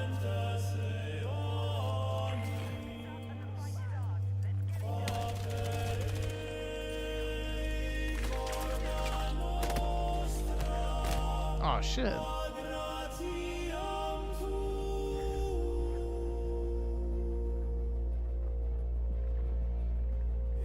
I had some D-Gen games.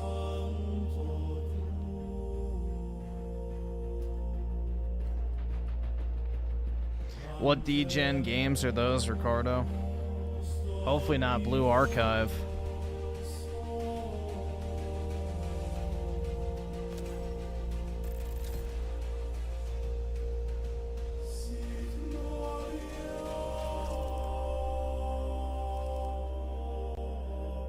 Yeah, I never really played Battlefield 1. I skipped Battlefield 5, and I bought Battlefield 2042, but never played it.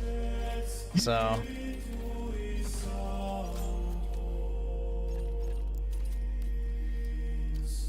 I might as well have skipped them all. Also, Hardline I didn't really play very much. Ricardo Cumsucks with a 10. You're in your 20s now, right? Yep, 27. Sleep, roll over, now you're in your 30s. Sneeze, wipe your eyes, now you're in your 40s. It happens so fast. Yeah, I can believe it, especially looking back. But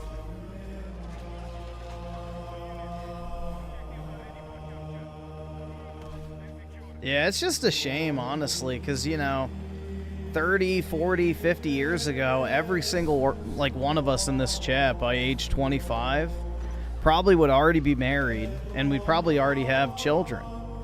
And we'd probably already own a home, too. It's pretty wild, man. You know, so much of what's considered normal life is now cast to the side until much later in life now because of our wonderful, you know, governmental and socioeconomic factors. So yeah, life is already over before it even begins for most people nowadays, and it's kind of sad. You know, and everybody tries to fill the void with consumer slop, and it just doesn't work. And it's the reason why everybody is more sad and lonely and depressed than ever before.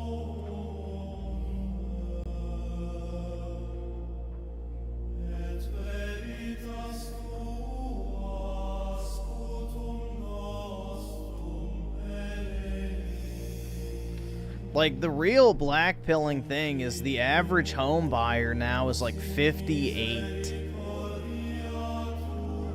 The average home buyer is 58 years old. Like, that's just depressing as shit, bro. Why are people buying houses at 58 fucking years old? You know, shouldn't people be buying houses younger in life? But no, it's just boomers house trading. That's it.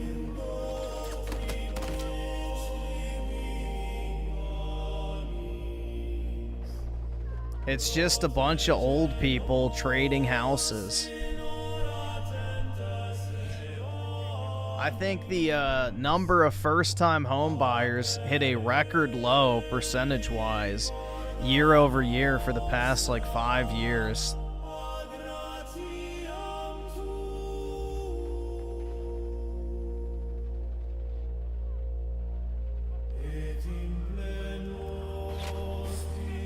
So things are not good right now.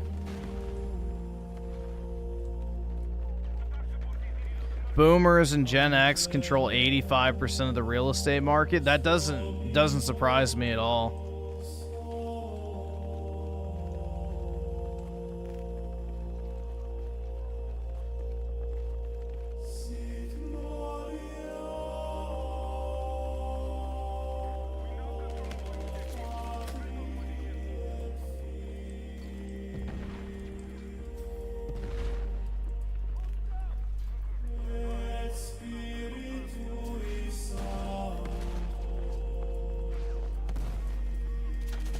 Yeah, it is horrendous to buy, because even if you can afford the down payment and, you know, the actual price of the home, the interest rates will eat you alive.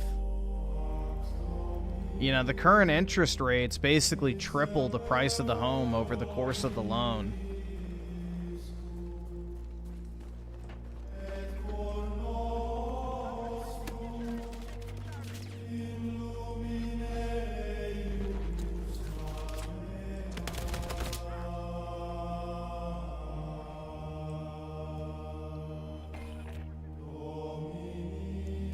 I don't know why companies need to own single-family homes at all. Like, sure, they can own apartment complexes and that type of stuff, but why does an investment company need to own single-family homes? There's no reason for that. The only reason is to drive up the price artificially. So that needs to go.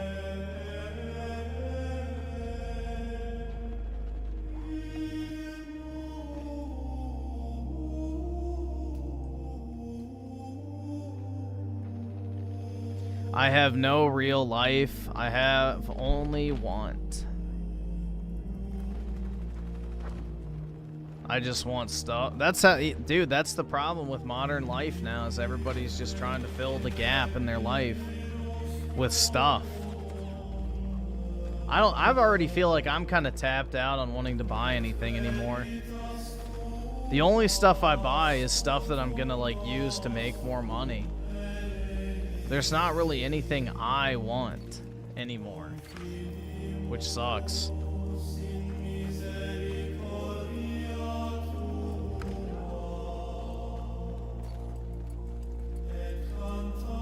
The materialism shit does not last very long. Yeah, that's the thing. There's nothing interesting to buy. It's like, what, I'm gonna go buy new clothes, I'm gonna go buy a fucking watch. Buy more video games I'm not going to play.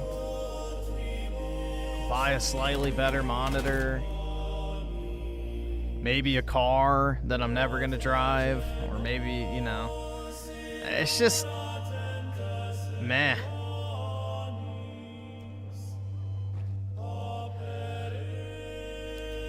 It's a very empty existence, man.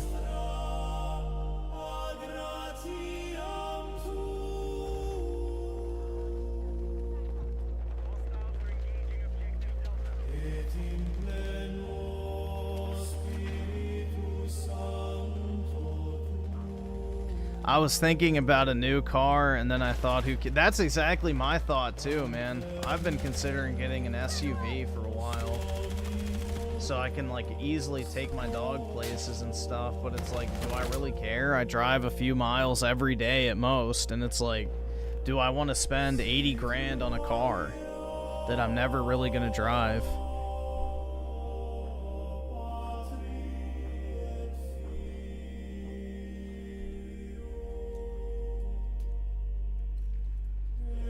It's like my car, yeah, it's not great, but, you know, it does what I need it to do. And, you know, good to go.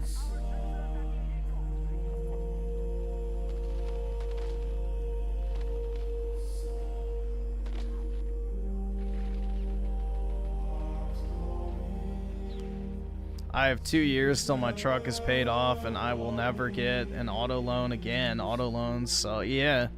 Dude, all loans suck. The interest rates eat you fucking alive. Like, I see why we had usury laws in the past.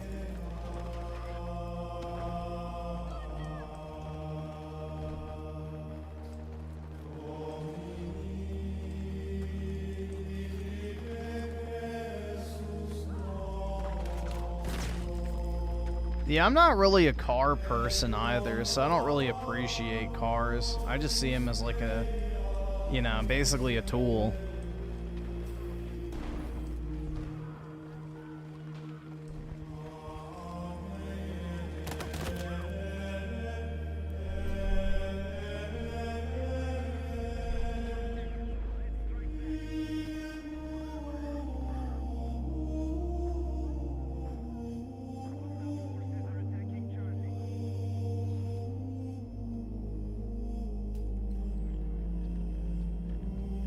You love your 3 cars? That's great, man.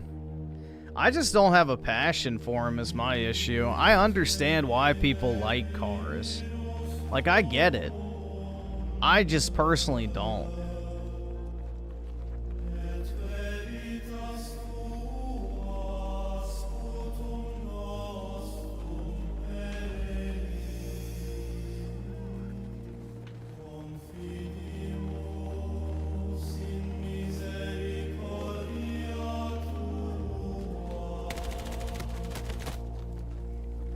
You love your Stang?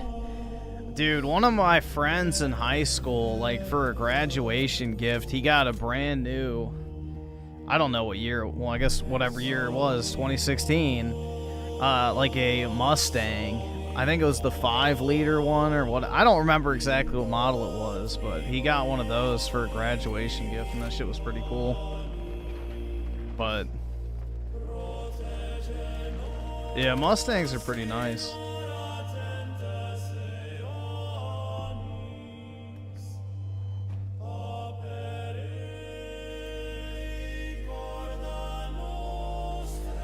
You've been forcing us to listen to Christian music for hours now. Can we listen to some Jewish or Muslim ones? Nope. No false idols.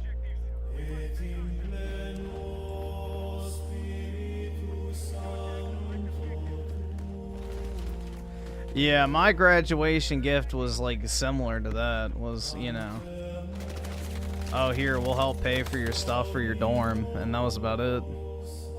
Which is fine. I don't really care.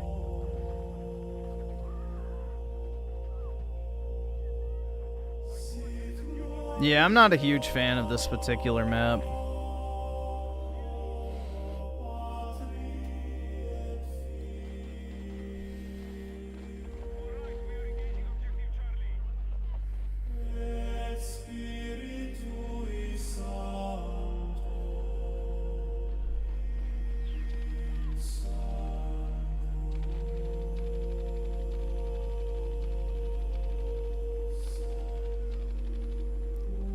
I think grand total from like, cause like my mom sent out like, you know, the graduation announcements, which I don't know why, but whatever. So like she sent it to like all my extended family and shit. So I think I got like $1,000 or something in graduation shekels from like all my extended family combined. So I used that to pay for like my my laptop for school. But other than that, you know, I didn't really get anything, which whatever.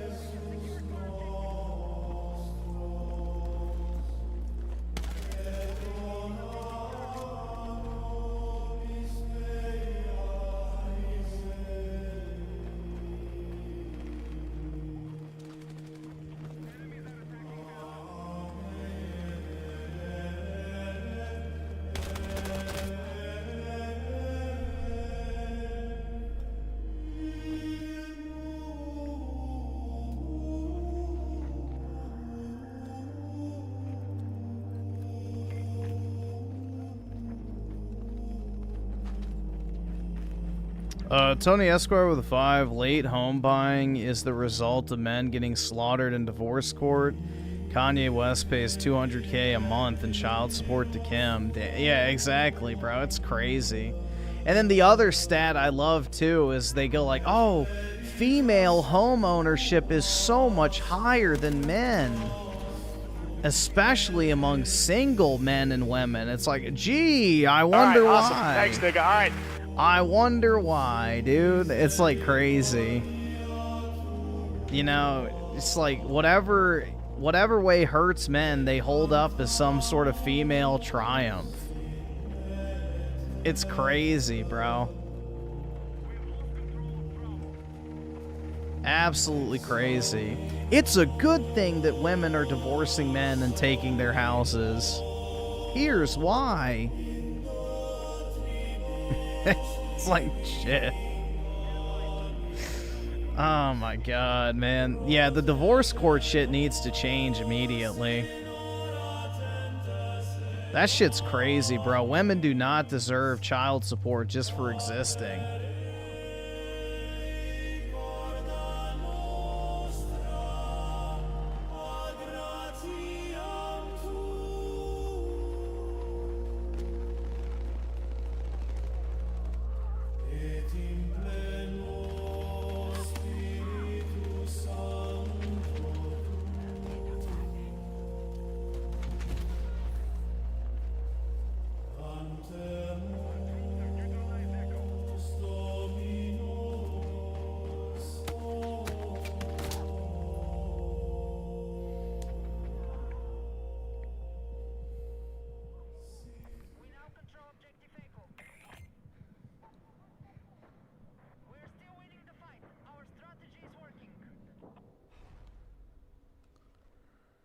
You pay 0 in child support? Yeah, same here.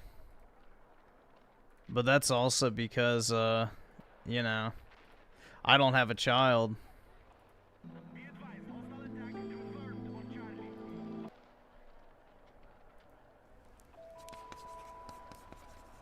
I can't afford this shit!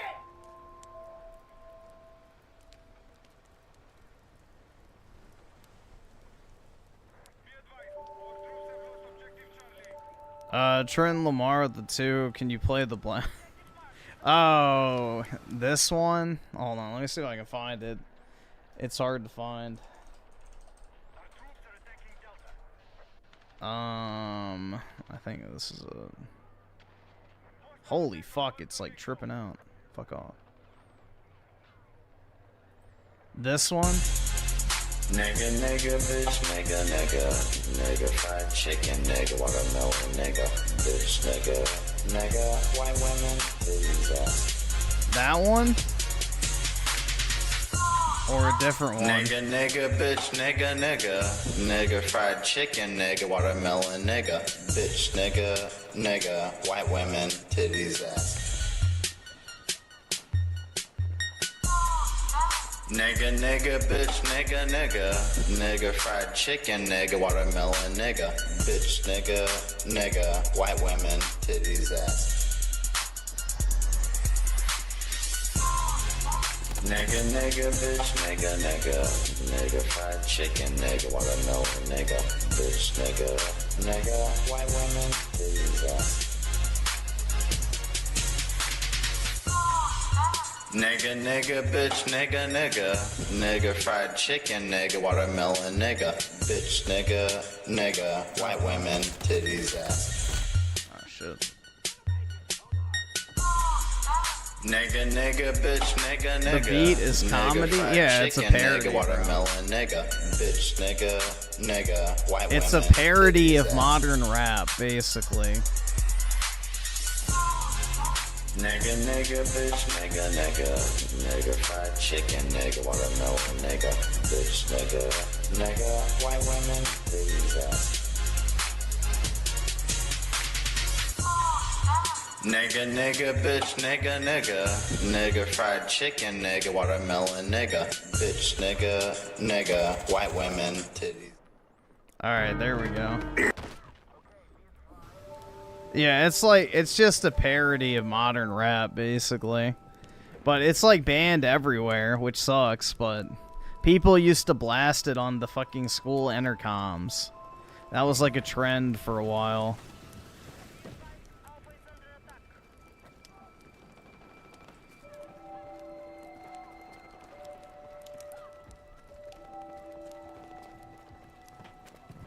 Yeah, do you think Rich is bumping that on Cherry Street, bro?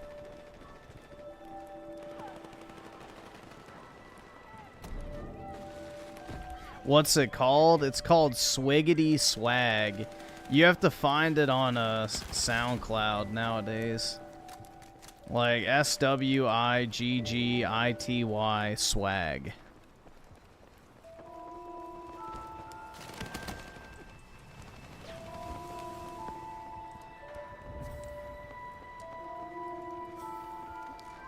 No good. What's wrong, Ricardo? You don't like the beats of Day People? But yeah, I don't know, man. I don't listen to rap at all anymore. I've given up on it. Although I don't really listen to much music at all. What the fuck? Yeah, that's an old song. I don't even remember how old that is. I can't remember if that was in elementary school or middle school I first heard that. But it's an old internet meme song.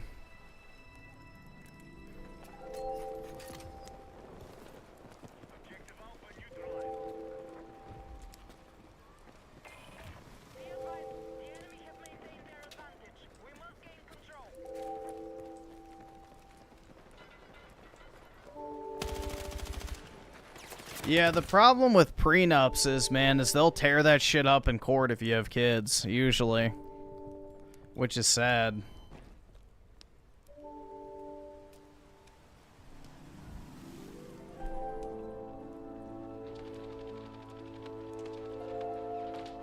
Yeah, I mainly just listen to video game soundtracks and stuff. Video game soundtracks, classic music, that type of stuff. But I really don't listen to music very much. I kind of just enjoy the silence. Or like if I'm out walking my dog, like in a park or something, like just taking in the natural sounds.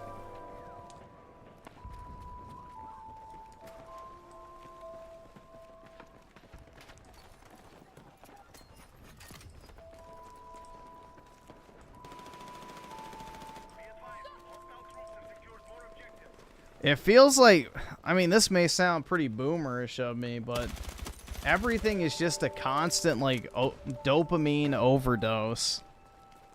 You know, you can't just do anything without having something else going on nowadays.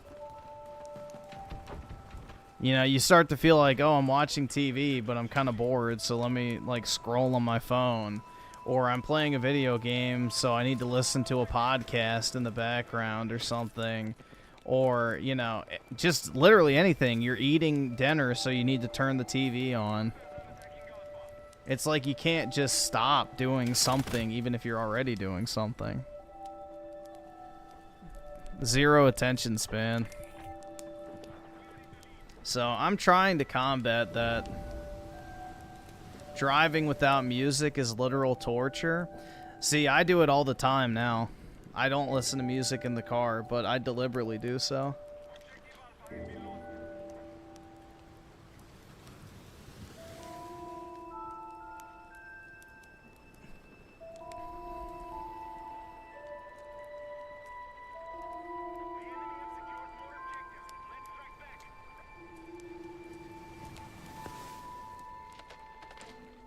Who would ever play a game and listen to a podcast? That's what I'm saying. Like, you don't even think about it. You don't even think about it. You don't do anything by itself anymore, which is the problem. It's like you're so dependent on multiple sources of constant dopamine.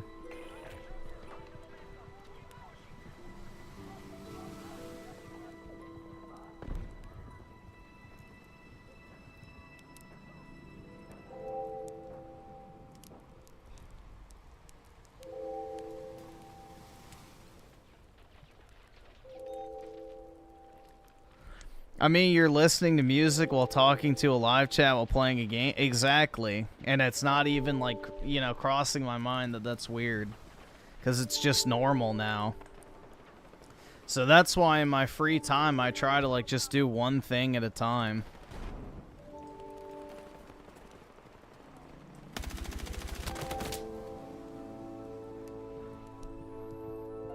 Like, our brains are just so fried with constant stimulation nowadays. It's like, dude, the ultimate state of that is the people who have to turn on porn. Like, just to view it while they're doing basic shit. Like, there are people who will be working, and in order to stay focused on their work, they'll have to put porn on the other screen. Just so their brain stays active enough in order to focus on the work. Like, it's fucking crazy, man. Like, that's the end state of that, which... Yeah, there are people that are, like, so addicted to porn, or just, you know, stimulation in general, that they will have their second monitor just constantly playing porn. And not even to, like, jerk off to or anything like that. Just to have it playing so that their brain stays focused, kind of. So, dude, it's pretty bad. I mean, another form of that, too, is, like, the people who don't enjoy games unless there's, like, heavy sexual content. Like the gooners, bro, who sit there and play, like, their anime weeb porn games, basically. So they don't enjoy video games unless there's, like, the sexual layer to it.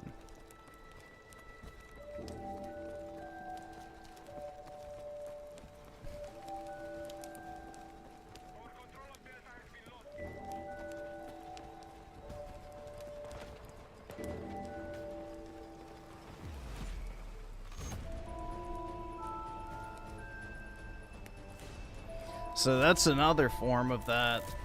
Like, they wouldn't be able to play something like Call of Duty or Battlefield or even Fortnite in some cases because it's not sexual enough. They would need, like, some constant jiggle physics or chicks in skimpy-ass outfits or something. Or it's like the guys that only play video games with naked mods.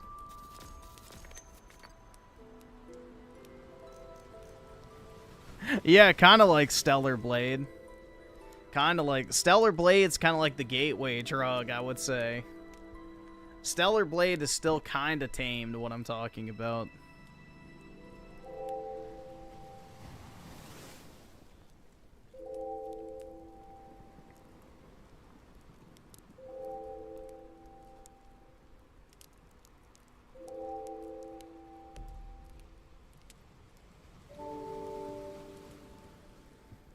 Griffin, no. I know, man.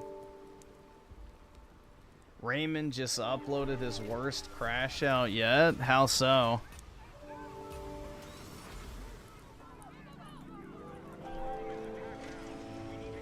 Or so it says.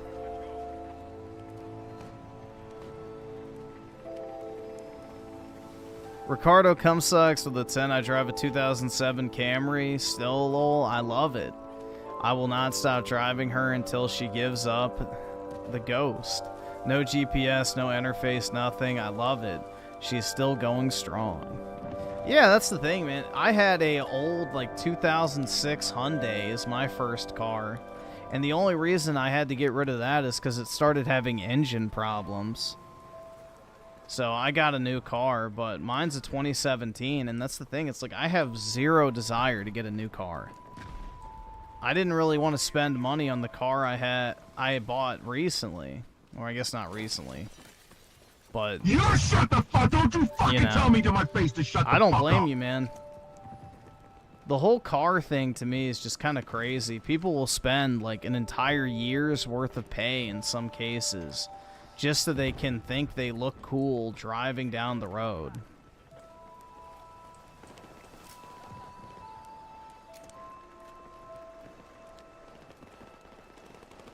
But the thing is, too, is your 2007 car is probably going to have less issues with it than a modern 2025 would. So you're going to get more time probably from here out with that car if you take care of it versus if you bought a new car today.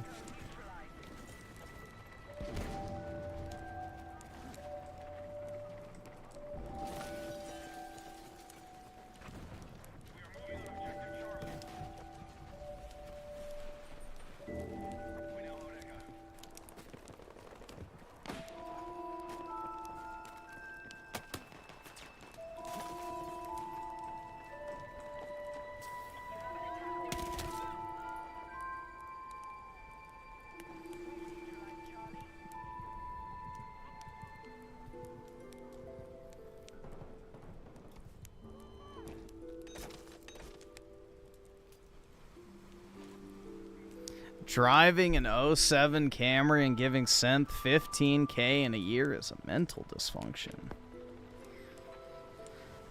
I guess, I don't know.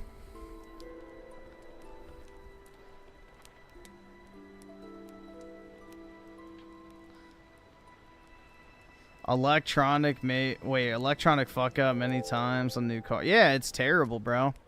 Dude, my mom had a part in her car, like it was one of those front sensors that detects when you're like gonna hit something and it beeps.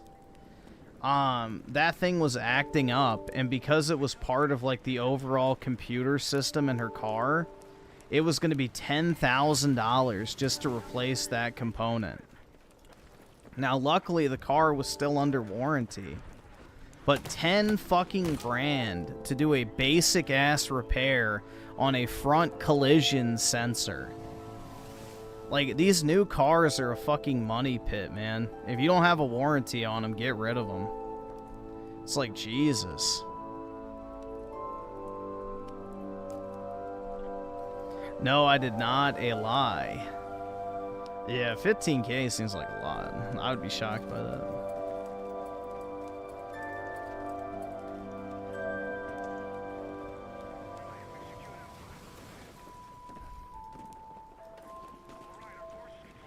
But that's the thing, dude. That's where the money comes from car sales now. Sure, they make a little bit of money off of you when they actually sell the car, but the real money comes from the maintenance that you're going to have performed over the life of the car. And the thing is now is the way they make cars is they try to make them in a way where it's impossible for your local mechanic to be able to service them. So you have to go to a dealership in order to have it serviced, so all the money stays within, you know, the actual company itself and doesn't go to like third-party service providers. So it's pretty fucked, man. Again, just another aspect of life that's been deliberately made shittier in order to maximize profits. The Dodge brothers are smiling in their grave.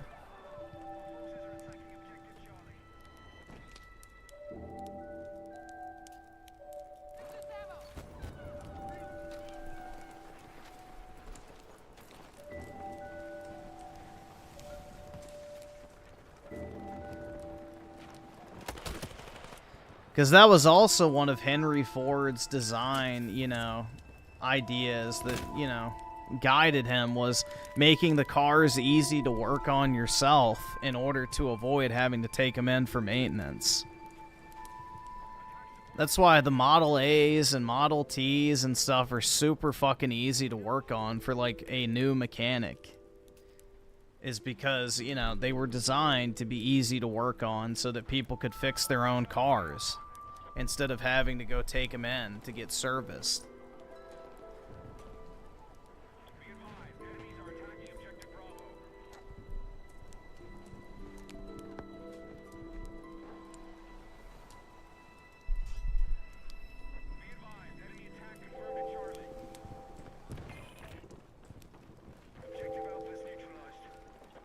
Dude, honestly, one of my favorite cars I've ever been in, which I don't know the exact year of it, but my grandma had like this old Lincoln or whatever. And bro, that was like the most comfortable car I've ever ridden in. Hands down. Like the seats were super fucking plush. It had zero like bump in it whatsoever. Like the suspension was great. And the thing ran like a fucking tank. Like she never had problems with it at all. And dude, I think it had like 200 something thousand miles on it. I wish we would have kept it after she died, but I wasn't old enough to drive, so. But yeah, that was like one of my favorite cars I've ever been in. Like comfort-wise and everything. That thing's probably still running to this day.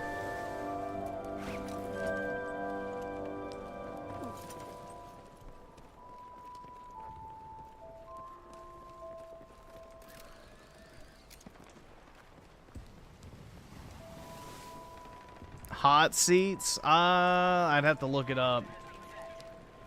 Let me see.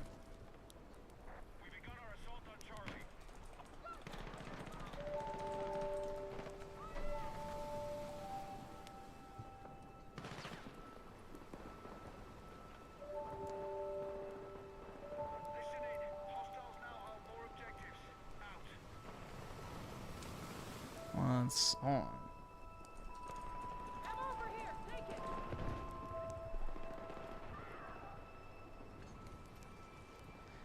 It was this car.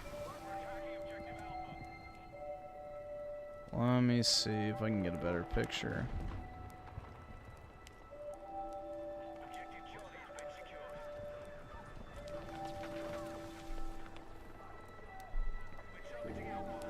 Yeah, I think this was it.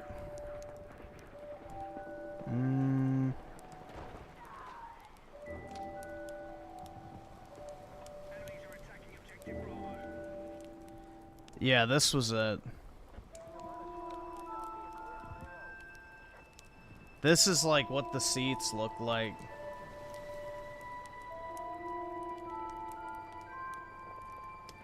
But it was super fucking comfortable, man. Like, I don't know. I used to drive it around her old, like, neighborhood and stuff as a kid, which was cool.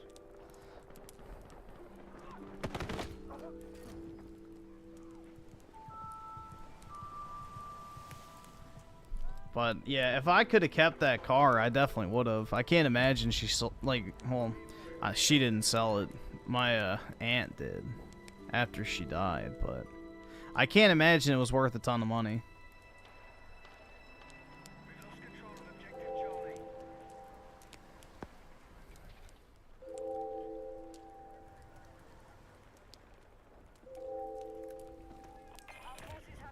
But yeah, honestly, the whole car thing, I think, is just a massive money pit.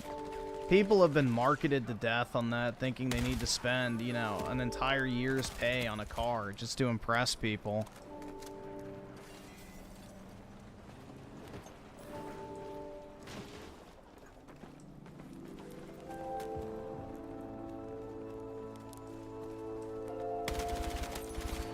Because, like, you could take a car like that and put, like, a fucking Apple CarPlay display in there.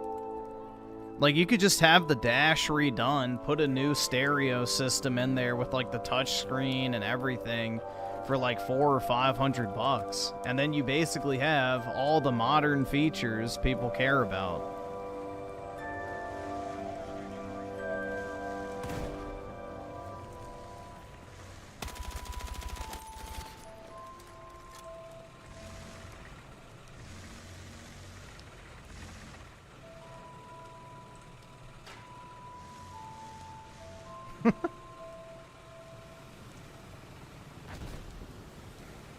Is he gonna get out?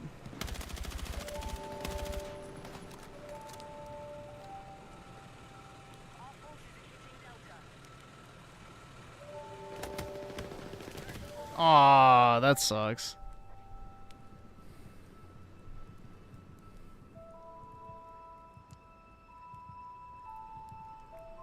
Yeah, the only reason I feel like you should spend a lot of money on a car is if you really like it. Otherwise, there's just no point.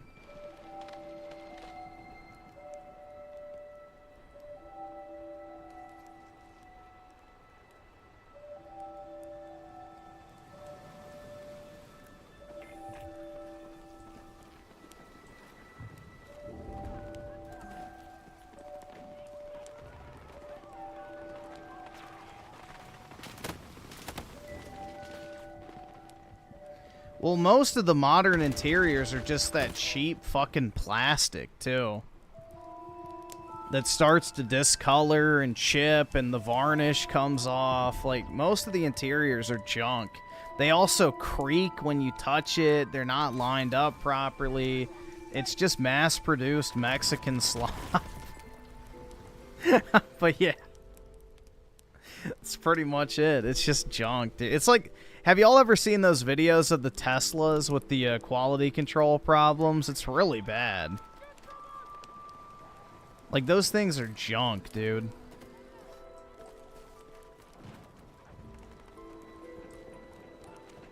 Like, Teslas have absolutely zero quality control when it comes to basic shit.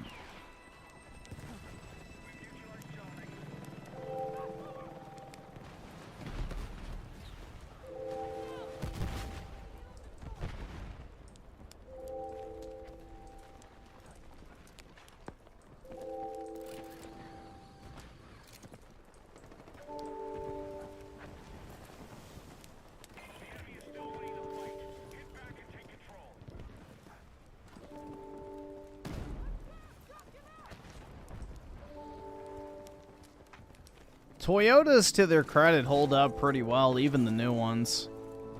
The Japanese do a pretty decent job with their cars still.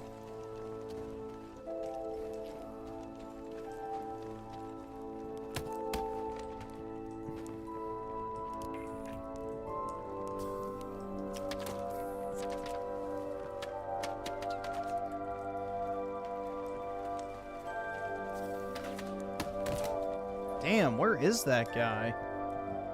In that corner? What the fuck, bro?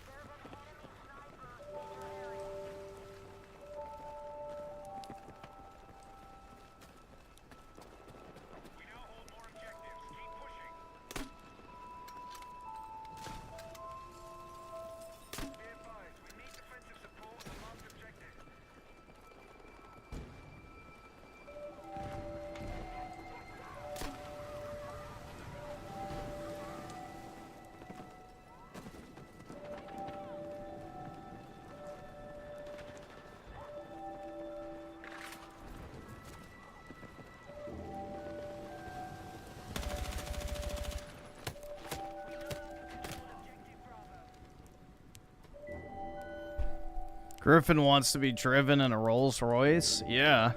If I'm going to spend money on a nice car, that'll be the one I want to spend money on. But only if I can get a driver as well. Otherwise, nah.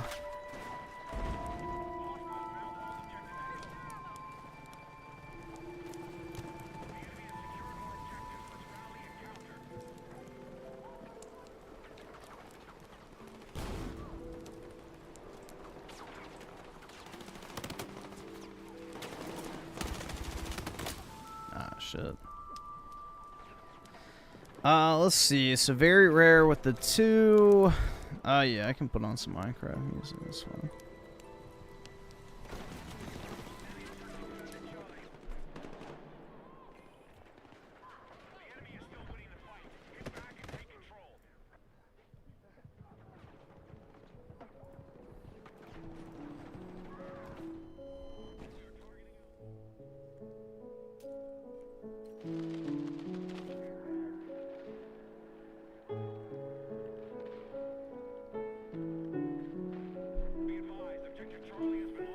Yeah, I'll pull up, dude, I'll pull up one of those videos about the Teslas after this match.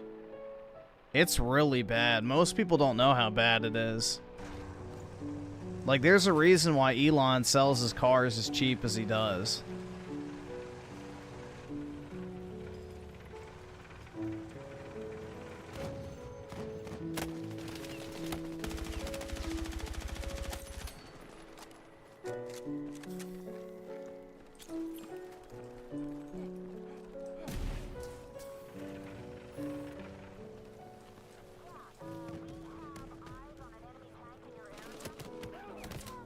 Oh shit.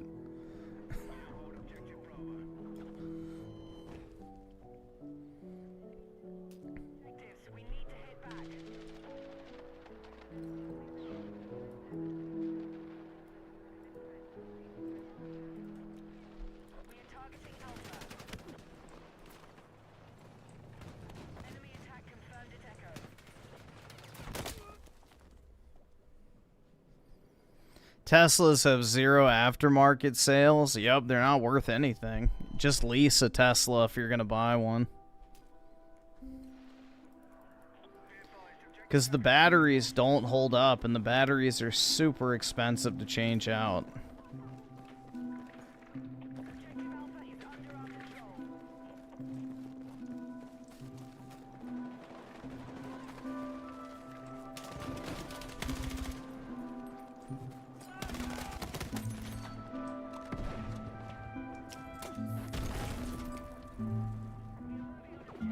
Holy shit.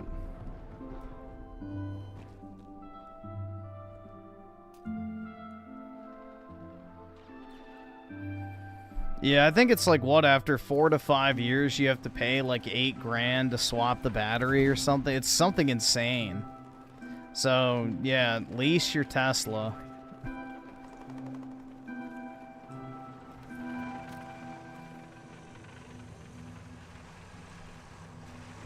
Because if a single one of those battery cells fail, you have to get a brand new battery.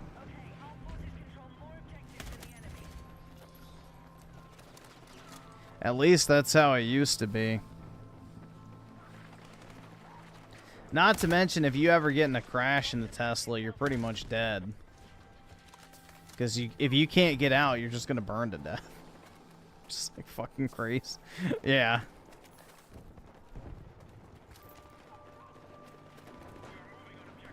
All right, awesome. Thanks, nigga. All right. Ricardo Cumsucks of the 5 people with little cash reserves. This talk of new cars, I want to say no. Keep your beater. People with so much money do not splash. They keep tightly. Yep, exactly, man. And especially don't go into huge amounts of debt to buy a new car unless you absolutely need one.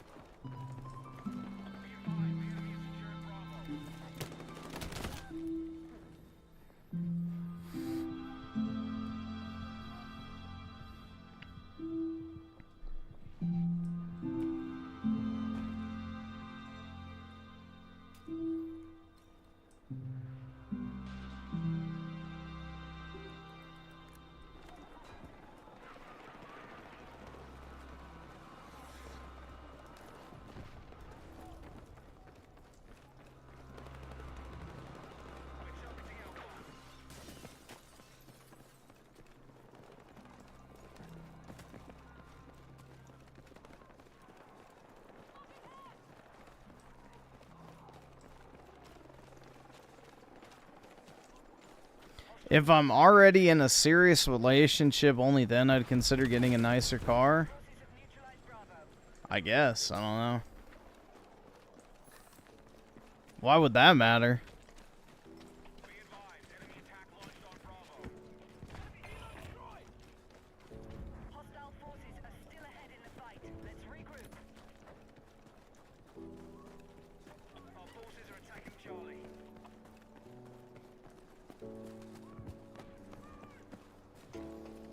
I wouldn't base your decision on buying a car or not off of being in a relationship, man.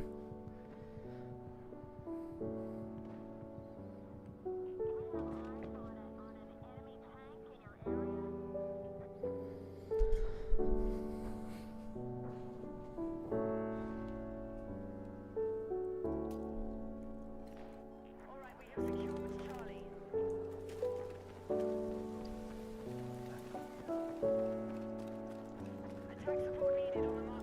I would much rather put that type of money into getting a nicer house. You'll definitely appreciate $80,000 more towards a home than you will for a car. That's the way I look at it. If you're gonna splurge on something, definitely make it where you live, not what you drive.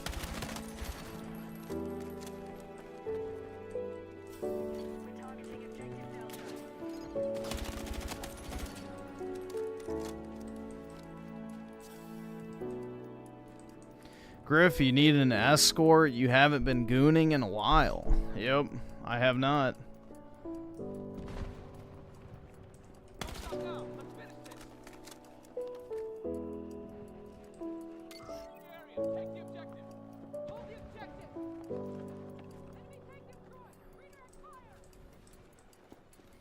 I haven't really been gooning at all recently.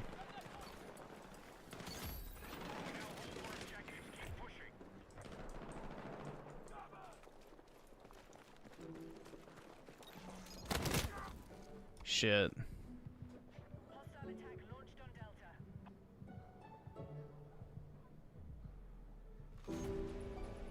Sneak gooning? Oh yeah, man.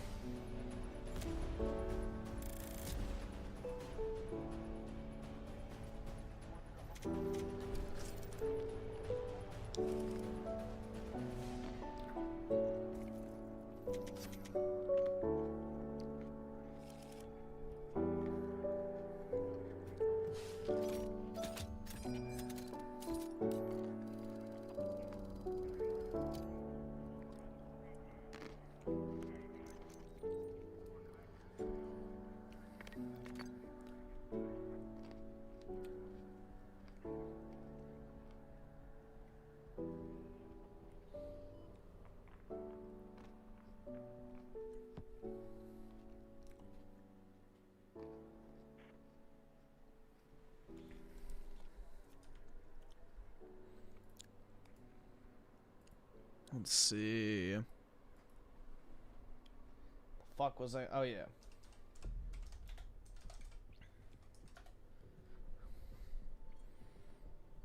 Yeah, here you go.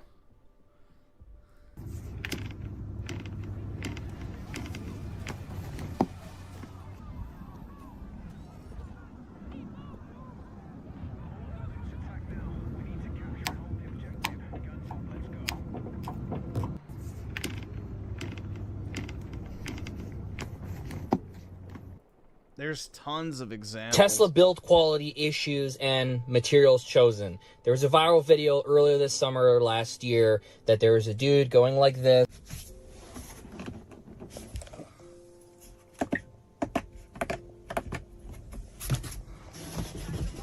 And as you can see, this is a brand new 2022 Tesla Model Y from the Gigafactory in Austin, Texas.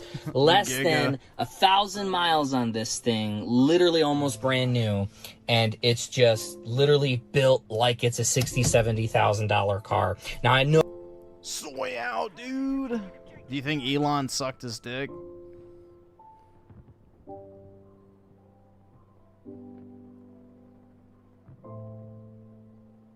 All right, so the Model 3. I've had the car for about 8 months now, and first got the car, the first thing that I noticed is I was driving along and I was hearing this rattling noise from inside the cabin.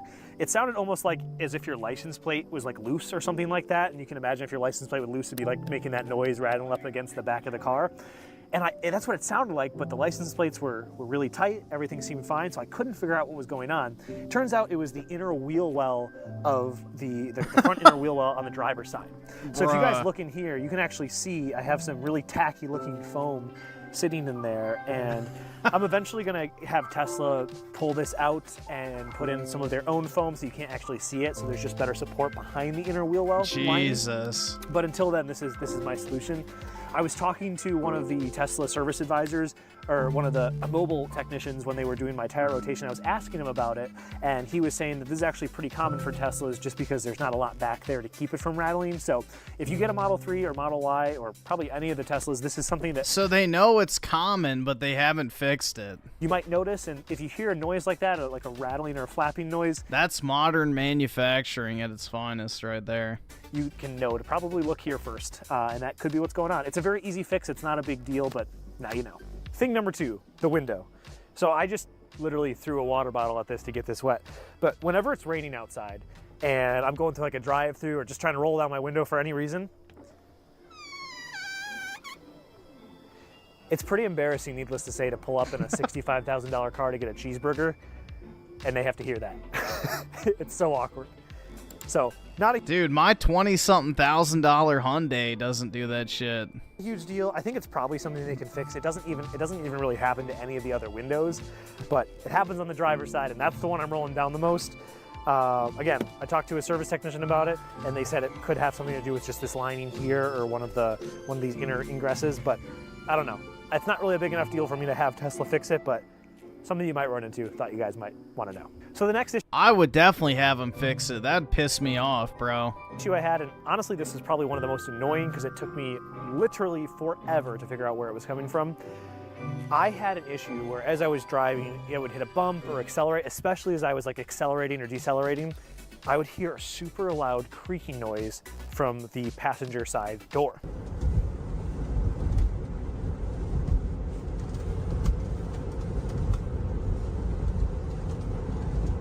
Took me forever to figure it out, 3 service appointments, and finally, and you guys aren't really going to be able to see this, but I basically just put some silicone WD-40 on it at the recommendation of, once again, Look at that. It's separating right there. and one of the service technicians who did my tire rotation.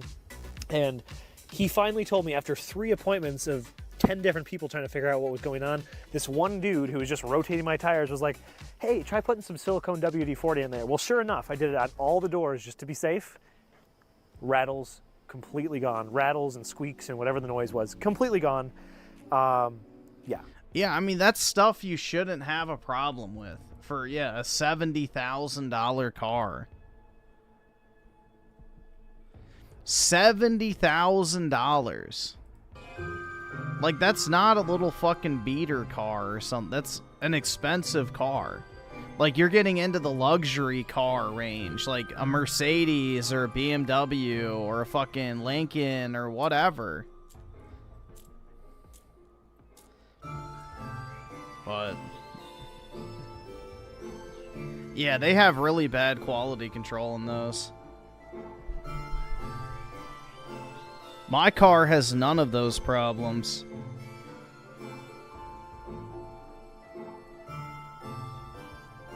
Yep, and 2 years later you can resell them for $18K. Yeah.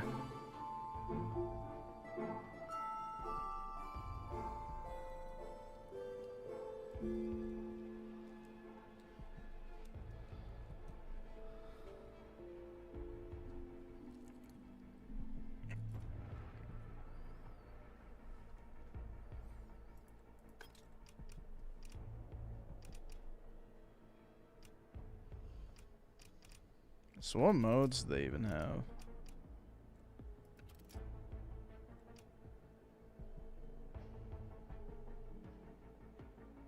Small scale. Let's try this. I haven't played this one.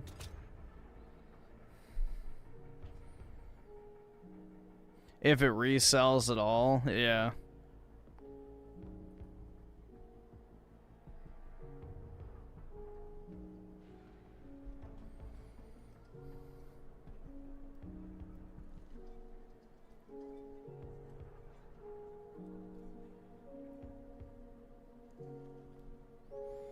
Yeah, I mean, the idea of a Tesla is cool, but, you know, it's not practical unless you have somewhere to charge it. And even then, it's a pure, just, I want to spend money type purchase. It's not like a... it's not like a really smart purchase to make at all.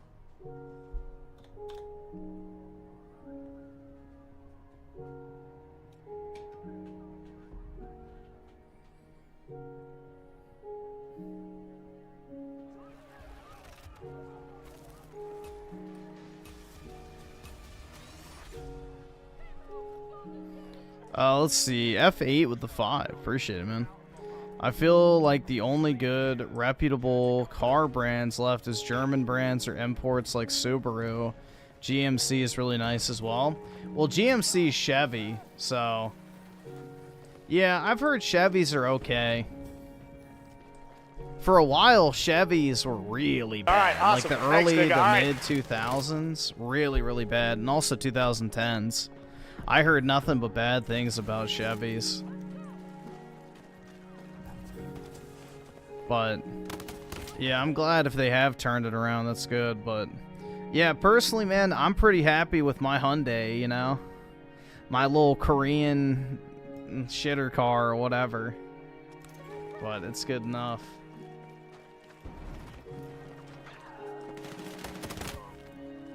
It's good enough for what I need it for.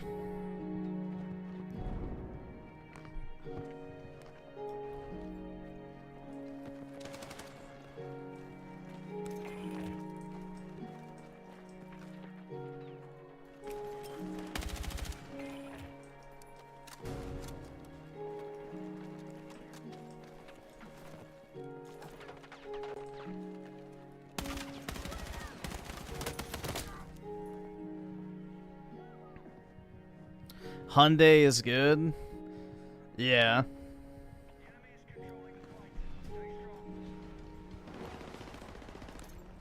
I haven't had any problems with my Hyundai.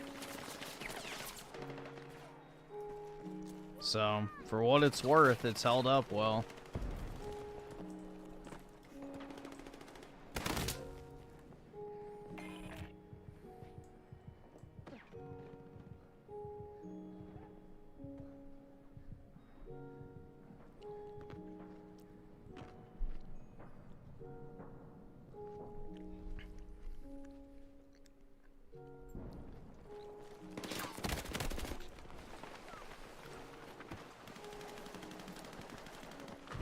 Griffin drives a Hellcat. That's right, dude.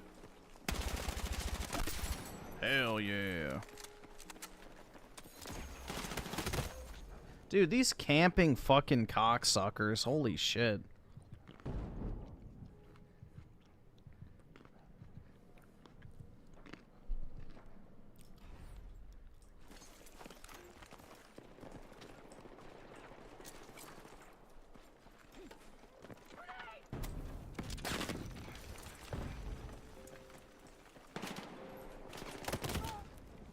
Alright, this mode fucking sucks, dude. I don't like this at all. This is cheeks. All these guys are just camping their fucking ass off.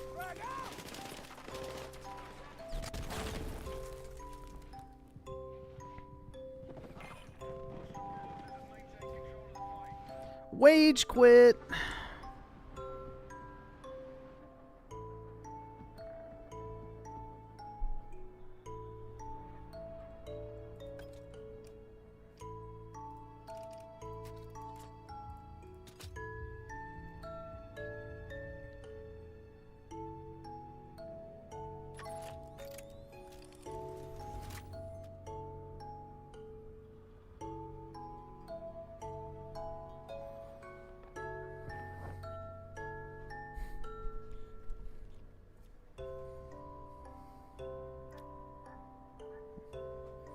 Don't get me started on BMW.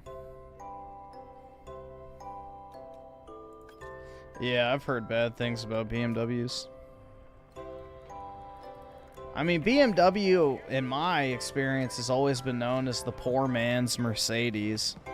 It's what you want if you want a Mercedes, but you can't afford one. But you still want a German-made car.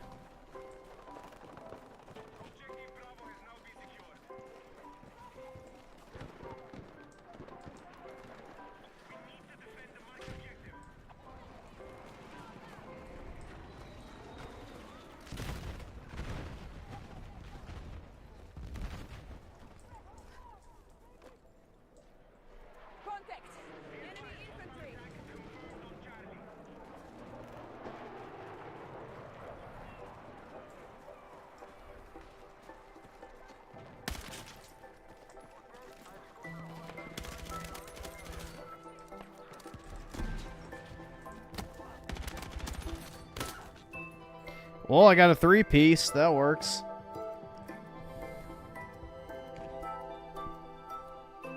Just clocked out of a 12-hour shift. Praise the shekel. Nice, man.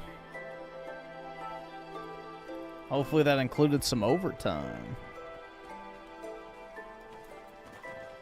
Yeah, I wouldn't mind having an Audi. Audis are pretty nice from what I've heard. As long as you get the higher end one, I guess you should say. But, yeah, I've heard Audis are pretty good. My friend's dad had an R8, which that was pretty neat.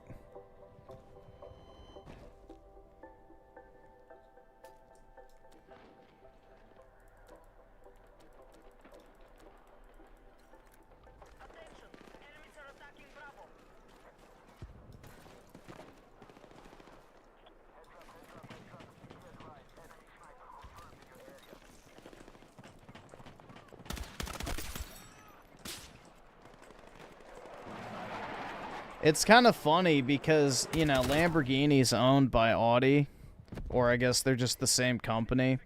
But pretty much every Lamborghini is like some version of an Audi, apparently. Like the Lamborghini Urus is basically just a modified Audi SUV with a different shell. And that's it. They're pretty much identical cars.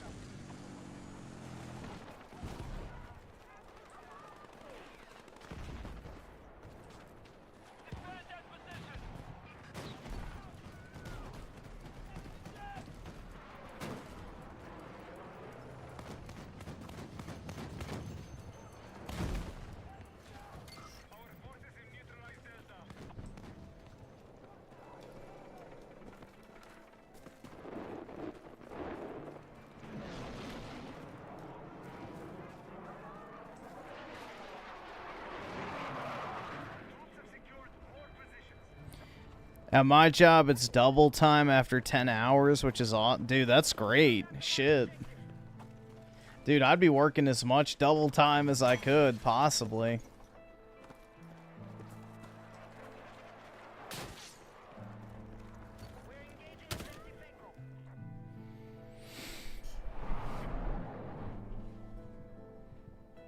They also own Bugatti, yep. Volkswagen owns a lot of stuff. They're a huge company.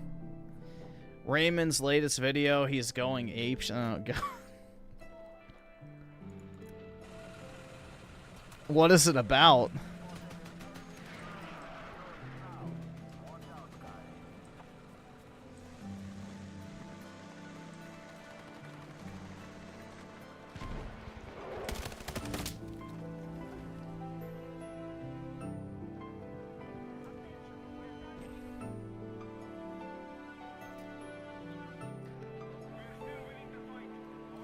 No, like, what's the topic of the video, though? Like, I understand what the title is. Like, what's the topic? Is he talking about dating or something? Women? Oh, God.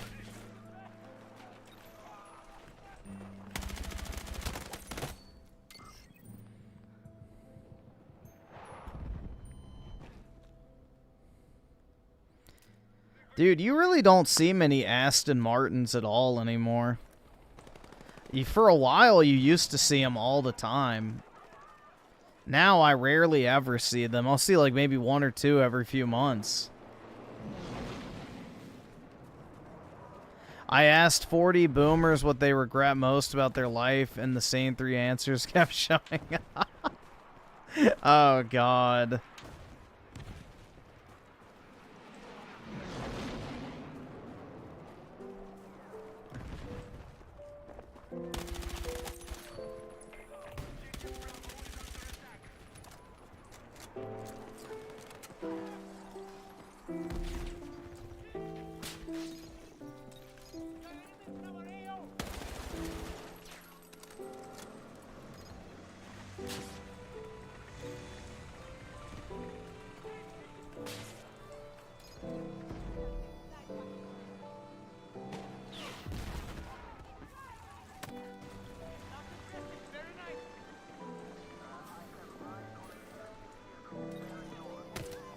Ah, shit.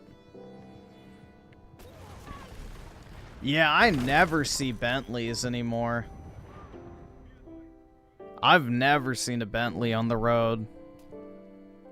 I wonder if... Dude, I wonder what their sales volume is actually like. I never see Bentleys. I've seen Rolls Royces, Lamborghinis, Ferraris. You know, I see those all the time in my area, but... Bentley, I rarely see. If even at all. I see more fucking Maseratis, which those are junk, but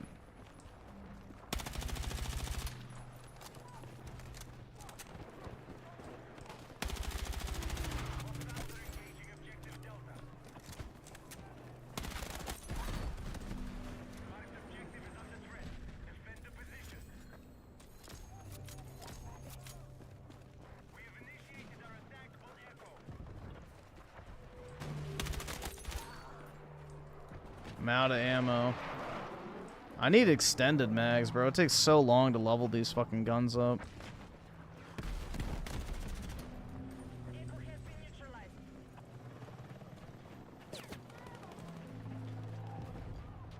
Since you can only carry 2 magazines of ammo, extended mags are like a godsend.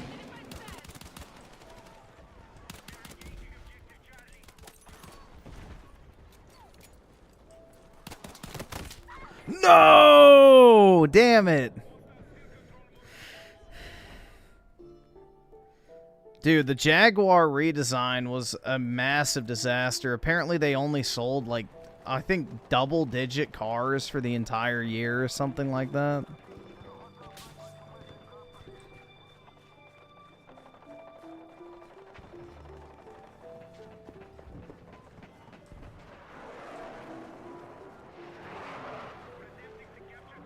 Which I think the Indians own Jaguar now, right? Or I forgot who owns Jaguar. Bro, I can afford most of these cars we're talking about right now. I could go out and buy a BMW, a Mercedes, an Audi. I could probably even swing a Urus if I sold all my shit. But I don't want to afford them.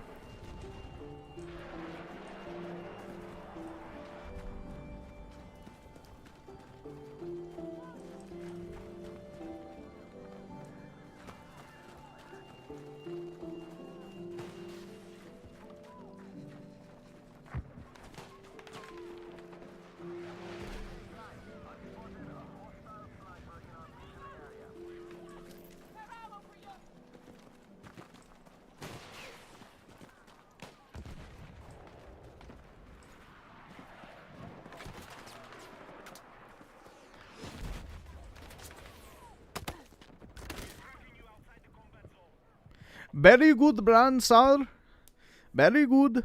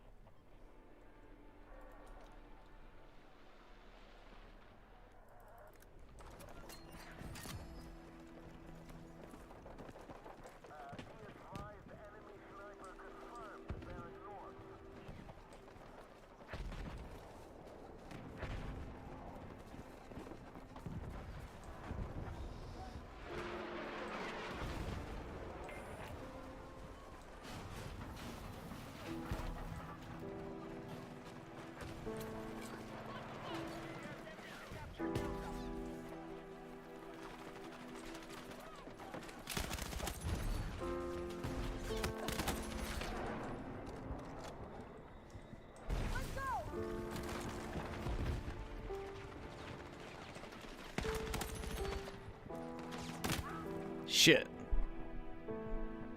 Jaguar, very nice car, sir. For women car. Yes, exactly, dude. You know. I mean, that's just typical, bro. Indians buying a British car brand to LARP as British. And then they crash it into the fucking ground. Just typical. Isn't that like the perfect allegory for modern life? Third worlders trying to buy their way into the first world and failing miserably and just tanking everything. There's many such cases.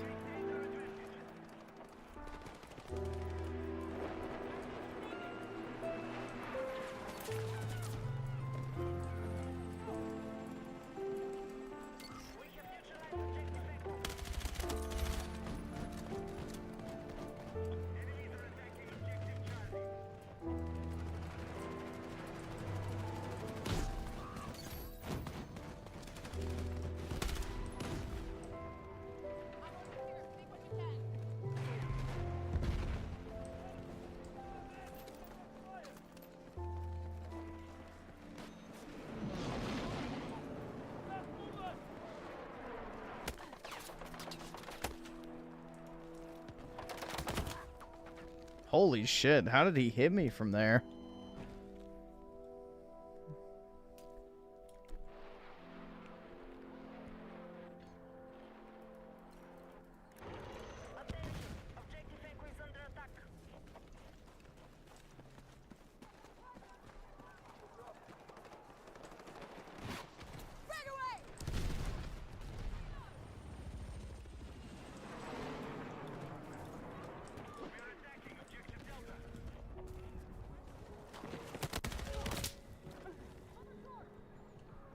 F8 with the fog, or if you ever go that route, I recommend a C7, ZR1, or Z06. No vehicle has a better chopping noise, 0 to 60 in 3 seconds as well.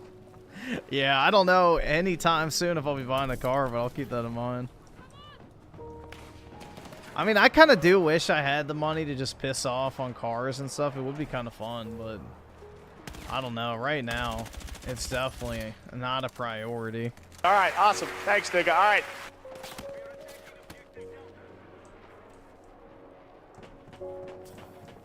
I can definitely appreciate cars for what they are, but they've just never really been a huge priority for me.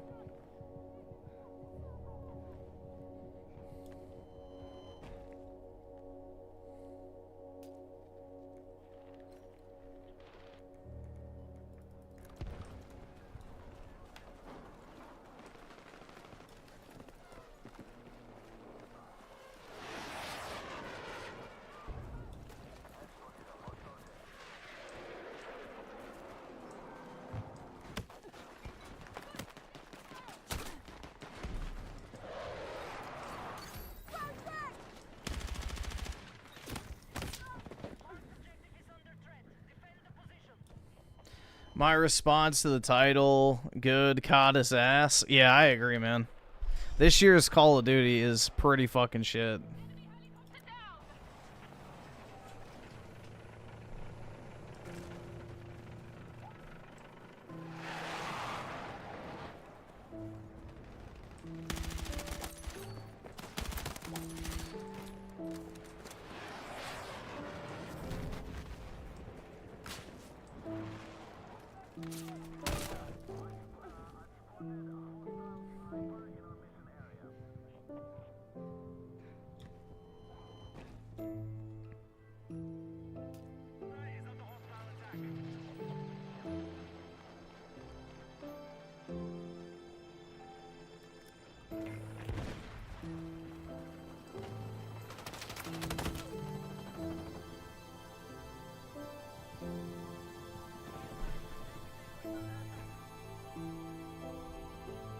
Yeah, exactly. The Indians tried to copy the Cybertruck, and it was like some fucking weird.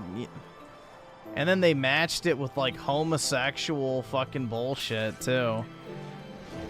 It's like, yeah, what a great way to sell cars to wealthy men by putting a bunch of. Skip it up, fucking loser faggot. You know, that'll really move the needle, because definitely when I buy a car, I want to look like a. Skip it up, faggot. That's exactly what I'm going for. Yeah, that whole thing just reeked of Indian incompetence. Very good car, sir. Very good.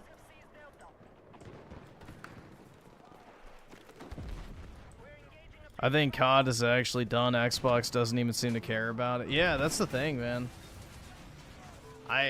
There's like no hype for this year's COD at all. None. I didn't even remember there was a fucking beta for it. Which usually you can't get away from the fact that there's a COD beta. They're like constantly advertising it everywhere.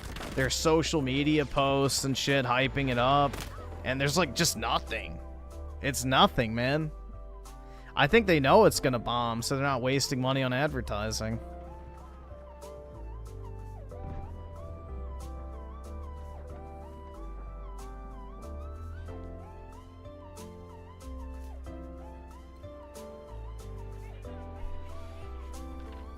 Like, I'm doing terrible in this game, and I'm still having more fun than I had with the Black Ops 7 beta.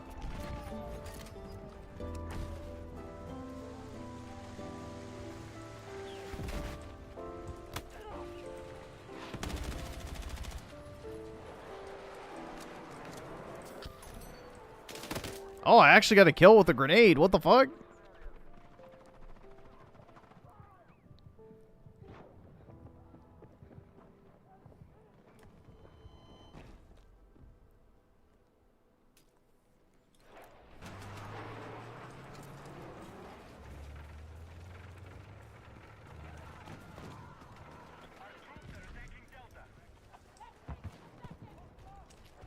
I really hope they add the map Silk Road, though. That was my personal favorite Battlefield 4 map. From the China Rising DLC.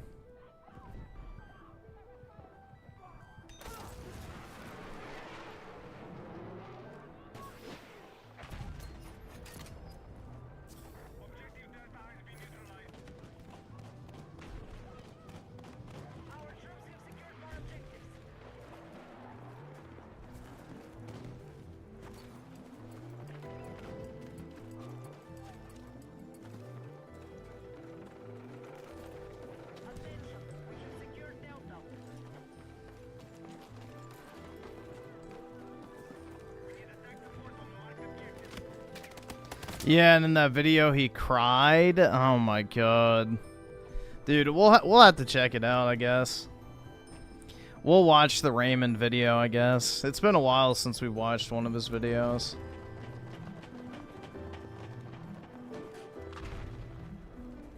I think Dragon's Teeth was the last DLC, but I'm not sure.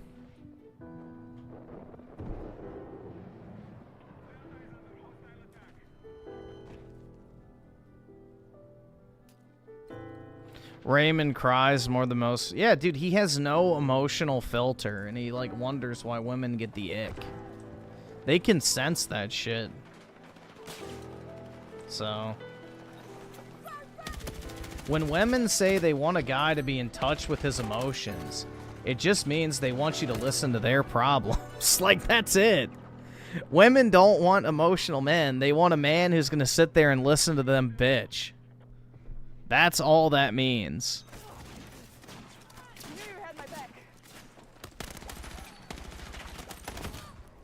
Oh shit. I took 2 of them with me. How many DLCs are planned for? I have no clue. I think it's just free content updates, so I don't know if it's like set DLCs. I would imagine there's going to be seasonal content.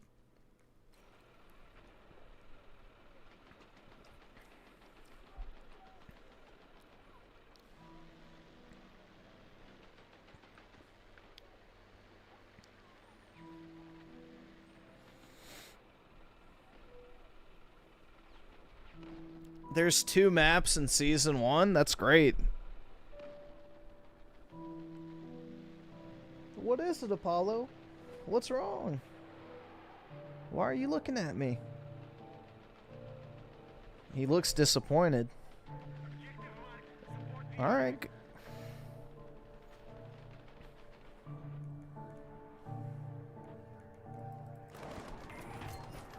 It's like looking over at me in disgust. It's like, what the fuck, bro? I didn't do nothing to you.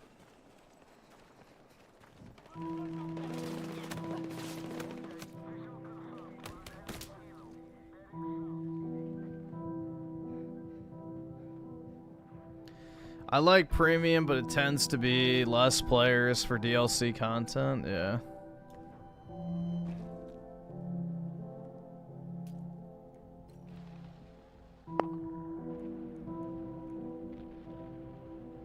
That is like the difficult part, because it's like, yeah, you know, you got more DLC content when you had to pay for it, but the player base was greatly reduced. It's like Call of Duty, man. Like, people would uninstall the map packs on the original MW2 because sometimes it would take so fucking long to find a match because nobody wanted to play that shitty-ass Carnival map. So everybody fucking deleted their DLCs off their Xbox.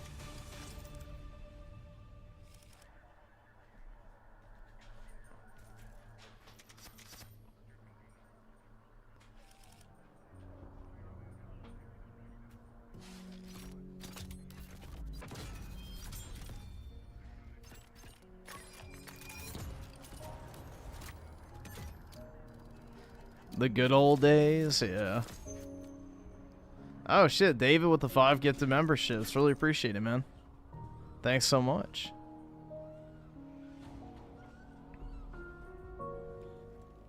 What's wrong, buddy?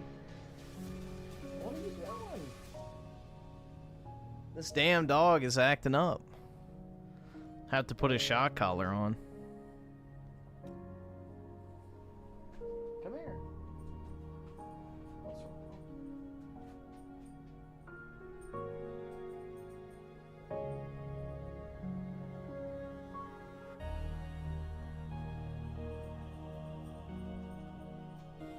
That's a good boy.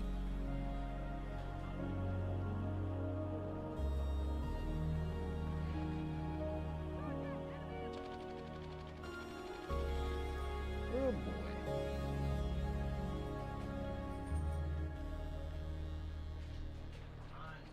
You want to go on the That's too damn bad, boy. You're not leaving. You can't leave me.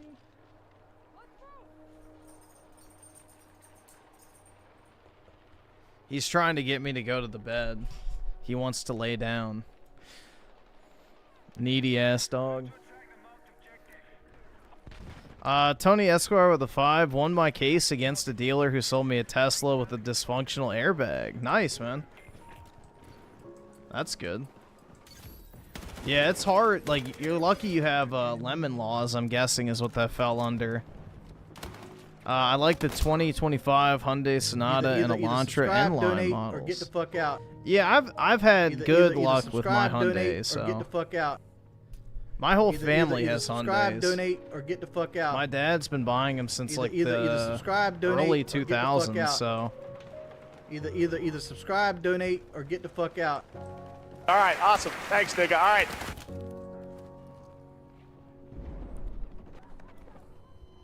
but yeah, I've had really good luck with my Hyundais. Same with every other one my family's had. So I don't know if anything's changed in that regard, but they seem to do a pretty decent job with their cars.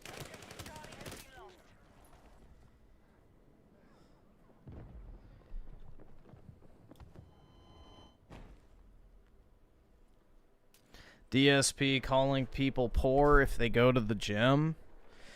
Dude, my gym membership costs as much as 2 of DSP's stream goals. Like, that dude's begging every day for half of my gym membership.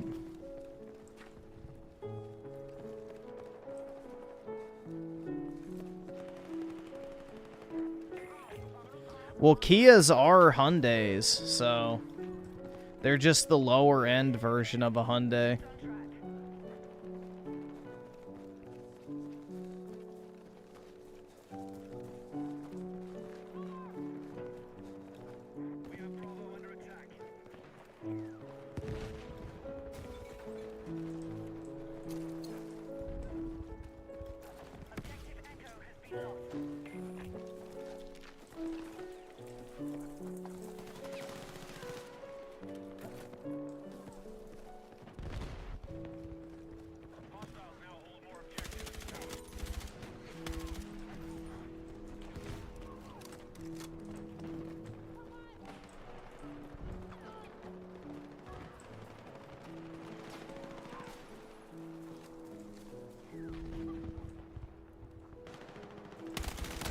Ah.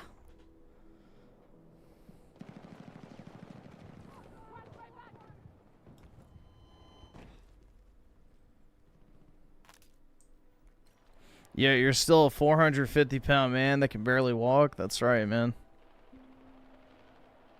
Does Griff realize the gym membership doesn't amount to much if he sleeps like shit all the time? I'm not going there to, like, bulk. I'm just going there to stay healthy, quote-unquote. So, yeah, I've already accepted the fact I'm not going to build any, you know, large muscles as a result of working out because I don't sleep enough. So, I've already accepted that fact. It's more so to just burn calories and, you know, maintain my strength.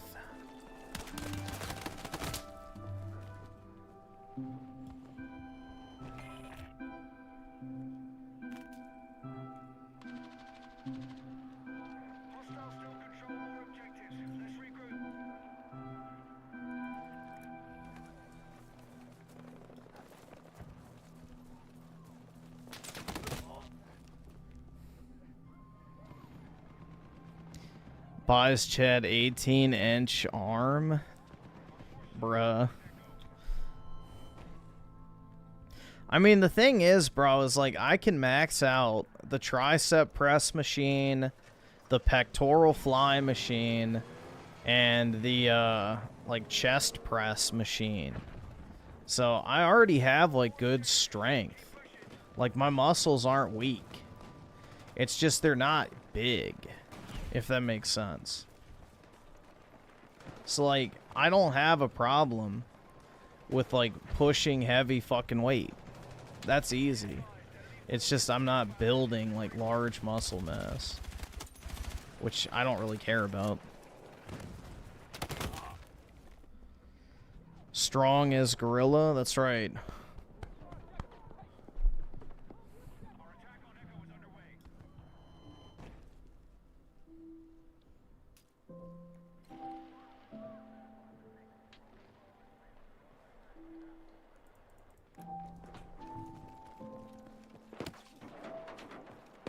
Here come the experts. That's right. Everybody's an expert in the gym, man.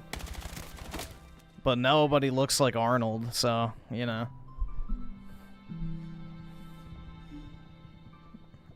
Griffin even eats gorilla chow? Oh, yeah, dude.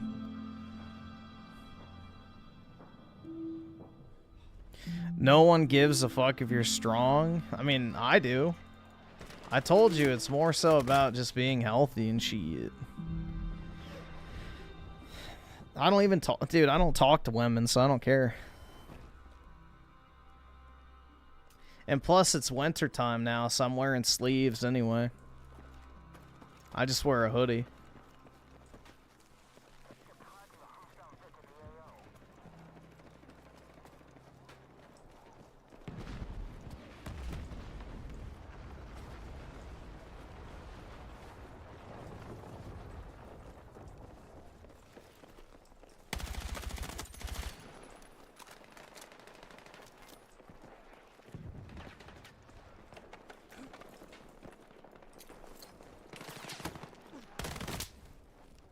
Ah.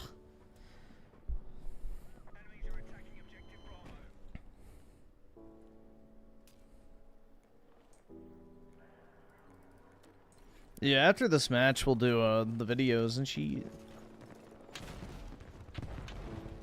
I wish they would have made a full game out of Battlefield Bad Company Vietnam DLC. That was peak. Yeah, it's a shame they cut the Bad Company franchise off.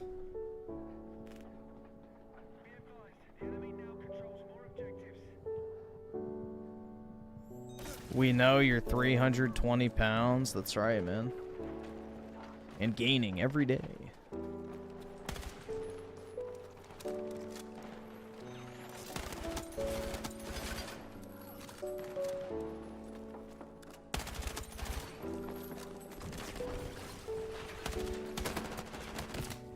Shit.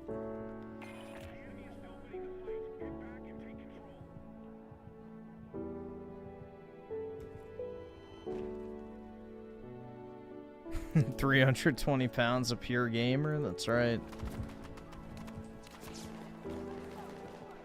Believe it.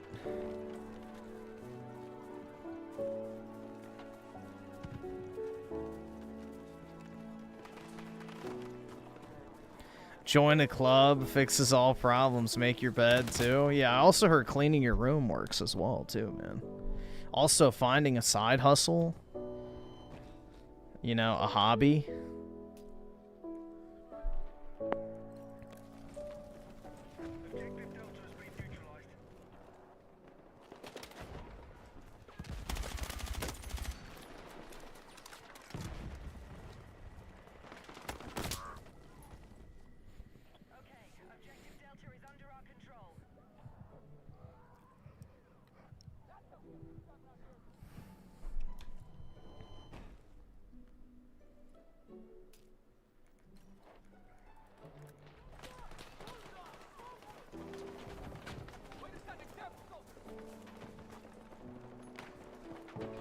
Dude, those fucking shitty-ass self-help YouTubers genuinely piss me off.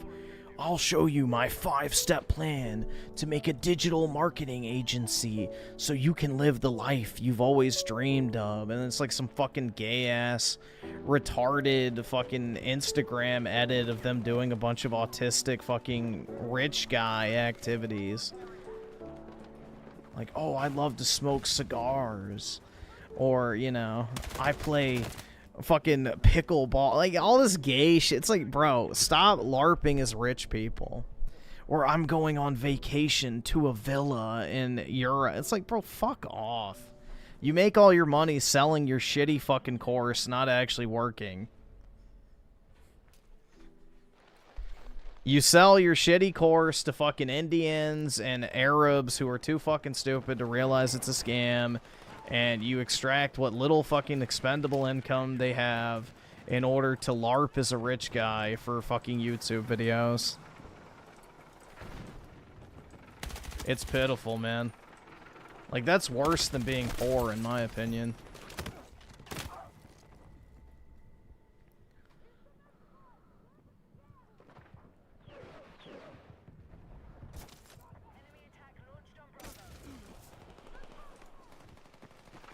Yeah, exactly. If you actually found a way to make infinite money, you wouldn't share it with anybody. So, I mean, the only thing I share with people is the Pokemon strats, typically. Because it's like there's so much stuff that you can buy that obviously I can't buy at all. But, you know, if I came up with this genius fucking business model that, you know, scales infinitely, that I figured out, I wouldn't tell a fucking soul because then I'd be put out of business. Dumb.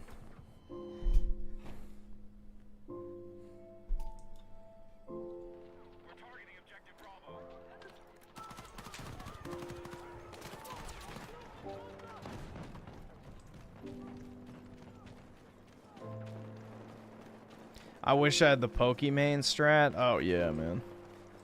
Nah, I don't know if I'd want to be a woman. TBH. Although, I'd be wealthy as shit if I was. I would use that to my advantage. Like a fucking master.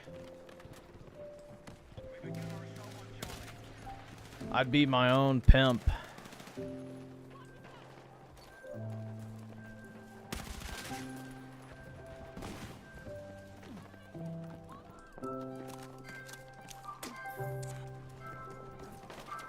Dude, Z is such a weird fucking key to press to go prone.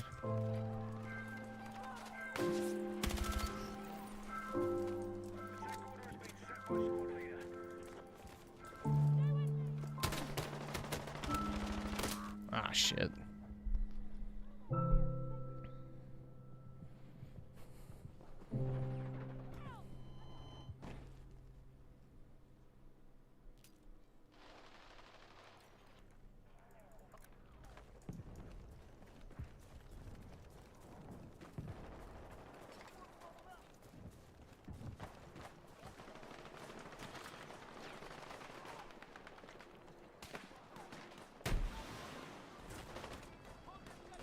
Yeah, dude, honestly, if I did exactly what I did on my YouTube channel, but as a woman, I'd probably be worth, like, millions of dollars right now. Shit would be so easy.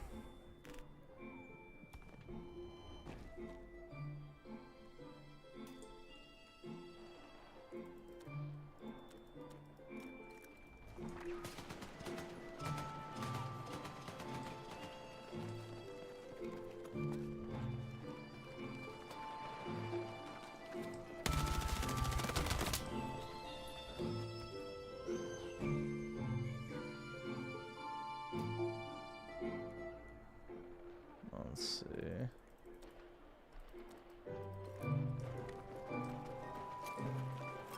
Dude, you wouldn't even need a cam, because then the imagination would run wild. It's like the thing with VTubers. They don't want to know what they look like, because then they can't jerk off the same to them.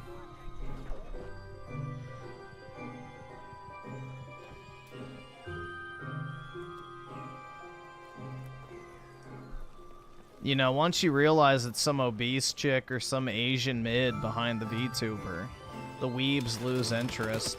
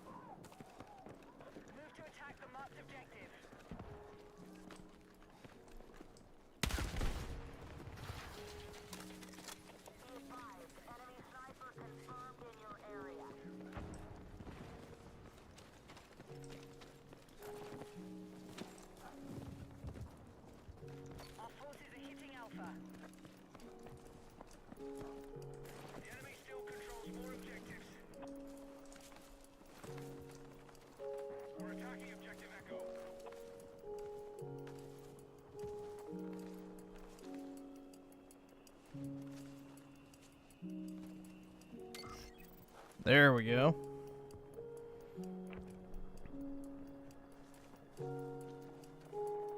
Objective Charlie has been captured by hostiles.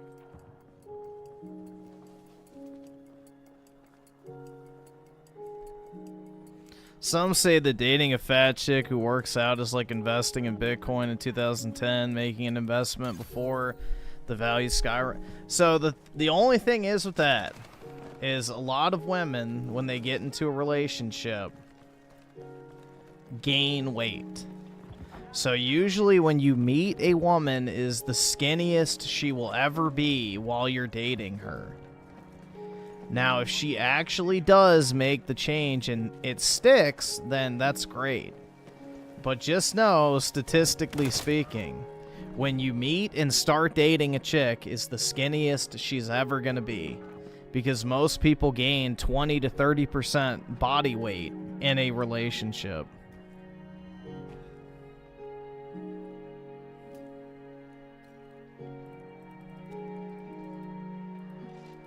But if you actually find someone who is serious about fitness and wants to make that change, then that can be true. But just know, the odds are not in your favor.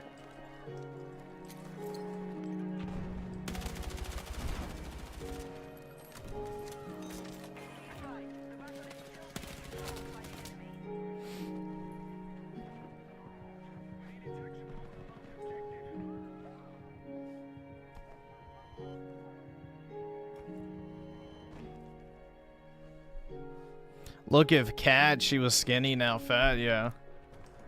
I mean, look at any woman, dude.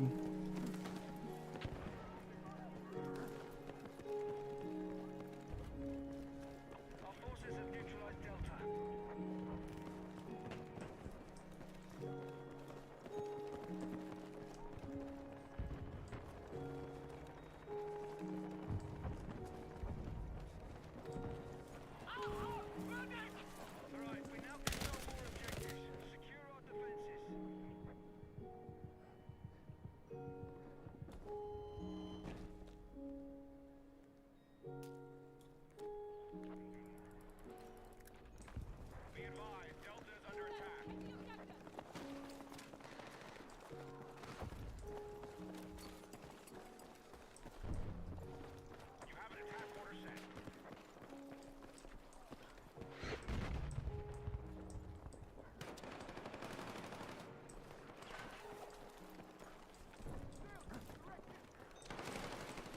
Ah, no.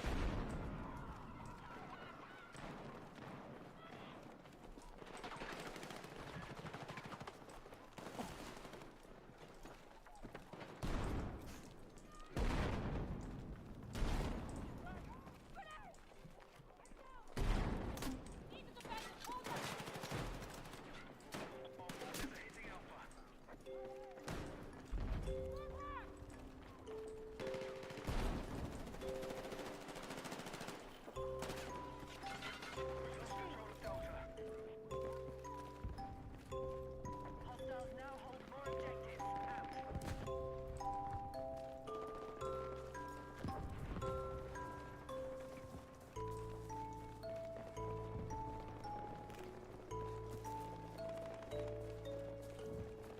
Statistically speaking, that's right.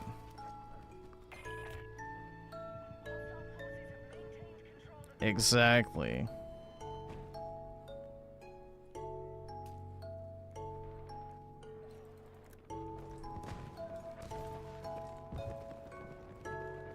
Hostiles are attacking objective Charlie.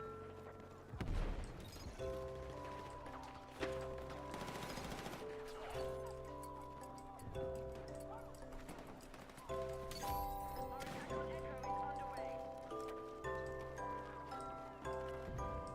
I don't even know why we're bothering to hold this objective. We're not gonna win.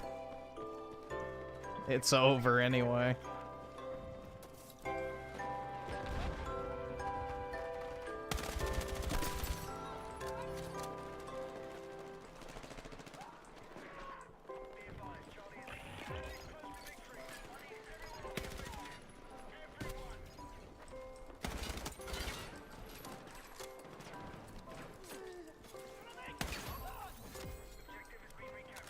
Mastery level 24. I think I need 25 in order to get extended mags.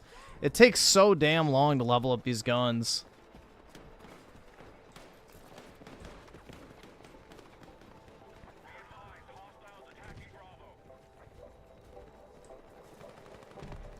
I mean, I've been playing this game for like, what, 15 hours using only this gun, and it's only level 24 now? That's pretty insane. Given how many weapons there are, too.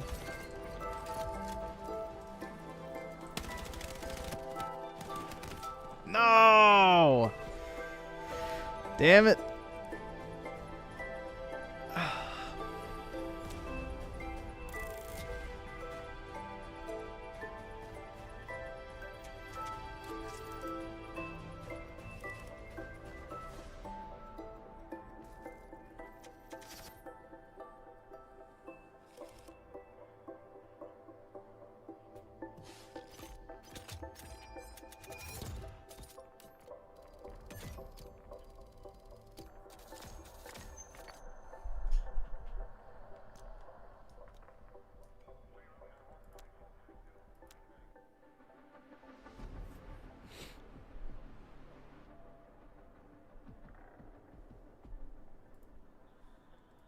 Like, let's just see. Customize. I don't think I have any camos yet. I wonder how you unlock these. Oh. At certain weapons mastery. Okay. So I have no camos. That looks sick. I really like the camos, honestly. That one looks cool. That reminds me of Crisis. A lot of these look like MW2 camos. What the fuck? And MW3.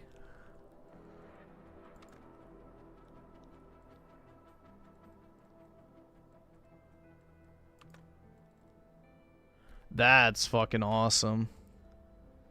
What's that? RP? That's an LMG, I think.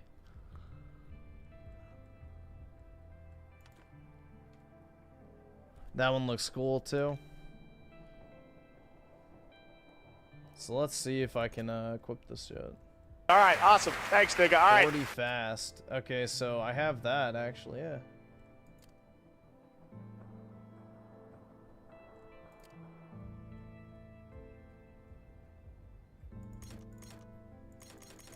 I don't have enough capacity. There we go.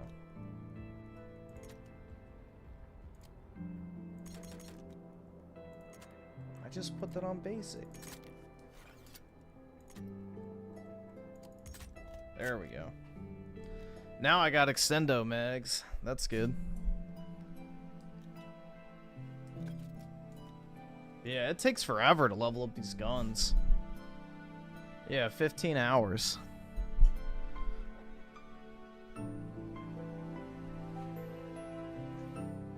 Yep, they just want you to play the game and use a ton of different weapons. So. Oski Bosky with the 5 AO. Who needs help? Let's see. Oh, wait, shit.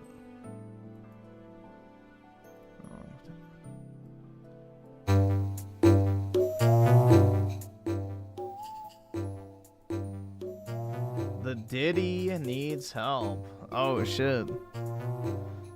Shit. Free Diddy.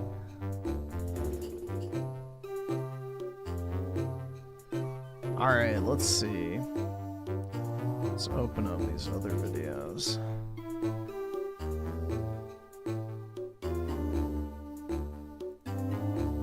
I want coins. Mighty D, yeah, I remember that channel. Mormon doesn't make some bold claims, but once you start scratching... Oh, I think we watched this. Maybe. We'll see. I'm pretty sure we watched that. We watched a bunch of that guy's videos on Mormons and Islam.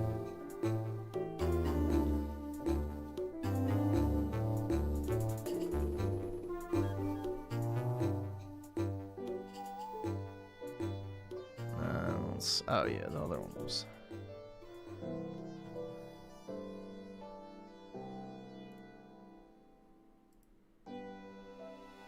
Alright, and then... We'll see. Hopefully this isn't too long.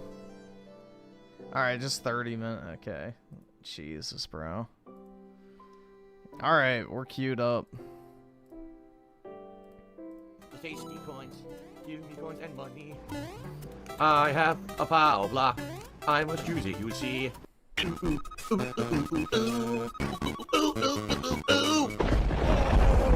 Here's Phil to tell you more. Already, it's wrong. Already, I'm doing motion tracking. It's not even tracking it right. I hope you don't have to use that in the game. I hope you can just play it as a normal controller. I am using the standard Switch Joy-Cons for this. Do I seriously have to use motion controls for this? This is awful. Oh, God. Mario Galaxy. This is not good at all. Like, I'm pointing straight, and it's to the left of the screen. I'm literally pointing straight at my TV right now, and it's to the left, so that it's not even calibrated properly. Press the R button. Dude, this is so easy. You literally just press the R button, and it recenters it. Also, you should just use the Joy-Cons for this.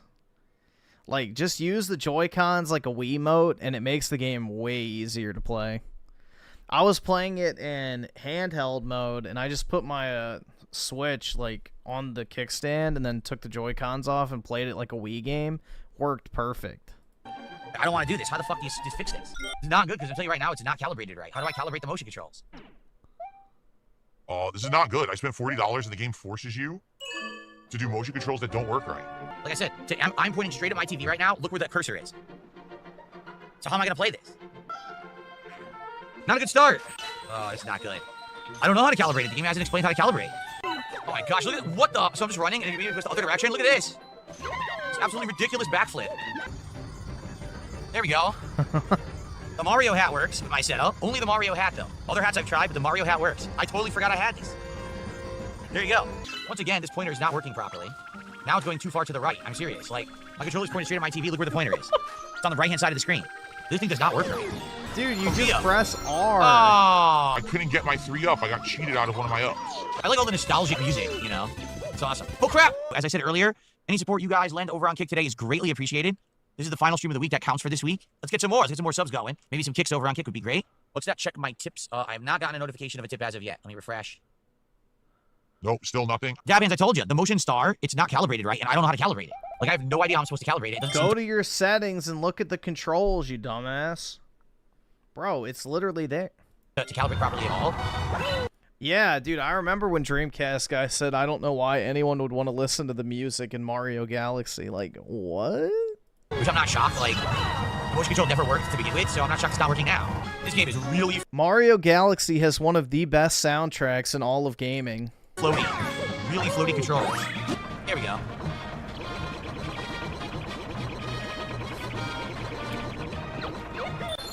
Is that really what you're supposed to do? Oh, you can walk while crouching. Missed. Go right to his head. What is this? Is it spins? How do you eat things? I'm almost done with the first Galaxy game, so I'll be moving on to Galaxy 2 pretty soon.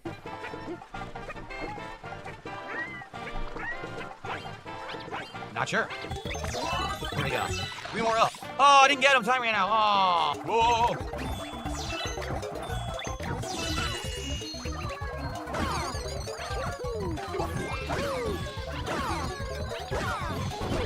Wow, I'm stuck in. Oh, I did horrible. And I did horrible and I lost Yoshi. Oh, I've got one up. Is that all it's over here? That must be. Oh, no. Oh. Bruh. Crap. I need a spiny. You're not gonna throw one? Oh, I gotta do this, and then I gotta grab a spiny. Is he gonna miss? Oh, come on! They don't understand that the motion control aiming is not good? I guess not. I can't aim to the right. I'm trying. I can't aim to the right. See? Oh my god. Not good. Yeah, Yoshi was like the main addition in Mario Wow, Galaxy 2. I totally can't aim to the right. It doesn't work.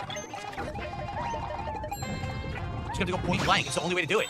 That's gonna be bad if I have to aim precisely later. The motion controls aren't that good, so you end up missing a lot. That's bad, man. Yeah, I don't understand if they're saying that there's stars to get here, or... Dude, these games are so well polished too. Like, that's the thing, is like even the little bit of jank that comes from the motion controls are not that bad. Like, I'm no fan of motion control gaming at all. I genuinely don't like it. But Mario Galaxy does it in a very good way. It is not bad. How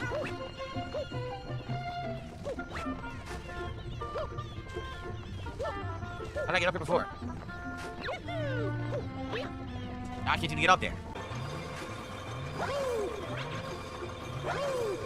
Didn't do anything? You think this game is boring? Why are you on the stream for it? You knew we were playing it, so why are you here? You know, your complaint is invalid. Everyone knew this was today, so stop, okay? Oh my god. The sip seed. How have I been today? I'm good. I'm enjoying the game. I'm just really hot. It's now 88 degrees in this office. There's the sun outside. Oh my god, bro. How it is not 88 degrees in your office just because it's 88 degrees outside. Nothing I can do about it. So I'm suffering through. That's why I'm yawning and stuff, because the air in here is getting so stuffy. There's nothing I can do about it. I just gotta talk through it. But I'm enjoying the game. You're trying to tell me how to do what I'm already doing. I'm sad. No, I'm not sad. It's incredibly hot in the office. I can't be energetic when it's this hot. So I'm just... I can't be energetic when it's this hot. That doesn't even make sense. I don't know, bro. When it's warm, I feel more energized than when it's cold. When it's cold, I just want to lay down and go to sleep. So I have way more energy when it's hot.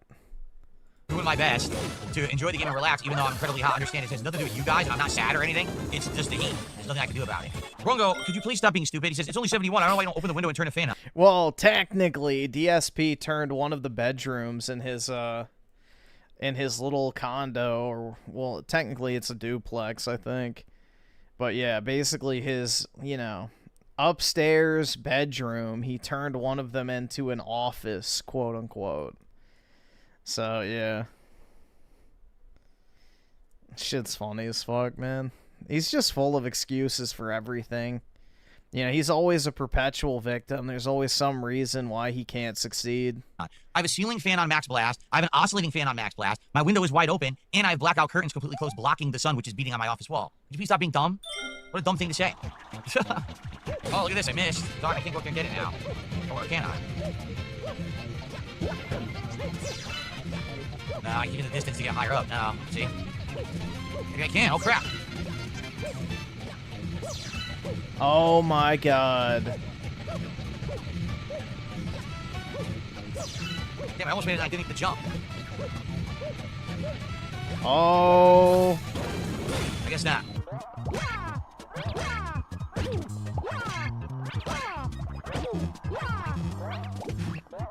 Does he really not know about the fucking spin jump in Mario? Like, never mind. Oh, I died. I died. It's just so weird because when he jumps, it's so floaty. Dude, he needs that assisted mode.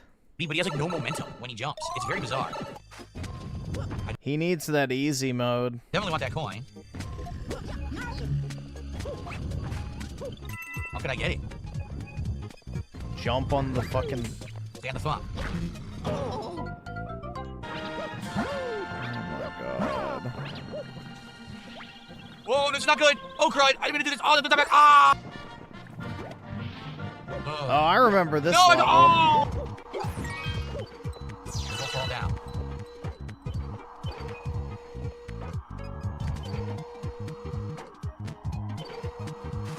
What the hell?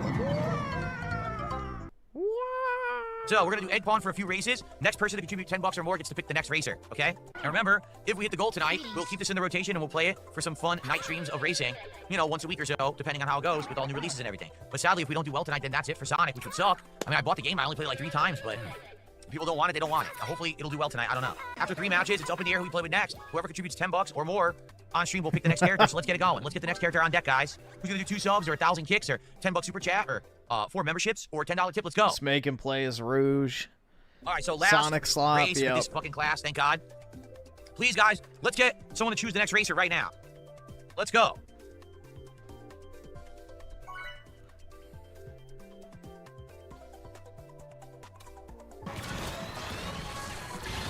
What happened? What the? Dude, what happened?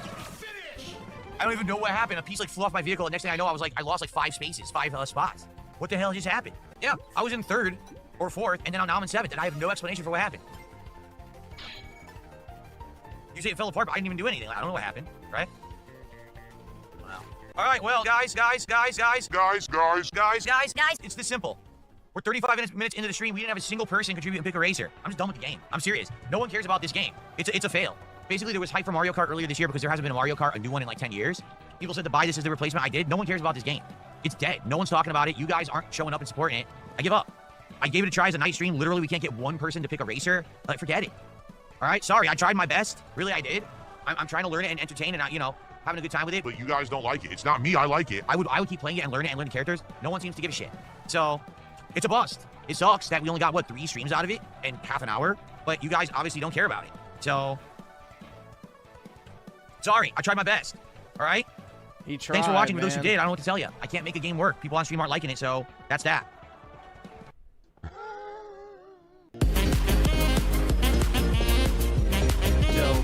He gave it his best shot, guys. I mean, that's the thing, though, is like if DSP leaned into the fact that he was bad at video games and like made it funny and stuff, like that's one thing. But he doesn't. You know, he refuses to ever be the butt of a joke. And in doing so, makes himself an even bigger one. For all the wrong reasons, where you could be like, oh, fuck, I'm an old man, or some shit. Like, lean into the fact that you're an old man, or, you know, you're aging, or whatever, and just, you know, lean into it a little bit, and have fun with it. But nah, Phil is a professional gamer.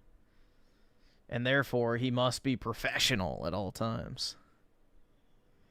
Alright, we'll see if we've seen this or not. If we have, we'll move on. Scratching the surface, the whole... I'm pretty sure we did watch this, but it's fine. We'll check. Foundation quickly crumbles. In this video, I'm going to lay out 4 major reasons why Joseph Smith's claims to prophethood fall apart, and why Mormonism is a mess. For starters, Joseph Smith, the founder of Mormonism, claimed to be a prophet of God just like Muhammad, but much like Muhammad, Smith used a fraudulent tactic to back up his claims, a tactic we'll call the self-certifying strategy. Okay, yeah, we did watch this. Alright. Yeah, I remember this. Watch this one. It's like basically the fact that he wrote in his own book that he is the prophet, but has no reference to it anywhere else. Yeah. He just says the game sucks, which is why he's so hateable. Yeah, I mean, that's the thing. It's like, if DSP just took it on the chin and had fun with it, it'd be a different story, but he doesn't.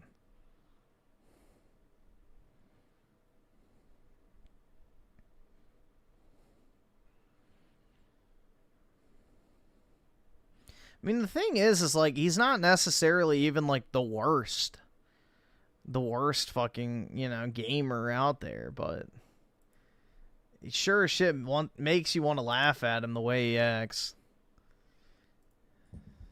I'm going to keep harping on this. All right, here we go, guys. Because I really have a bone to pick with my fellow millennials here.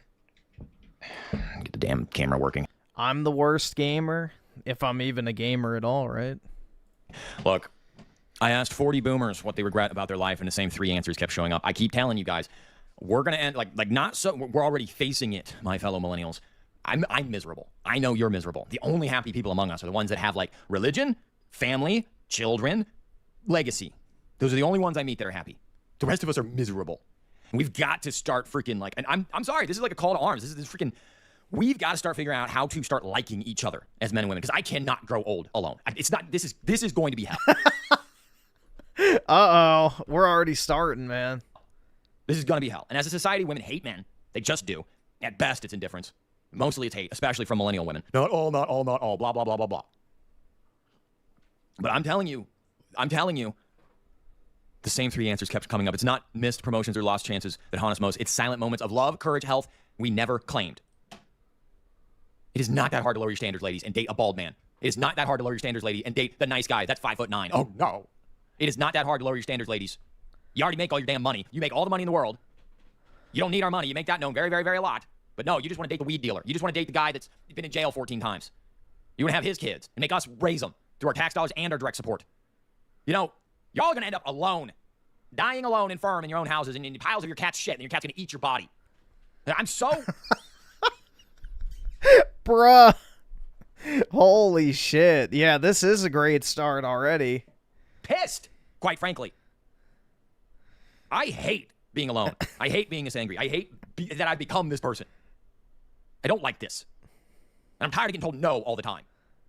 It's just society, the world in general, everyone around me is just an unequivocated no over and over and over again. No, Raymond, you don't get that. No, Raymond, you have to be alone. No, Raymond, you have to sit down and shut up. No, Raymond, you have to stop being angry all the time. No, Raymond, you just can't exist.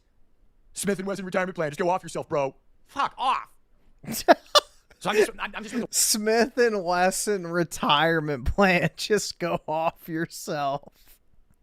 Holy shit, man. Wild away the rest of my days. No satisfaction, no love, no sex, no intimacy, no hope of a wife and kids, no hope of anything more than just paying my mortgage and paying my bills and working until I die. Some life. Go live your life, bro. Why don't you go travel, bro? With what money? Nobody's watching my videos. I need money to be able to travel with. I'm really tired of this. I'm really tired of this, and I keep trying to tell you people, every time they interview older people, every time they talk to older people, the number one regret is not spending enough time with loved ones. Look at this. When I start talking to people in their 60s and 70s about life regrets, I expected a wide range of answers. Some told me about careers they never pursued, places they wish they'd visited, or relationships they wish that had lasted. But what surprised me was how often the same 3 things came up. Out of 40 different conversations, these regrets surfaced again and again and again. And here's the thing. None of them were about material possessions, flashy achievements, or even financial mistakes. They were about deeper human things, the kind of things that quietly shape the quality of our lives without us always noticing. Let's unpack what I heard and what we can learn from it before it's too late. I'm telling you, millennials. I'm like, okay, fine, my presentation. No, he's so angry, he's so yelly, he's so this, he's so that. My life is hell. I live in isolation, okay? I'm surrounded by noisy-ass fucking people all the time, but I don't talk to anybody. Well, whose fun is that, Raymond? I take a walk every single day. No one comes out of their house. No one waves. No, if they're outside, they just ignore you. My neighbor across the street, he literally walks around with those fucking noise-canceling headphones in all the time, just ignoring me. Jesus Christ. Dude, not everything is about you, bro. Not everything. Like, you hear this, right? The world needs to stop what they're doing to greet him as he walks by. Like, come on, man. Dude, I hate that shit. Like, when I used to walk around, like, you know, and people would stop and, like, try and force you to talk to them. Like, ugh. I don't blame him. I've literally waved. I've literally talked to him. I've stood there speaking to him while he's working on his vehicle, and he's just ignoring me. Just ignoring. The one neighbor over here, the hound dog's the only one that talks to me. I'm living like a widower, whatever they call it, in a retirement home. I don't do anything. God, I want to get laid before I die. Is that too much of an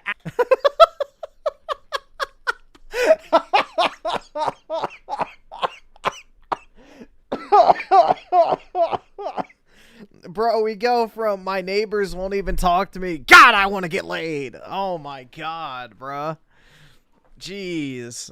Talk about a jumping topic. Ask for the universe? For God's sakes. Why is that somehow the one thing, a relationship, a woman? Oh, when you want a relationship, you want to get laid. I want both. Preferably from the same person. I mean, that's the thing is, like, yeah, I feel for him, but it's like, bro, this is the exact opposite way to get laid. Ranting and raving on the internet like this is not going to get any bitches to be like, oh my God, I want to have his children. Like, sex is not going to fix him. And he's going to come to that realization eventually if he does, you know, get laid. It's not going to fill this missing void in his life. Yep, sex is at the center of it. The neighbor doesn't matter. Exactly. He just wants to have sex. And it's like, bro, that is not going to fix your life. How are these mutually exclusive? What world do we end up living in now that those things are mutually exclusive? We cannot have both of those things? We got to pick one, huh? Oh, right. Women, they pick the one with the 3%. You know, they say 3% of men are narcissists in America. And then they say, every chick says, oh, I've dated nothing but narcissists. Gee, shocker. You're all chasing the same 3% of guys. I'm telling you, you're going to end up living like you're going to be miserable. You're going to be full of regrets. And I'm so tired of just being told I got to just kowtow to this and deal with it. Date some tattooed up fat single slob of a mom that had all her fun. She doesn't put out anymore. Or a Christian girl. I don't do that anymore. I'm born again. Ew. Come on. Melanie.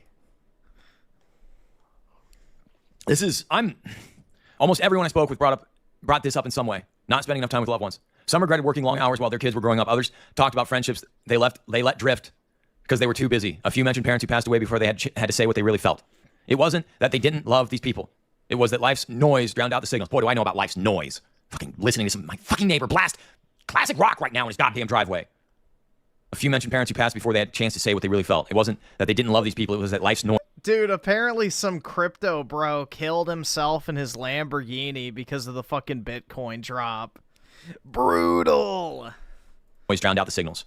Work deadlines, bills, obligations, all of it seemed urgent at the time. Only later did they see how fleeting those moments were. One woman told me she still remembers the look on her daughter's face at high school play when she glanced out into the audience and didn't see her mom there. I'm really tired. I'm really tired of being sad all the time. Oh, God. Really? Already? Here we go. We'll watch the wind-up again. All of it seemed urgent at the time. Only later did they see how fleeting those moments were. One woman told me she still remembers the look on her daughter's face at high school play when she glanced out into the audience and didn't see her mom there. I'm really tired. I'm really tired of being sad all the time. Bro, what the fuck? Yeah, there's zero emotional filter. There's zero emotional filter. Like, bro, that set him off. Dude, that's the thing. You can't just be bawling your eyes out over reading an article, dude. That's not healthy. I'm really tired of being lectured about how I'm not supposed to exist. Because that's what it is. When it's an actual metaphysical basal rejection of me as a human being. I'm not good enough to be sexual. I'm not sexually reproducible material. I'm not biologically viable. I'm not good enough for a woman. I'm not good enough for the species. That's what it is. It's a metaphysical rejection. And listen to this. One woman told me she still remembers the look on her daughter's face at a high school play when she glanced out into the audience and didn't see her mom there. I thought I was doing the right thing by finishing a big project at work, she says, but I'd give anything to have been in that seat. There's no fucking kids anymore. I don't get any of this. I don't get any. I'm never going to have the kids of the school play. I'm never going to have the pregnant wife that needs help. I'm never going to have the... What's the point? Oh, God. Holy shit, man. What's the point? So I can just sit here and goon to Belle Delphine and Sophie Rain all day? Oh, that's on life. Holy shit. So glad I have a 1 gig internet connection. Oh, boy. No wonder they legalized weed across all 50 states. I can't afford food, let alone, I can't even get a woman to look at me, let alone afford food. It's just, fuck, man. This existence is miserable. Are you happy? Are you happy? I can't afford this. Are any of you happy? That was a well-timed sound effect. David with the 5, I had compassion with Raymond, but now he's just good to laugh. That's the thing, bro. It's like, this is a pure meltdown over reading a article. Like, could you imagine interacting with him on a day-to-day? That's the thing. It's like this just sends up red flags for chicks like crazy. He has no emotional regulation. He has no emotional regulation, which is like one of the things that women look for in guys. And they can sense that shit too. So 36, he still has time. Yeah, that's the thing, man. But you hear what he's saying. He can't afford anything, blah. It's like, okay, well, what are you doing to fix that? What are you doing to fix the fact that you're broke? Making YouTube videos, okay, but what else? Obviously, that hasn't changed your circumstances. So, you have to have a life that women want to be a part of. Unfortunately, that's how it's been and will always be. You as a man have to create a life that women want to be part of. Whether that be having a lot of money, doing exciting shit, having a nice house, having a nice car, you know, being a member of a social circle, active in your community, active member at your church, you have a good job, whatever that might be. You have to have a life that women want to become a part of. That's what they look for in men most of the time. Not even so much the money, but the money is associated with a lot of those things. So, by his own admission, he can barely afford food. It's not really hard to put 2 and 2 together. So, again, yeah, ideally, this wouldn't be a problem. But it's the world we live in, and it's not going to change for one man, and it hasn't changed for one man throughout history.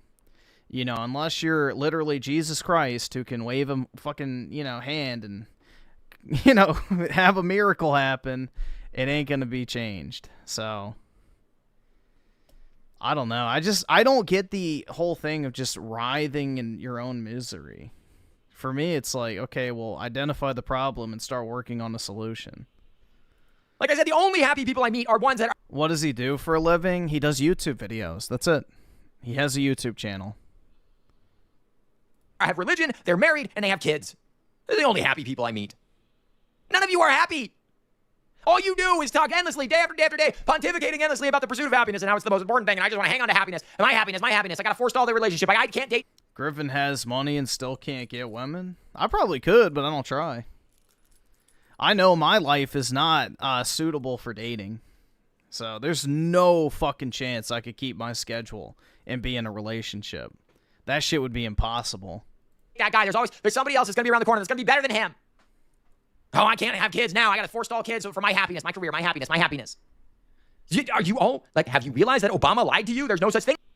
No, he gets a lot of donos, bro. There's, like, the thing is, this type of content brings in a lot of lonely guys who have excess money because they just don't do anything. So they just give him a bunch of super chats.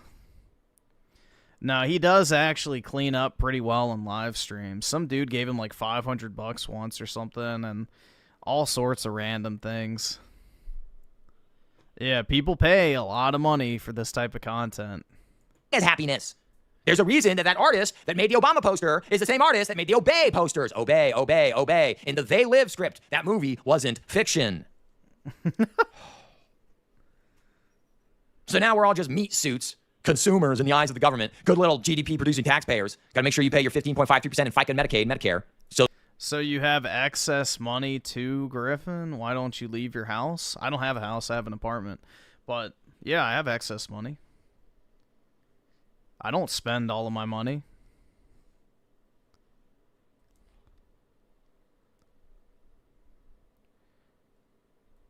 Bro, I need to start complaining on YouTube to get that shit. Yeah, dude, fire up one of those Doomer fucking Call of Duty channels that are everywhere. Like, bro, it's so over.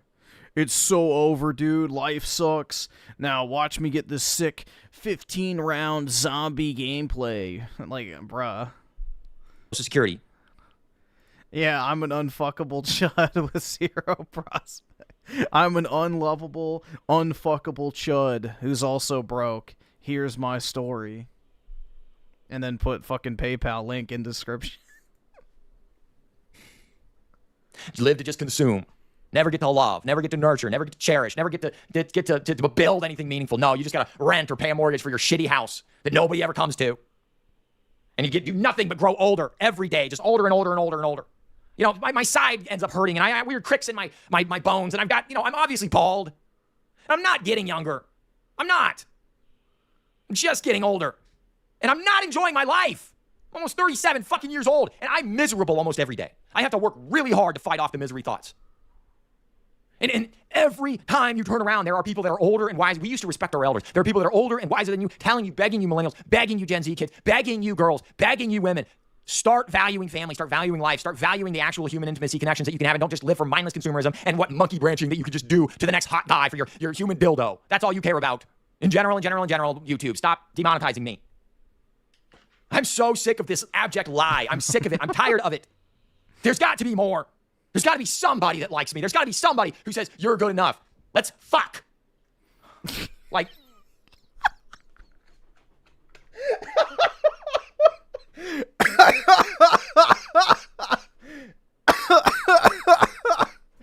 Bro. Holy shit. This abject lie. I'm sick of it. I'm tired of it. There's got to be more. There's got to be somebody that likes me. There's got to be somebody who says, you're good enough. Let's fuck. Holy shit, man. Yeah, you're good enough. Let's fuck. Every woman's dream, guys. You're good enough. Let's fuck. Dude, if a woman said that shit to me, I would not want to have sex with her. Like, come on.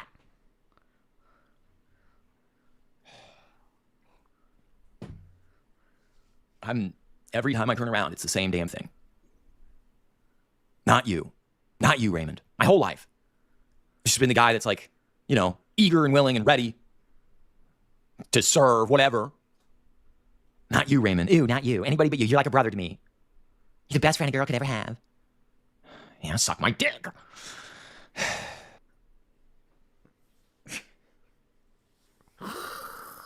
Oh my god, bro. Jeez. You're the best friend a girl could ever have. Yeah, suck my dick.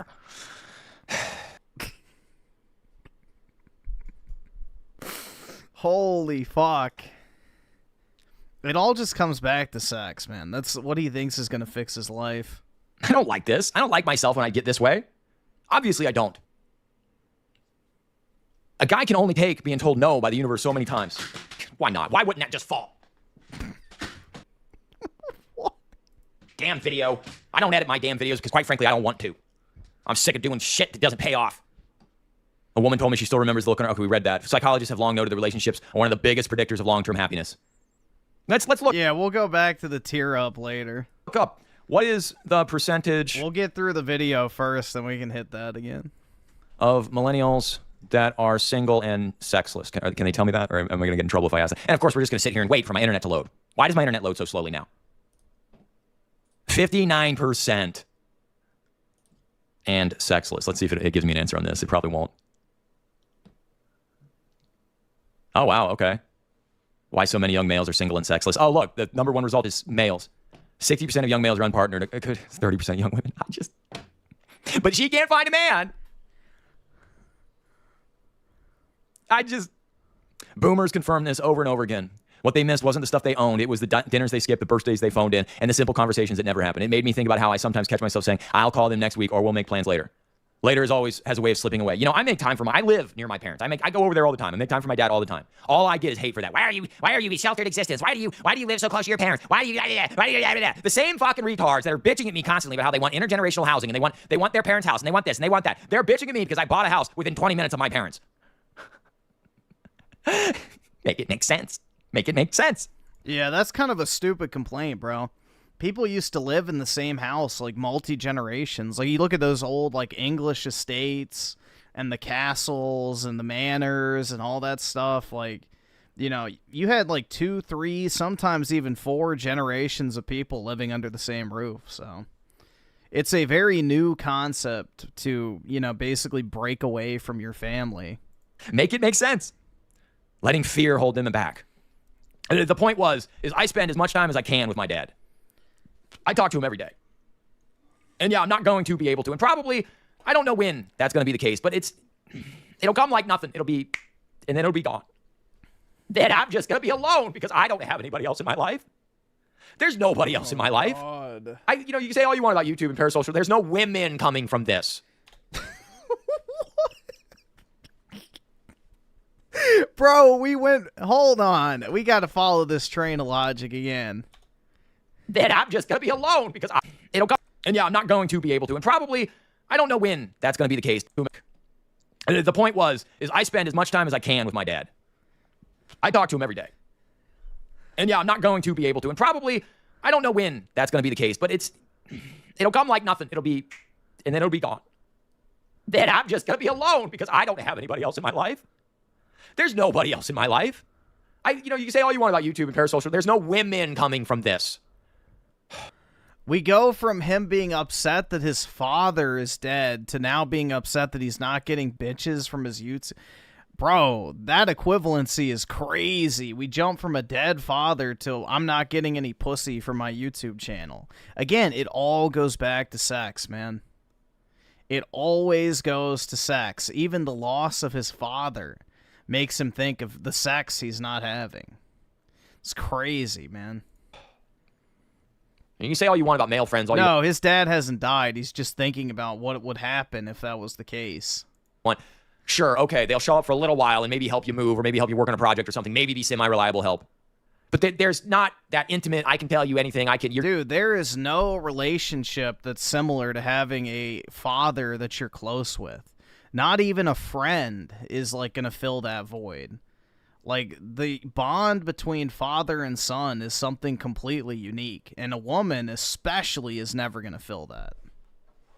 Like, that's, the complete antithesis of what a father-son relationship is like. Women do not care. Like, you can talk to your dad and stuff about shit that you can never talk to women about. Especially if you're dating or married to them. Like, maybe you could talk to your mom about that type of stuff, but, the father-son relationship is special. Nothing can replace that. Especially not, a girlfriend or a wife or whatever.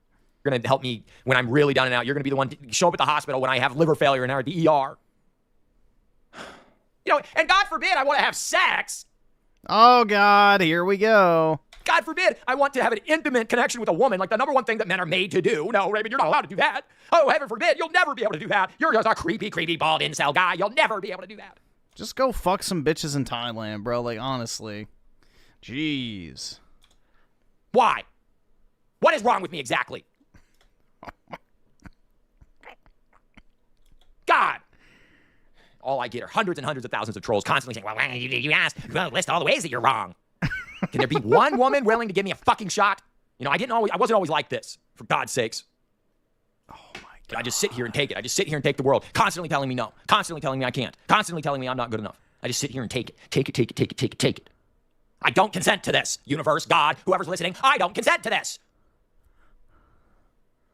If they say the occult is the leaders, the elites, they have to show you before they do it. And if the masses say nothing, then that means you consented. Well, I'm saying something loudly. I don't consent to this lonely, sexless existence that I lead. I don't consent to this. I'm saying it loudly. Let me guess. No one is going to give a fuck. No, apparently apparently it's only been 8 years since he's had sex. So, yeah, he's been in a relationship before. He's had sex with women before. It's just he's gone 8 years without sex, supposedly. So, it's not like he's a virgin or anything like that. I just have to sit here and take it, huh? And these other ones letting fear hold him back. The second regret surprised me in how consistently it appeared. People didn't talk about being afraid of the dark of spiders. They talked about being afraid to take chances. One man told me he stayed in the same job for 35 years because it felt safe, even though he dreamed of starting his own business. Another woman confessed she had wanted to move abroad, but was afraid she wouldn't handle it.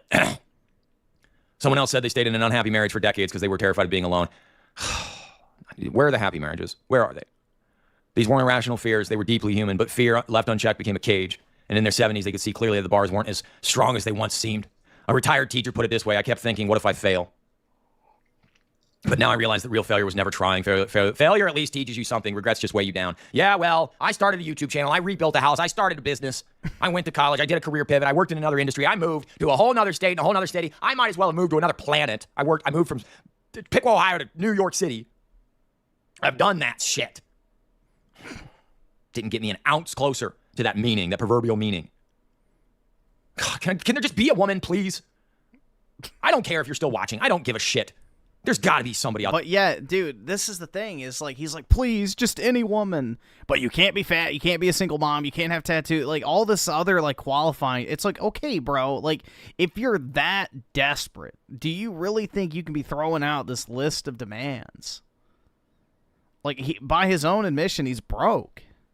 Like, dude, do you really think that women who are, you know, sexually viable and attractive are gonna be like, yes, I want to marry this fucking broke guy who lives in Ohio, who has a rundown house that barely is in repair, and who works on YouTube all day screaming into a microphone about how much he doesn't get laid?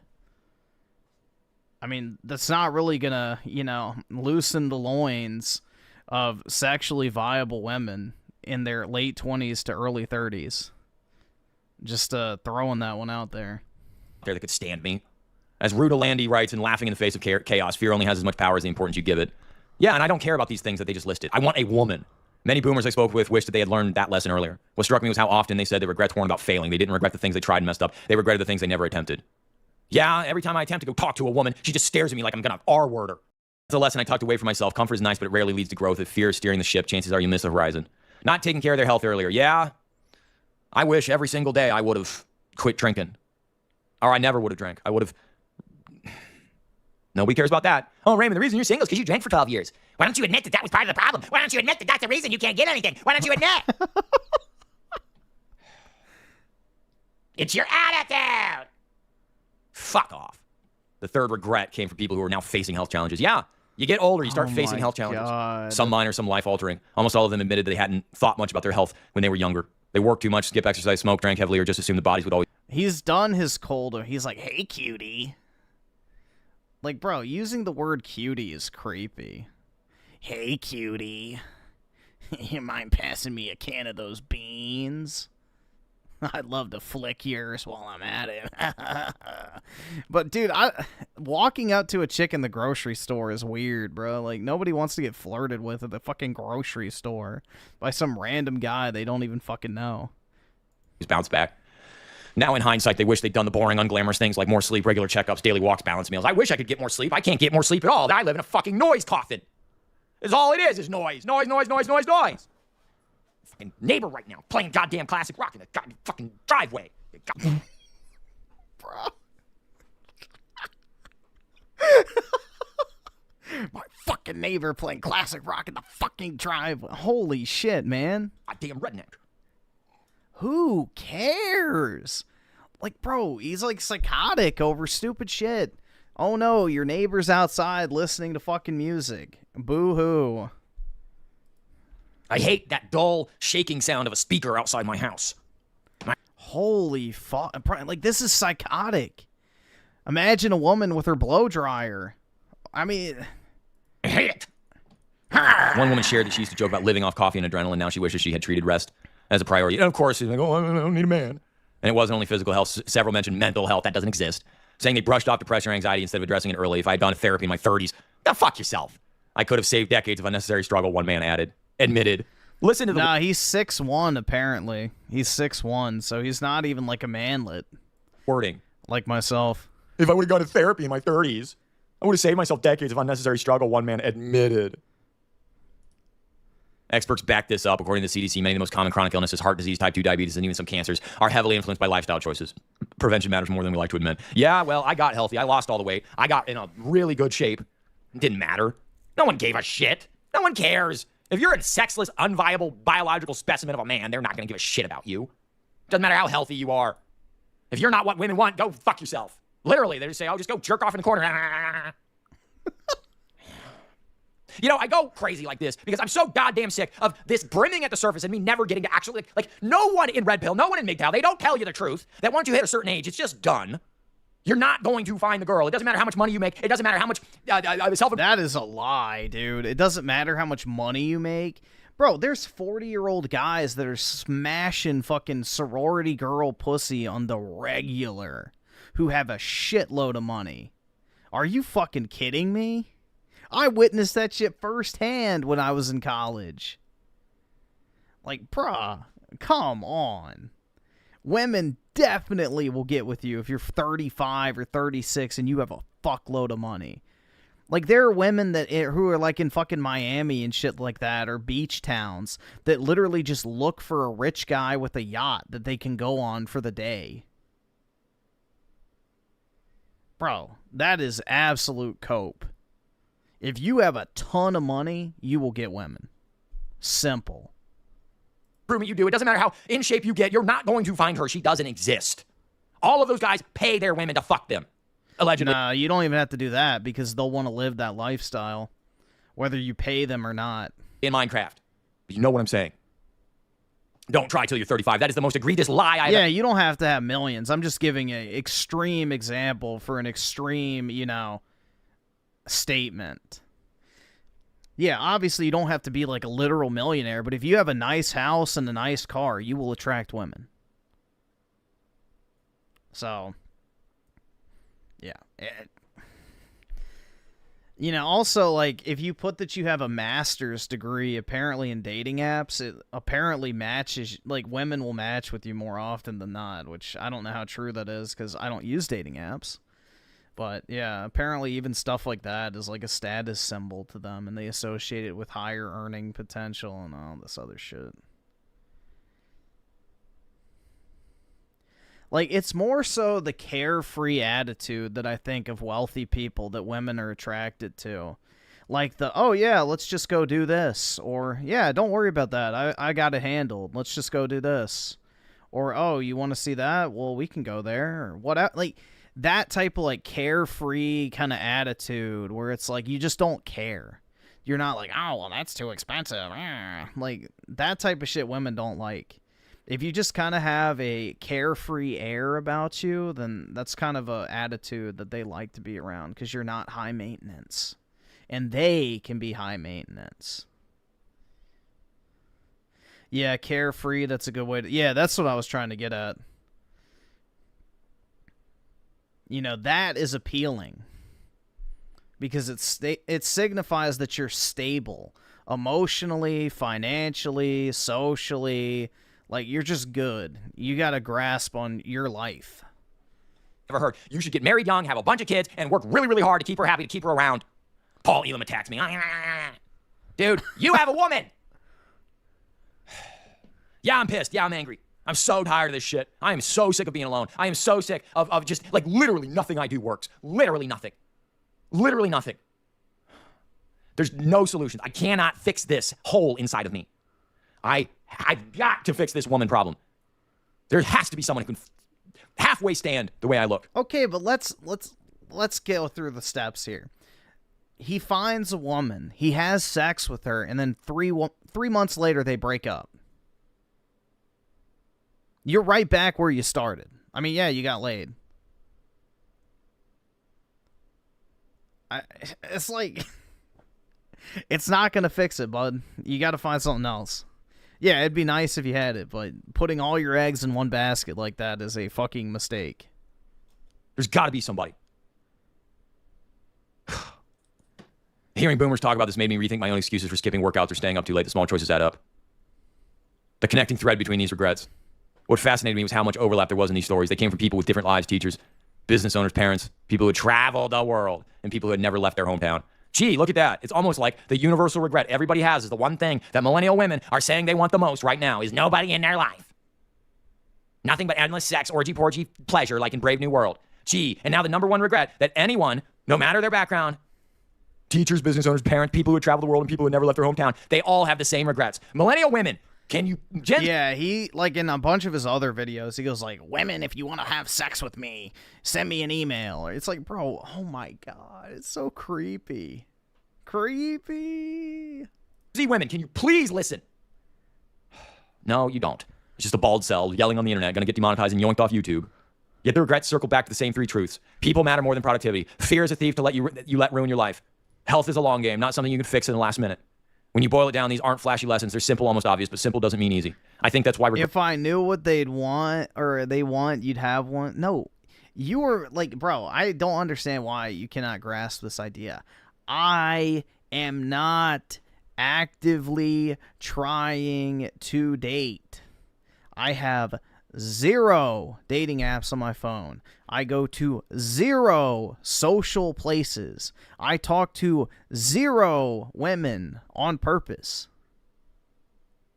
My lifestyle does not or is not compatible with dating. Simple as that. I have 0 time to date, nor do I want to. So that is the difference. If I had dating apps, if I was desperately trying to find a woman to just talk to me or whatever, that is a different story.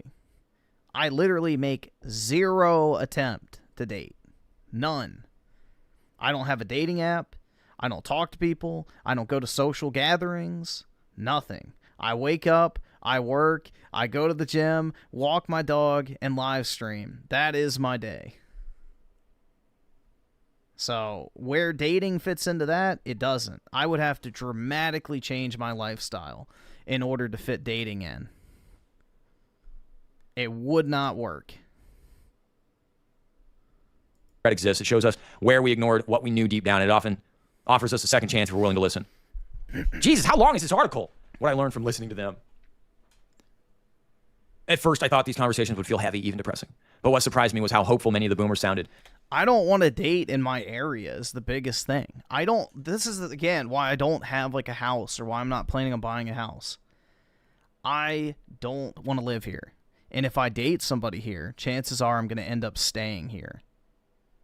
So I don't want anything tying me to this area. I want to be able to leave. So that's the thing, is I would only date right now to marry. And, you know, if you end up with somebody long-term who lives and works in this area, it's going to become a pain point to get them to quit their job and leave. So I can easily, whenever the time comes to change locations, when I'm finally able to, I can just pick up and go. I have nothing tying me to this area at all. That changes if you get into a committed relationship or you buy property. So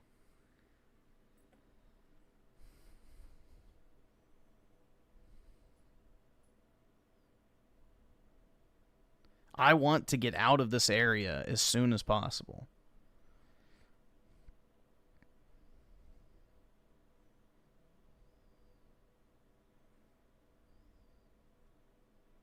You can date without spending all your time. Yeah, I understand that, but when I sleep 3 to 4 hours a night at most during the weekdays, I literally don't have time. I would have to either not work, which isn't an option, either not go to the gym and walk my dog, which again, not an option, or stop streaming. And honestly, I would rather stream than go through the fucking hellscape of dating in the DC area, where 9 out of every 10 women are literal fucking libtards.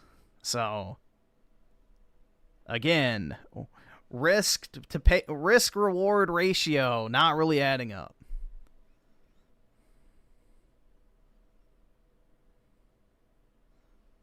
The risk reward ratio is not really tipping towards that.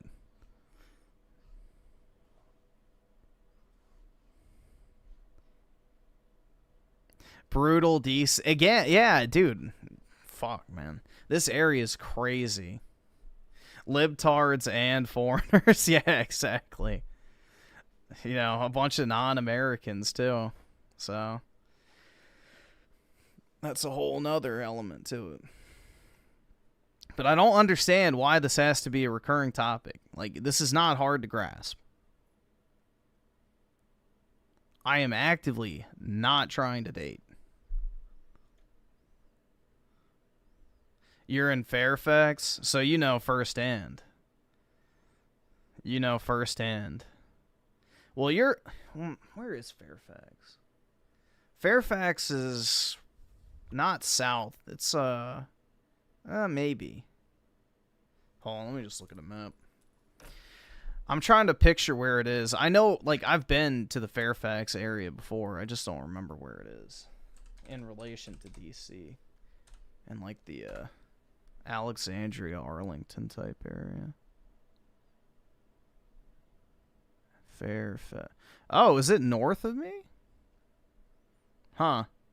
Okay, so yeah, you really know then. You're up towards the border of Maryland. Okay. Yeah. So you definitely know.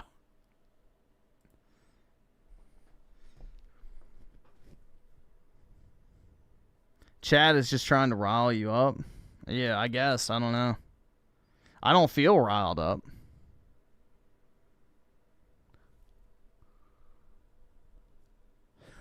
David with the 10, you also have to get a woman with the same income or she will become a money pit. I mean, luckily up in this area, that's not too much of a problem because, you know, a lot of women work in, like, the government or government contracting and stuff, so you make good money in this area, so luckily that's not an issue, but yeah, 100%.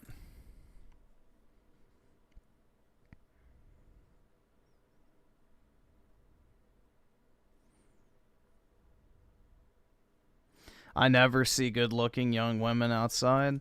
I mean, there's some pretty decent-looking women in my area, but yeah, a lot of them are fat. 7 inches? That's pretty big. Single mom. Yup. They weren't sharing these regrets to wallow in sadness. They were offering them almost like advice, that nobody is going to listen to. Trust me, I know millennial women. They hate men. The man told me, you younger folks don't have to repeat our mistakes. We already tested them out for you. Trust me, love harder, take the leap, and take care of your body. You know, I would love to love harder. I would love it to be able to have somebody to love. Nobody wants me. Oh, my God. Like think about that. Like, everybody making fun of me constantly. Everybody telling me and calling me an insult. Everybody said this, that. All of you mocking me relentlessly. Imagine how it feels to be in my body. Literally no one is interested. I'm barely tolerated. I'm unwanted. There's no one physically coming to have sex with me, to love me, to want to be with me intimately. There's nothing. It is a wholesale rejection. And don't tell me they're just prudes who don't put out. They put out for the hot guy. Oh, my God. Dude, the desperation is palpable. Like, it's fucking palpable. Like, if you're a woman, guys, are you gonna want to date this? Like, genuine question. Like, that's the problem, man. That's the problem. It's like, bro, this is like the complete opposite energy of what women are gonna look for. Now, obviously I can't fix this. It's not sorting itself out. Take the leap, take care of your body, the rest will sort itself out. That hit me. We spend so much time researching for life hacks and productivity tips when the wisdom we need is often right in front of us, sitting across the table in stories of people who've already walked the path. It also reminded me of a conversation I had years ago with my grandmother. She told me she didn't regret the years of financial hardship or the missed vacations. Missed vacations. Fuck you millennial women and your fucking vacations.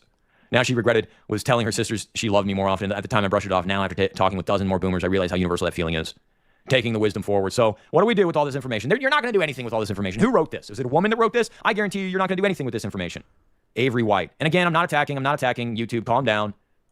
Avery White. Can I go to your... Okay, so this is a fake profile. At first, I thought these conversations would feel heavy, even depressing, but what surprised me was how hopeful many of the boomers sounded. Okay, we already read that. So what do we do with this information? It's one thing to nod along, another to let it change how we live. For me, it means actually picking up the phone and calling a friend instead of scrolling past their photos. It means choosing to run over the couch more often. Choosing the run? What? It means choosing the run. Oh, this is written by a woman. Over the couch more often, not because I should, but because of future me will be grateful. It means asking myself whether I'm making a choice out of fear or possibility. The boomers I spoke to didn't share their regrets or dwell in the past. Most of them were remarkably at peace with their lives. They wanted younger generations to see clearly what often takes decades to learn. One man summed it up perfectly. If you get 3 things right, if you get these 3 things right, everything else is just details. Yeah.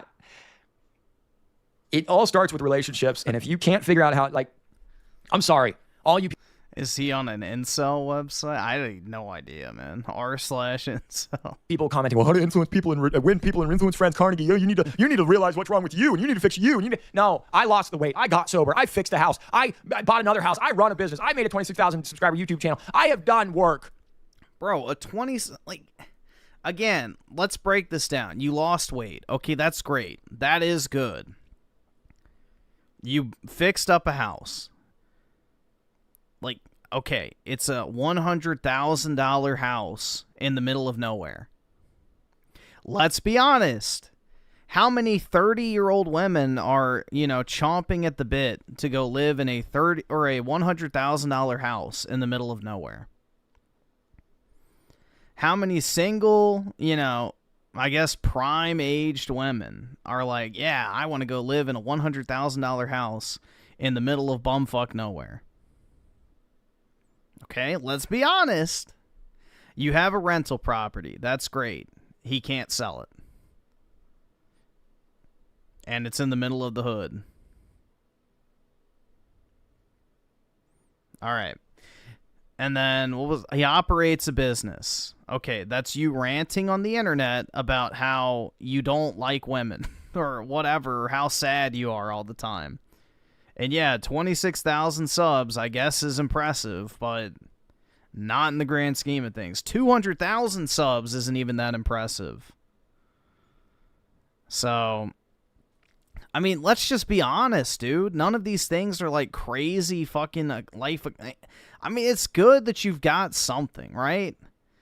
But, bro, just checking a box, no matter how, like, I guess half-measured it is not good enough. Like, losing the weight is probably the best thing he's done.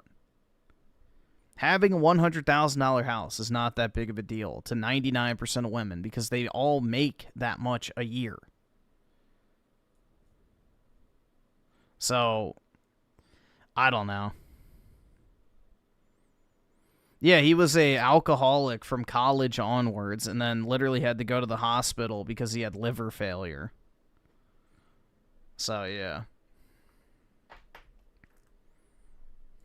Sorry I'm not a roided out nutcase that spends 7 hours in the gym and isn't hot. Stop with the self-improvement lecturing. It's time for some rewards from life. It just is. It's time for some reciprocation from the universe. When is it my turn? I'm serious. I'm really fucking tired. I don't think... And of course, everybody's going to watch this and just go, oh, Raymond, he's just this angry incel. He just keeps yelling and yelling and yelling. If I wrote it out and said it calmly, no one would pay attention. If I yell it out, nobody pays attention. The fact is, nobody pays attention to me. It's just guys in my comments. I want to fuck, okay? I'm sorry. I'm a human being. We're back. Dude, we're back to it. Jesus. I want to fuck.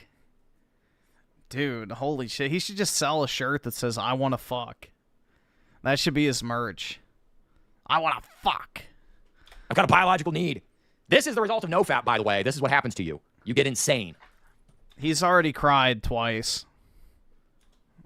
We can't live regret-free life, so no one can, but we can let the regrets of others guide us. And if 40 boomers all point to the same lessons, maybe those are the ones who are paying attention to. Because the truth is, time is moving whether we notice it or not. The question isn't whether we have regrets. The question is which ones we'll have. And today we still have the power to choose. No, we don't, actually. I don't have the power to choose. I'm never... There is no one interested. And it doesn't matter how sanguine and nice and mollycoddled and soy boy nice guy I am. Oh, please, man, please touch Pete now, please. And it doesn't matter how alpha dude bro angry I get. And it doesn't matter how stoic and like detached you become. Go just be silent. Go live in the woods. Notice how they always want you to be stoic and go away. Notice that? They just want you to go away. Just go away, Raymond. Just go away. I'm not dealing well with this. You get to choose your regrets. No, women get to choose their regrets. And they're choosing loud and clear. And it's killing me. It's killing me, ladies. Holy fucking dying here. Shit, man. There's got to be somebody that's even remotely interested. Fuck, I'll move. I'll move to you. Fuck. Oh my God, bro.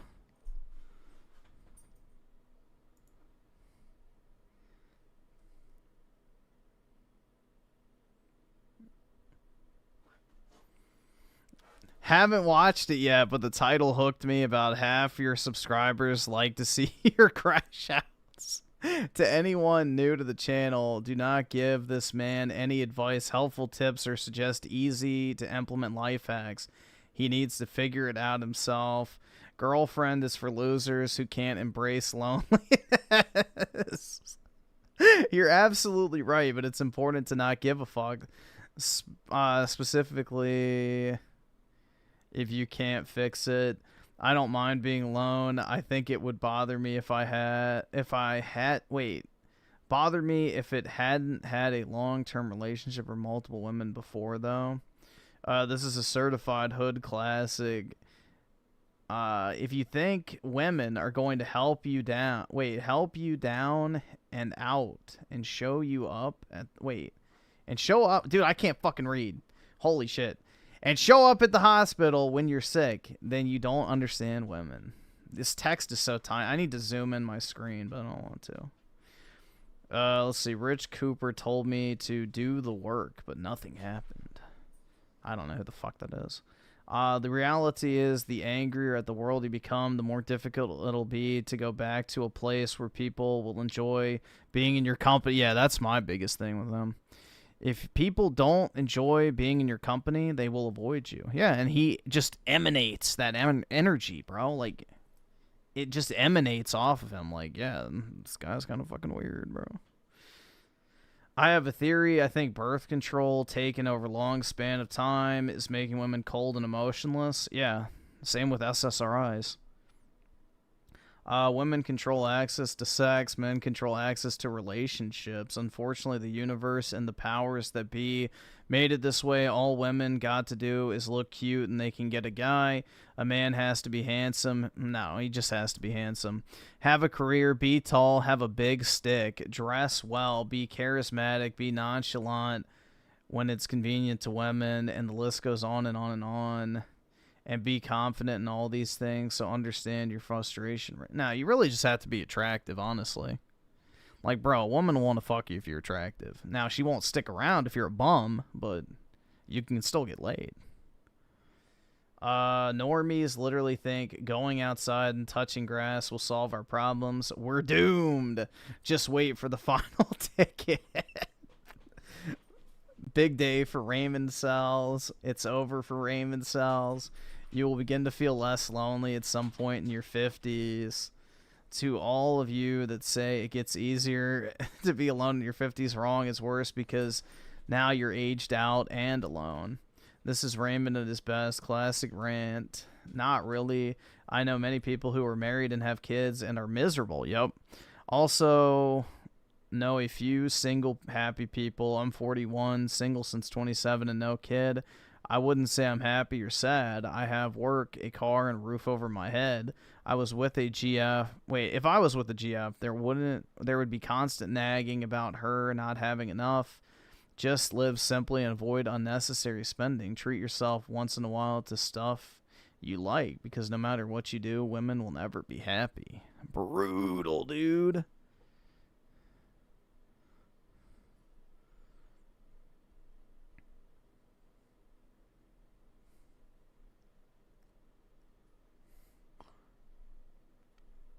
What's this? I'm divorced, 40 years old, and saw online 4 ladies I knew from high school and I was decent friends with back then. I discovered they all got divorced a couple years after their divorce.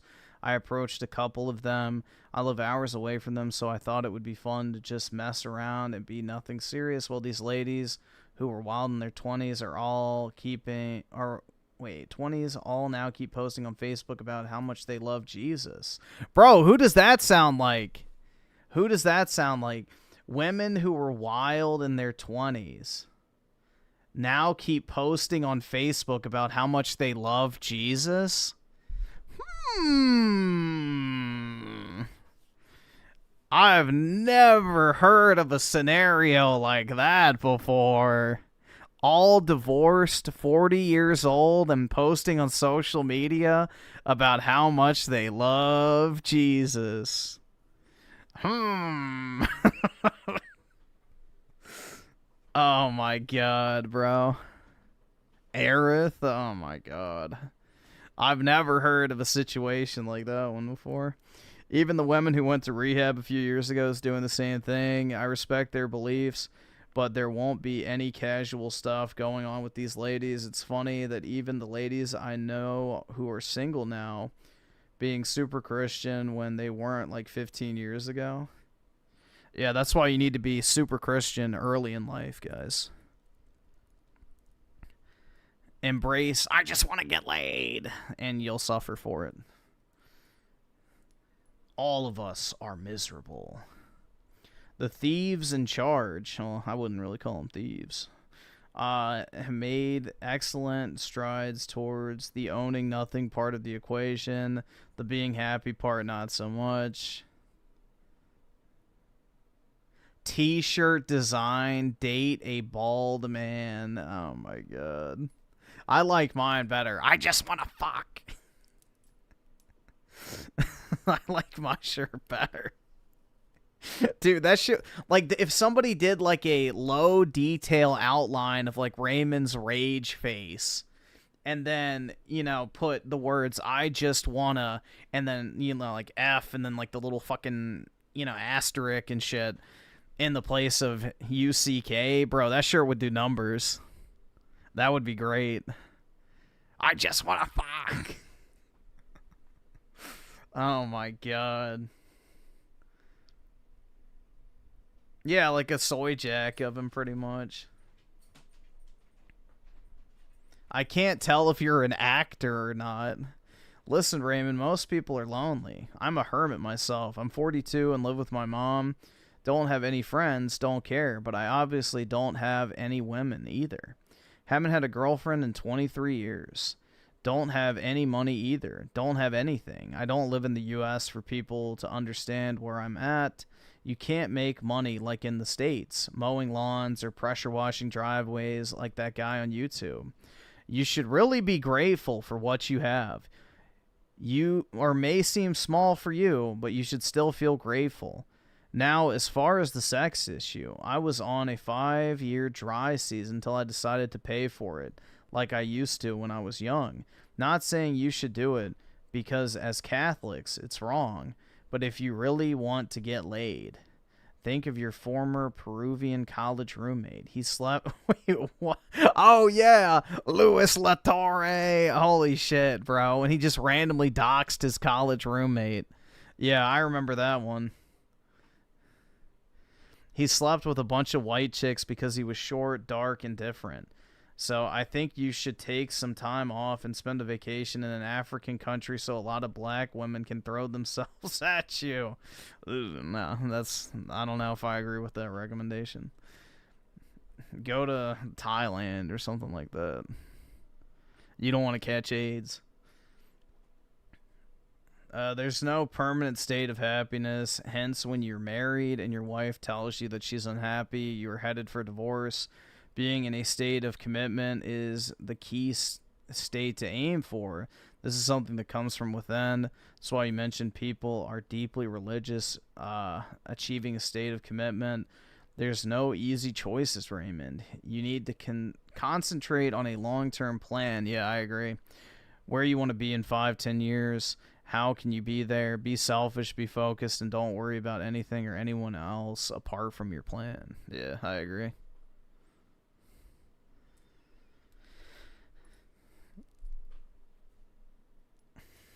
Dude, it is kind of interesting to read all these fucking comments because it's like just the same points repeated over and over and over again.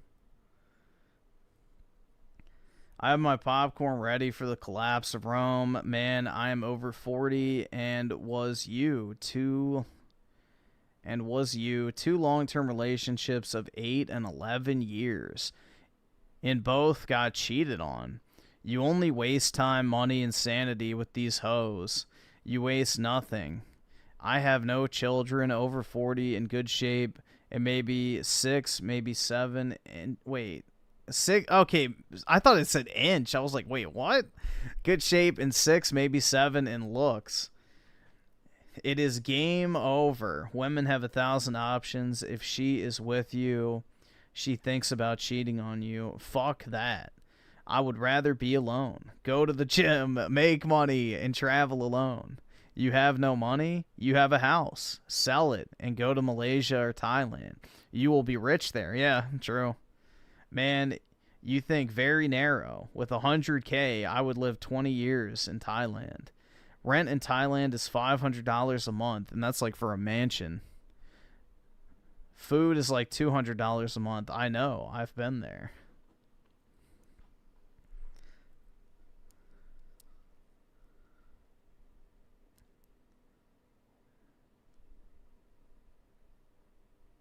Raymond, don't kill yourself, please. I think I think you got to move away from where you are. You're in a bad market. Yeah, he lives in the middle of nowhere, bro.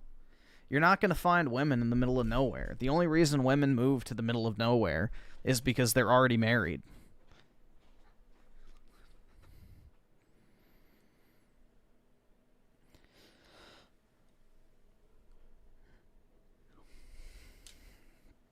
I honestly feel the same way. 30 years old, no friends, never had a girlfriend. Growing up, my family isolated me from other people. I was never allowed to go to both parties with friends. When I did have some, I was always forced to stay home. Then when I got older, went to college, I realized I couldn't connect with people, and people tend to always avoid me. I'm also very short, 5'1". Oof. So I was always self-conscious about that as well, on top of being socially inept. It's like I lack something fundamental socially. I do work out and work on my appearance. I have a great physique. Unfortunately, I'm never anyone's choice, and I think that's because I'm lacking that I've got... Wait. Of something I'm lacking that I've got no idea what it is. I struggle with depression. I'm not where I want to be due to a lack of experience and no guidance. I don't believe in drugs or alcohol or some sort of medication to help with depression. I go to the gym for that, but I gotta say, it is really hard. Yeah, that's brutal, man. Yeah, it is depressing, man. But these guys just come to these videos to trauma dump. They just come here to trauma dump. It's weird, man. I don't know. Like, I keep this... Like, bro, I would keep these type of feelings to myself. Like, I don't... You know, I keep my woes and, you know, heckin' sad thoughts inside where they belong.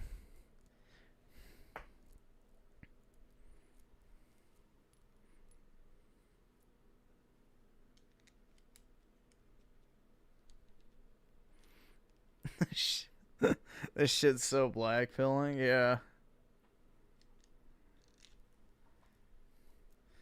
Let's see. Your problem isn't sex or women. You have a spiritual malady? I don't know what that means. Let's look that up. Malady?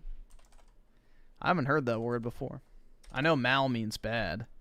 A disease or ailment. Okay. A spiritual disease. I agree with that. Raymond definitely needs some Jesus in his life. You know? Dude, for what? The better part of 2,000 years, Christianity has carried Western civilization on its back. Our entire society is, whether people want to admit it or not, based almost entirely on Christian values. So, return to God and you'll return to sanity. I think most people realize that when it's too late. So, you know, you replace the fear of God with the fear of everything else. So, when the only thing you fear is God, nothing can stop you. And Raymond, I guarantee you, is a libertarian atheist type who's like, your space daddy won't save you.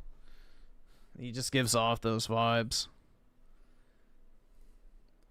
We're ex-addicts, alcoholics, all have it, but don't listen to me or another guy on the internet offering advice. Just listen to yourself. Only religious people are happy, so that kind of tells me what you need to do, right? Seek out any deeper meaning. Go to AA meetings, seek out God, yep.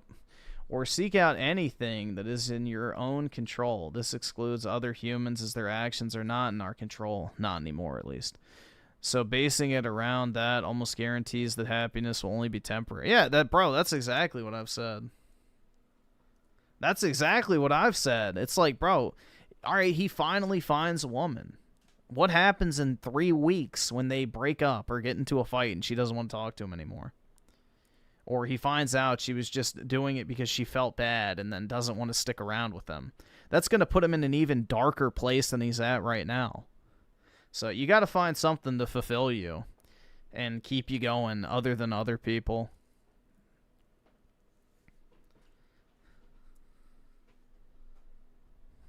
So I agree with this. This guy has a good response. Get a good, real Holy Bible and read some daily. Start watching preacher sermons on YouTube. Start thinking about God, Jesus. Try focusing on that. And everything else starts to make sense. Yeah, dude, I agree. Raymond should pick up the faith, bro. I mean, all I can say, man, is I've been rereading the Bible again for the first time in a few years. Probably for the past 6 months or so. And, like, the amount of shit that's relevant in that today is wild. You know? The ailments of 3,000 years ago are alive and well in the modern world and only amplified. So there is a reason Christianity has survived as long as it has as a religion, because there is a lot of fucking truths in that book.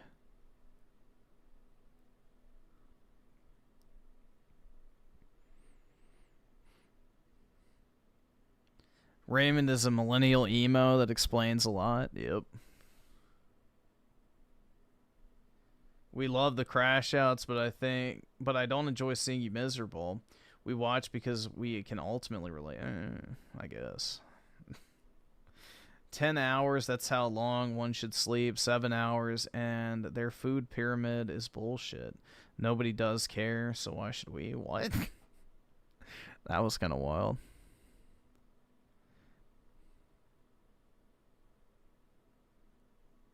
Yep, just look up the book of Matthew. It reads like it was written in the past few years. Yep.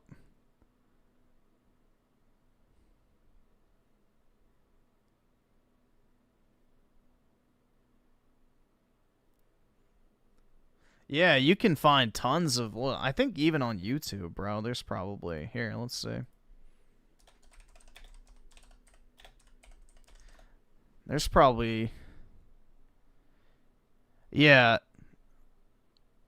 There's on YouTube, you don't even have to pay for Audible. There's literally, you know, the entire Bible on audiobook on YouTube. You can just look it up. But yeah, you can listen to it in your free time if you want.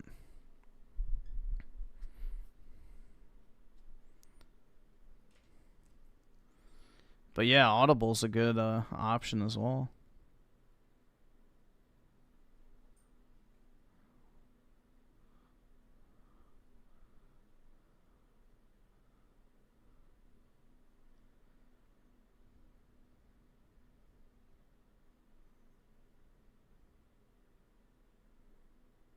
You could always yeah, that's true. You got a Melanie Max Bible channel for the PKs out there. Count your blessings. At least you got some shit in your life. I'm a Zoomer fuck, and it's only been worse. And have had shittier parents. Now I'm condemned to live a life of slave labor. There are times I wish to crash out so hard that I can never wake up. Hell, crashed out last week and got myself injured. Just not to cause more shit. And no, I got into no fights nor did any damage. What the fuck? Shut up, Zoomy.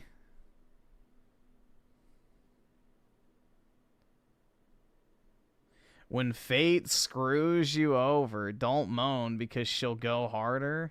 I think Raymond would like to fuck fate. I love the thumbnails. I walk 3 times a day with no tech. I'm lucky to have a forest preserve, a mile's walk. Then I'm in the forest. Just pay for sex, man. It's the same. Women are nuts unless you're rich, in which you pay for sex anyway. I feel you, though, man. It's the same for me. I will do my best to get your channel to blow up, brother. I've done it before. I can do it again. Yo, help me out. The guy I helped has millions of followers now. 3 deep breaths gives you a DMT hit in your brain to help fight the depression. Huge breaths and very slow, and let out your nose as slowly as you can. Do this 3 times. It's proven. I know, man, water under the bridge, but I will support the channel the best I can. Dude, we got the maker of channels in the comments section. Holy fuck.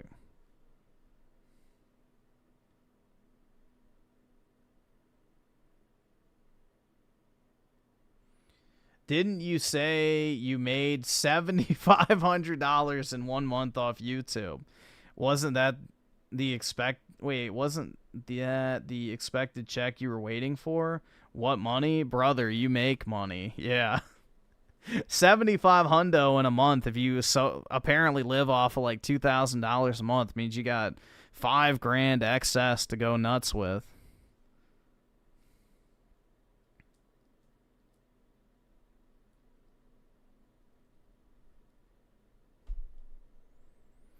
Not true. Women like guys that make their lives better regardless of height or follicle count. Men don't enter relationships that benefit them. Not sure why women are expecting to do so.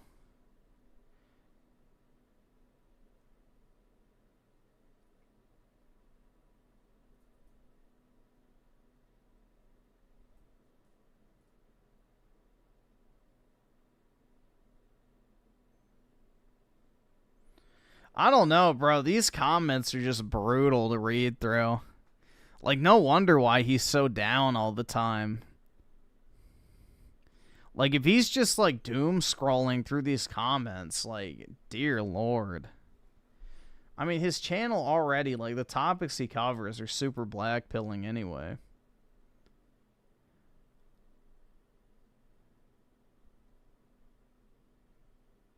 They're literally equating adult relationships to playground games. 10 things women say when they mean the complete opposite. Bro. Oh my god.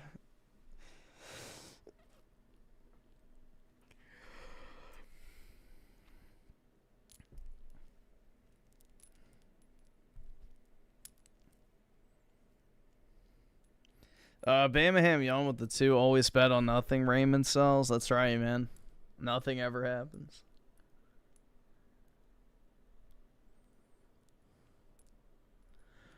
I don't know, dude. It's just like, it's the self-fulfilling prophecy, though. He has to constantly be miserable in order to make money.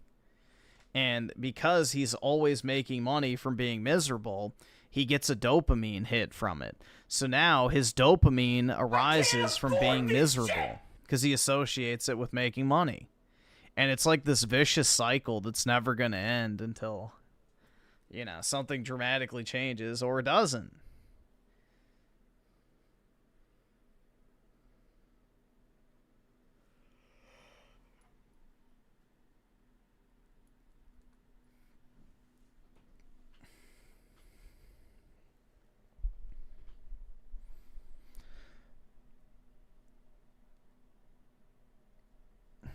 Seppuku eyes in the banner. That's right.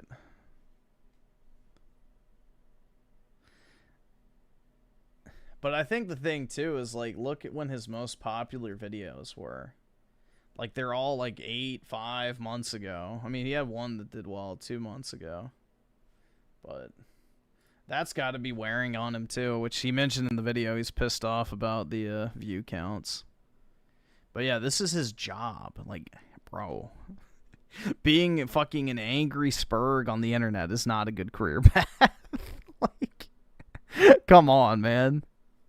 Don't do that to yourself. Especially for only, bro, 26,000 subs is not. Oh my god. Yeah, exactly, bro. Once he gets a girlfriend, let's say, his whole, like, anti-women ranting dies. He has nothing to fucking produce content on anymore. Because do you think his girlfriend's going to want to be with him while in the other room he's ranting about how fucking awful women are? Like, oh yeah, guys, this is my new boyfriend. He has a YouTube channel. And she shows her friends. And she's like, all he does is talk shit about women? You need to get rid of him. Like, bro, it's doomed from the start.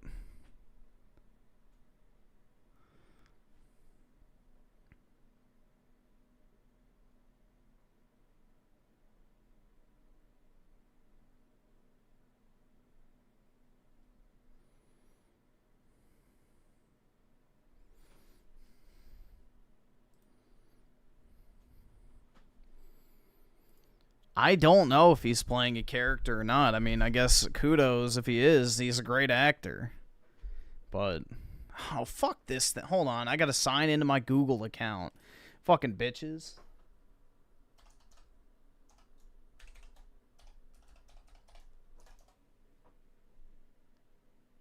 Why did that not work? Hold on.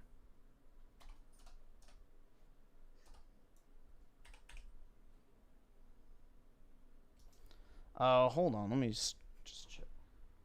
I wrote it down somewhere. I had to change it because of the stupid fucking security thing. Ugh. The fuck is my notebook? I don't want to have to reset it again.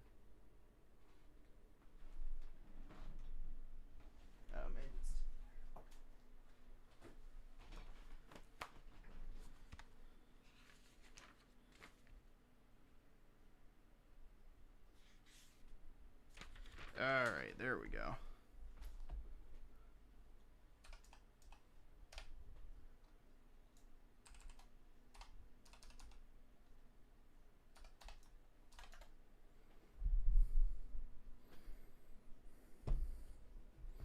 So dumb, bro. I'm like actively streaming on a tab and it's like, oh, sign in. We don't know if it's you. It's like, gee, it's a little late for that one, huh? Little late to figure that one out, don't you think? Someone's already been streaming on the channel for 7 hours. Maybe that would have been something to check at the beginning of the person going live? I don't know. I don't know, bro. Those look like real tears. So, and he's broken down on stream multiple times, too.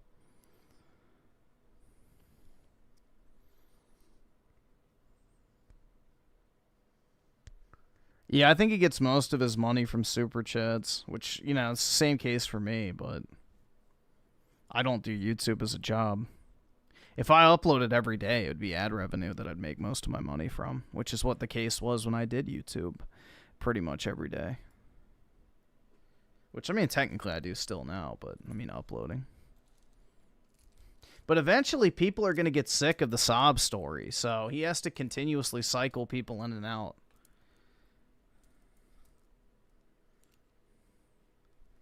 You know, maybe you feel bad for him after you watch a video, and then you're like, okay, you know, here's your little sympathy shekels for the night, and then you're just kind of like, ah, this guy's still going on and on and on and on. Okay, yeah, I'm good.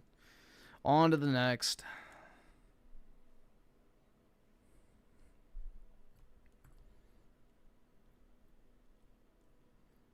Here, let's see what this is. I don't really want to watch the full thing, but...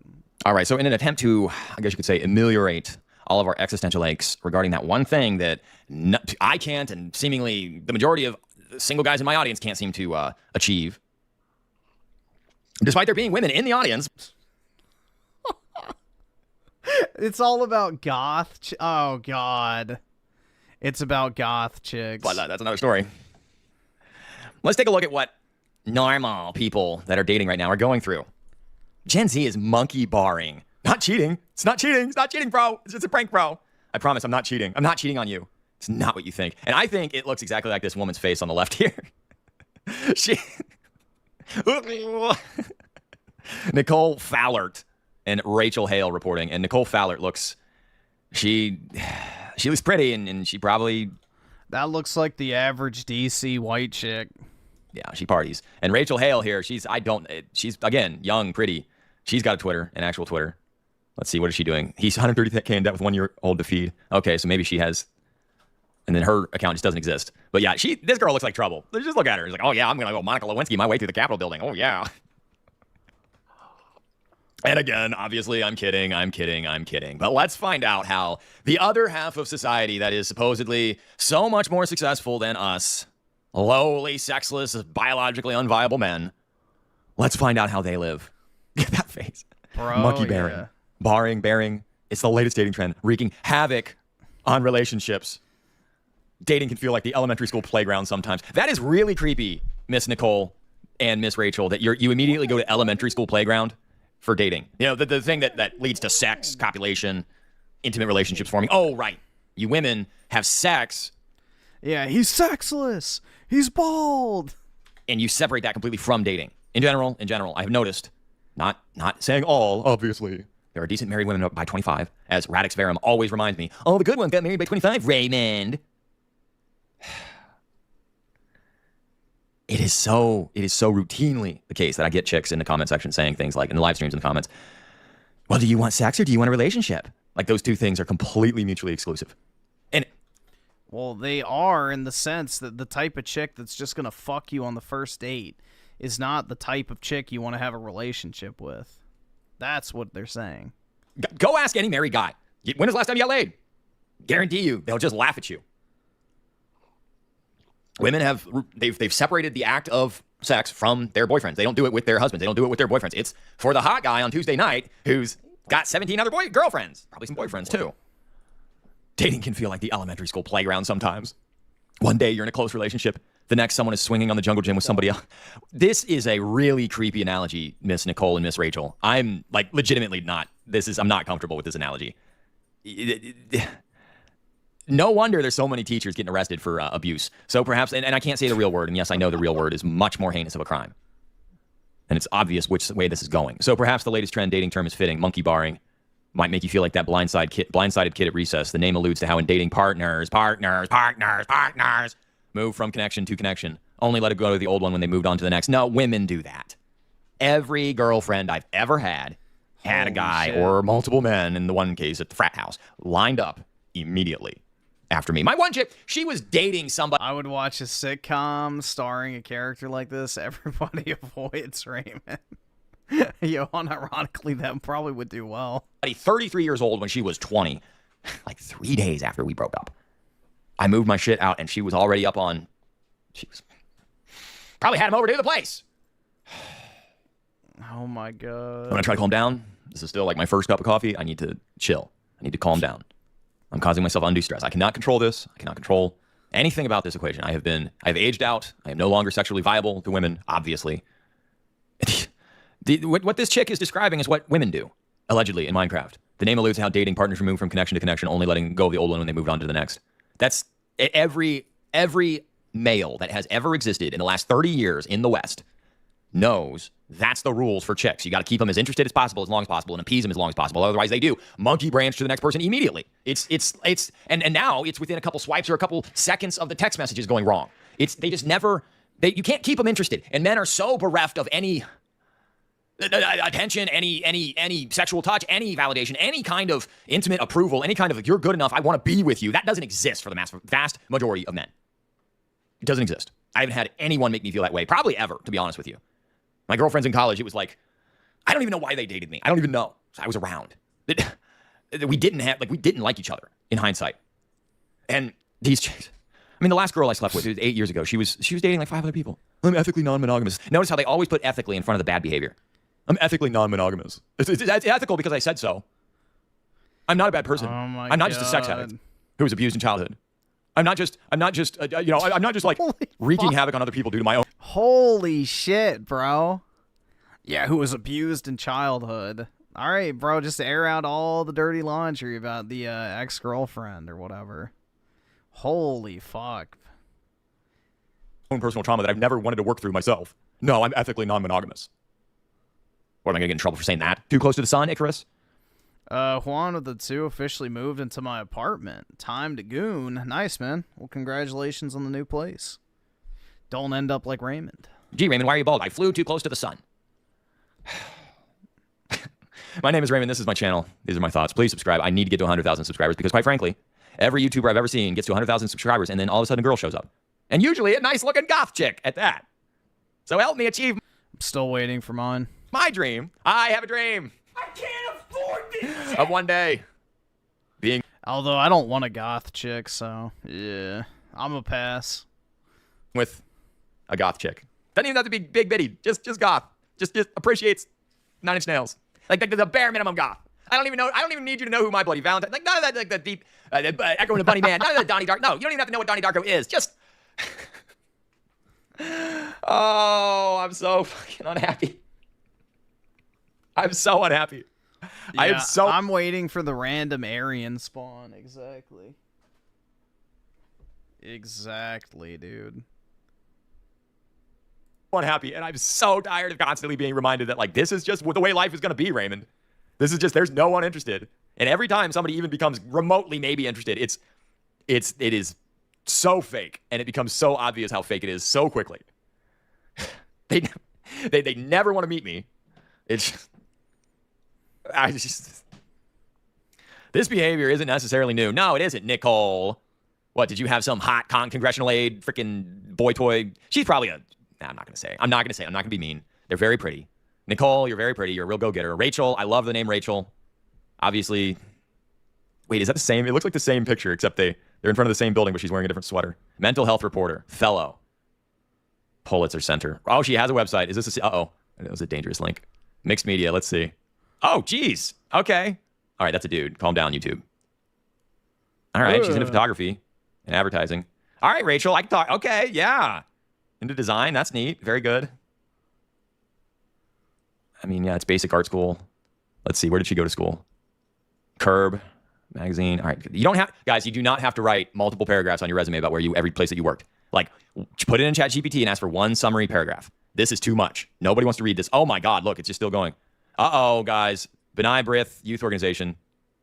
You guys gonna freak out. Naperville, Illinois. Oh, she's rich. I see. She's from the good part of Illinois. Where'd you go to school? Jewish Learning Social Justice Fellowship. There you go. Naperville North Star. Well, you looking for a goy to get hitched with, Miss Rachel? You can keep your religion. It passed. Dude, look at the eyes, though. Holy shit. They're not sending their best. Holy fuck, bro. This is through the... We know where they hid the gold. The matriarch. I love the name Rachel. Jacob got married to a girl named Rachel. We can talk about this. We can talk about this.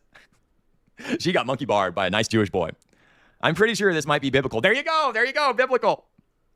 Oh, all right. The behavior isn't necessarily new, according to Amanda Miller, professor of sociology at the University of Indianapolis. I'm pretty sure this might be biblical, Miller says, of when we keep a potential next partner in the wings, but the phenomenon is more prevalent right now as Gen Z struggles to find connections in real life and the rise of online dating apps. She says, what are you talking about? This has always been the modus operandi. This might be biblical? Do you mean like apocalyptic? Because this, actually, biblical marriage was... Oh, my God. The woman was given to you by the man that you worked for 7 years, and you got a dowry with her. Go read Genesis 28. What? Bro, that was a... Hold on. Is he really taking a one-off story? Actually, biblical marriage was... The woman was given to you by the man that you worked for 7 years, and you got a dowry with her. Go read Genesis 28. That's not how marriage was. In traditional marriages, you would get a dowry and the wife. You wouldn't have to work for her. The point was it was a test. The founder of Israel, Bethel. On this rock I will build my church. That's a different verse. Well, actually, no, it isn't. No, it is a different verse. I think they were talking about the same thing, but it's not biblical. I think she means apocalyptic. It's the idiom. This is biblical. It's a very Jewish idiom too, because they view the Bible as the apocryphal text, the apocalyptic text, because they think Jesus was a man and nothing more. Yeah, Ben Shapiro.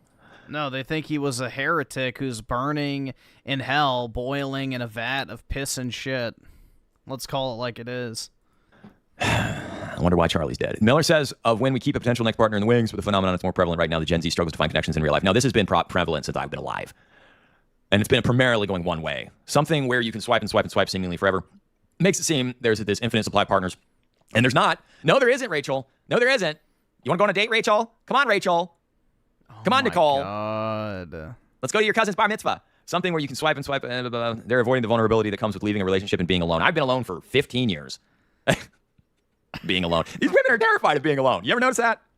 There is a stability that comes from being able to say, I know I'm leaving this relationship, but I have something I'm going towards. They've always been this way. Why are we looking at a picture of the Prince of Wales and his boy toy over there? Why does monkey bearing say about young daters? And for those that, we have those that can see. For those that know what I'm talking about there, by the way. Did Princess die underneath that bridge? I don't know.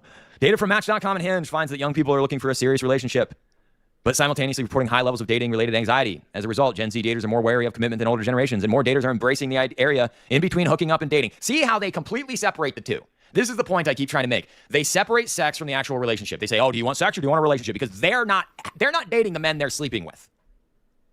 They're sleeping with all the same 3% of guys, but they won't date those guys, or those guys won't date them, however MGTOW, red pill bullshit you want to ascribe to it. They can't get any of the guys to date them or anything like that.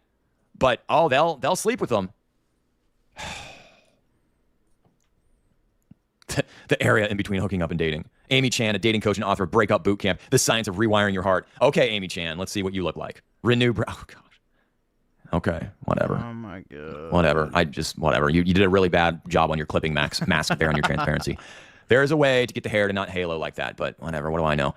Says that Gen Z, the cohort between 1997 and 2012, experienced heightened fears. No, Gen Z is not 1997. 1997. Yes, it is. I'm a Zoomer. Evan, no. Gen Z, no. You do not get to claim the 90s. Fuck you. Yes, I do. I'm not a millennial. I refuse to be a soy-lennial. I'd rather be a Zoomer than a millennial. You.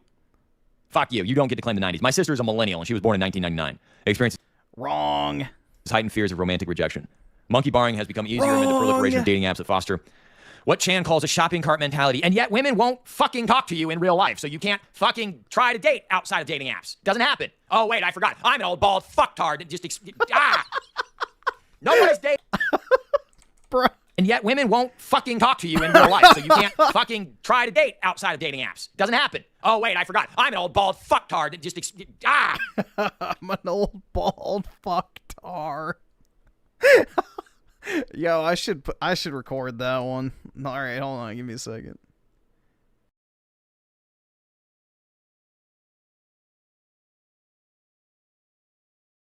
Outside of dating apps. Doesn't happen. Oh, wait, I forgot. I'm an old bald fucktard that just... No one is dating. Who is dating? Who are these people that are dating? Oh, right, I forgot. The pretty Jewish girls. All right, there we go. Oy vey, that's anti-Semitic. Isn't an anti-Semitic attack. Calm down, guys. Yeah, it is. Oh, know your place, goy. Being descriptive, she has it all over her resume. Where daters evaluate users as if they were products. More than half of adults under 30 have reported using dating apps like Tinder, Match. Look, under 30, 35 years old, I might as well be dead.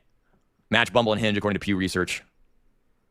Chan says Gen Z. Yeah, why do they have to be pretty Jewish girls? Why can't they just be pretty girls, huh? Loves to create terms for things that have existed for decades. Yeah, exactly. Monkey barring is no different. There's a kind of emotional... Oh, so it literally comes from the playground. Jesus, grow up, ladies. Like, seriously.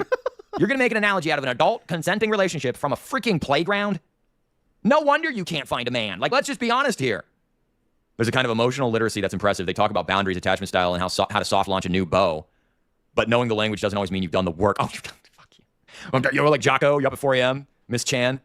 Sometimes this knowledge acts as an armor instead of a bridge. Oh, they took down the TikTok.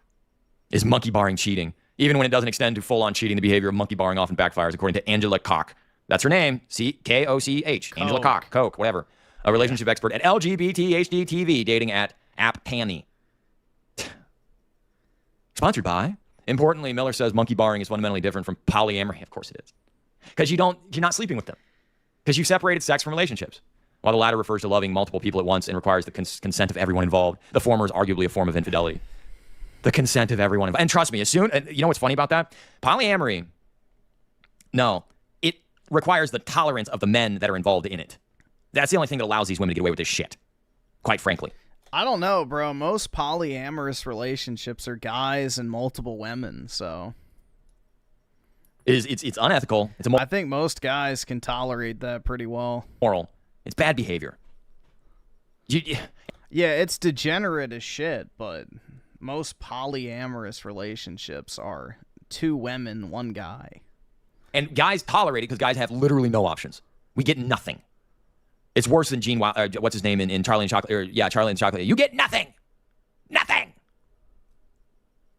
We get absolutely no attention. We get absolutely no. You can be of service. You can be the nicest guy. You can be. The amount of furniture I've moved, the amount of shit I've done, you get nothing in return. And don't tell me, oh, you shouldn't do things through transactions. What do you think women want out of guys? All I ever hear from these overweight 25-year-old chicks that, oh, I can't find. I moved your couch. Why didn't you suck my cock? And then I'm just sad because I don't have anybody to cook for me or clean for me, and I don't have a clean house to come home to. Oh. All you do is bitch about transactional relationships, but all you expect are transactions. None of you actually want to, I don't know, actually like the person you're with, be only with that person, have some happy, fun bedroom fun time every once in a while. And by every once in a while, I mean a couple times a week, for God's sakes. You do that with a hot jock guy. I lived next to a goth chick, and the building elbowed, and you could see right in her window. She used to leave her blinds open every Wednesday night. This big guy came in and just tossed her around the bedroom. Oh my dude, what the fuck? He was watching. Holy shit. Come on, bro. It's like, yeah, it's that time of the week, baby. It was. She knew exactly what she. And she's this little, tiny, mousy, skinny goth chick, and it's just like the dude was a total jock, moron-looking dickhead, roid case. She should have been with me instead. The amount of times I've been to, like, I went to the fair once a couple years ago, right after I got sober, and there was a football player type with the Letterman jacket with his friends and everything, and there was this cute goth chick, like, across the way walking around, and she saw him. I watched this whole thing unravel in real time. I had no idea who these people are. She looked across the, like, parkway, causeway, whatever the path is, into the fair, and he, like, waved at her and yelled her name. Dude, it's like the inverse of that fucking Taylor Swift song where she's like peering in the guy's window. It's the opposite. Only Raymond's peering in the chick's window, saying, "You belong with me, not him." And I've never seen a goth girl so happy. She jumped up and down, ran across into his arms. It's like, oh God, bro. Holy shit. This is like PTSD type energy. What the hell? Those are supposed to be like, gee, I wonder what that's like. Bro, it's supposed to be for the nerdy guys. Is there no sense of justice or impropriety? Goth girls are for the nerdy guys? Bro, that is like literally not even the case. The stereotype was always that the goth chicks were like fucking the football players and shit. At least in my time. What girls do I... Oh, right. The 5'5", 250-pound chicks. Gee, thanks. Yeah, holy seed, indeed. I don't give a shit anymore. I'm just going to tell you the truth. This sucks. Being alone sucks. There's no way around it. You can't distractify yourself away from the gaping loneliness in your life. And lack of physical touch, intimacy, lack of an emotional support system, lack of any kind of person in your life. It takes a toll on you, and it makes you insane after a while. And part of me doing this channel... My parents at a Peeping Tom, when they first got married, I was always curious what someone like that would look like. Yeah, dude, imagine just like you're in the midst of, you know, having sex, and you like turn your head to look out the window, and there in the distance on a rainy night, a lightning bolt strikes, illuminating the sky, and in, you know, that flash is Raymond just staring at you with a blank stare on his face. And as the lightning fades, so does his face. Bro. Holy shit. That would be a sight. Is me. I mean, there was a part of me in the back of my mind that thought, okay, well, maybe there'll be a chick eventually that comes around and sees something she likes in me. And that didn't happen at all. Not even close. So at this point, I don't care. I'm just going to be unashamedly who I am. I'm lonely. I'm pissed off about it. I'm really tired of the metaphysics of the universe not reciprocating the equal effort that I put into it to give it back to me. That didn't happen. None of it happened. It's just, hey, the Christians. Dude, if I had money, I would take a lot of these fucking stories and just make a movie called Chud.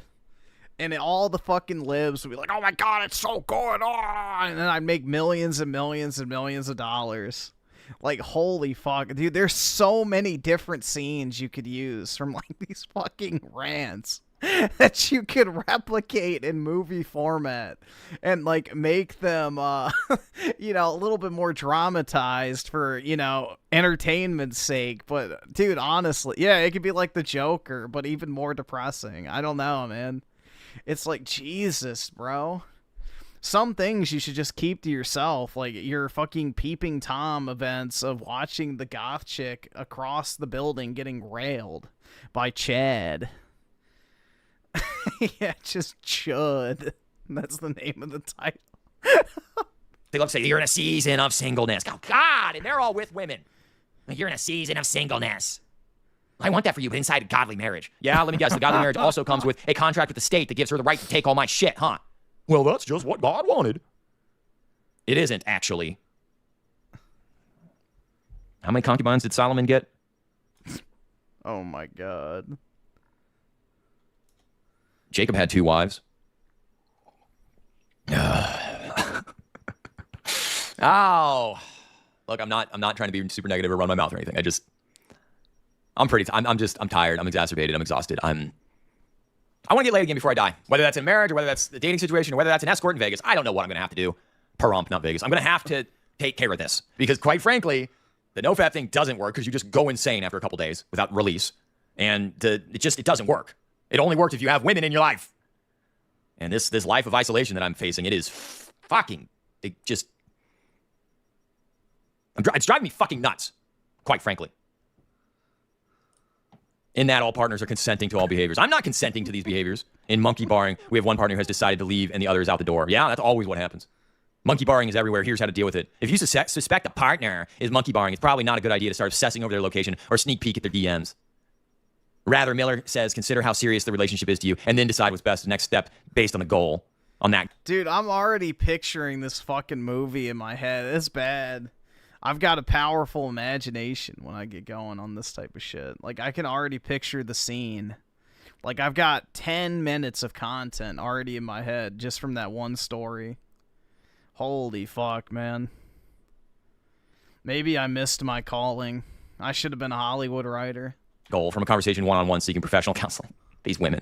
I know that you're upset that I'm with Johnny now, but like that not a surf. Raymond is my muse. Song from the 90s said that I could be popular if I dated many, many boys all at once. I'm popular. I'm the teacher's pet. And sometimes it means the time to step away. No, what it would end on is his story about finally getting that chick who was like in his high school that was divorced, but she was fucking 5 other guys. The movie would end with him finally getting laid. But then right after she says, just so you know, because I want to be honest about it, I'm seeing 5 other guys right now, but it's ethical. And it just, like, the movie ends with him with, like, a dead face, like, just looking into the fucking camera, and it just pans out while she continues to talk about it, and then it just cuts to credits. I love it. There's no justice here. It's just, oh, no, you're old news now. It might just be a sign that this is not the right person for you. There's no right person for you. There isn't. And women get all the fucking pleasure in the world. They get a million you-know-whats over and over and over again, and men get nothing. And then they cry and bitch at 40 years old. There's no man for me. But, like, as she starts to say it, he has, like, a light smile on his face, and it just slowly starts to turn to, like, the dead stare. It doesn't matter. Nobody gives a shit. Nobody cares. Raymond, just deal with it. It's your fault because you're bald. And then I love it. I get lectured by women in the comments about my attitude. My attitude. You have no idea how fucking nice and willing to help and I'm such a nice guy. Eager and this did not happen overnight. All right? And I'm not alone in that. They're just... Let's finish this. If you yourself are feeling tempted to monkey bar, Miller says the gut check how you would want to be treated. If it's not behavior you would want to do in front of your partner, it's not behavior you should be doing behind their back. Rachel Hale's role covering youth mental health is USA Today is supported by partnership with Pivotal and journalism funding partners.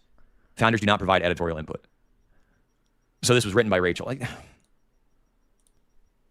she's just a nice Jewish girl, Raymond. God. Women get all the choice in the matter. Men get nothing. Men get the scraps. And this whole don't try till you're 35 thing is complete bullshit. If you're younger than 35, you need to try really, really, really hard. And like, don't listen to MGTOW people. They're fucking full of shit. Oh, listen to somebody that's been divorced 3 times. Great track record there. Oh, and notice that all those guys, they all have women in their lives. They're not single. They're not alone. Okay? I am alone. I've been alone for 15 years. Dude, I mean, like, I'm really thinking about this now. Like, imagine the story is told through, like, the scenes that happen, but then there's, like, intermediary periods of him, like, writing in a diary. Kind of similar to him making YouTube video. Like, kind of like that. Like, think of like a diary entry, but in the form of like a YouTube video. So, you know, the scenes in between, like the life events, would be like his, you know, YouTube video. And it would basically just be like an introspective look into his mental state after each event. And it just slowly transitions into the next one. And next one. And next one. And then eventually it culminates in the scene where he's like, you know, laying in bed with the chick. And she goes, so, I didn't want to tell you at first, but I do want to be honest about it. You're not the only one from high school that I'm seeing right now. And then it's like the end. Bruh.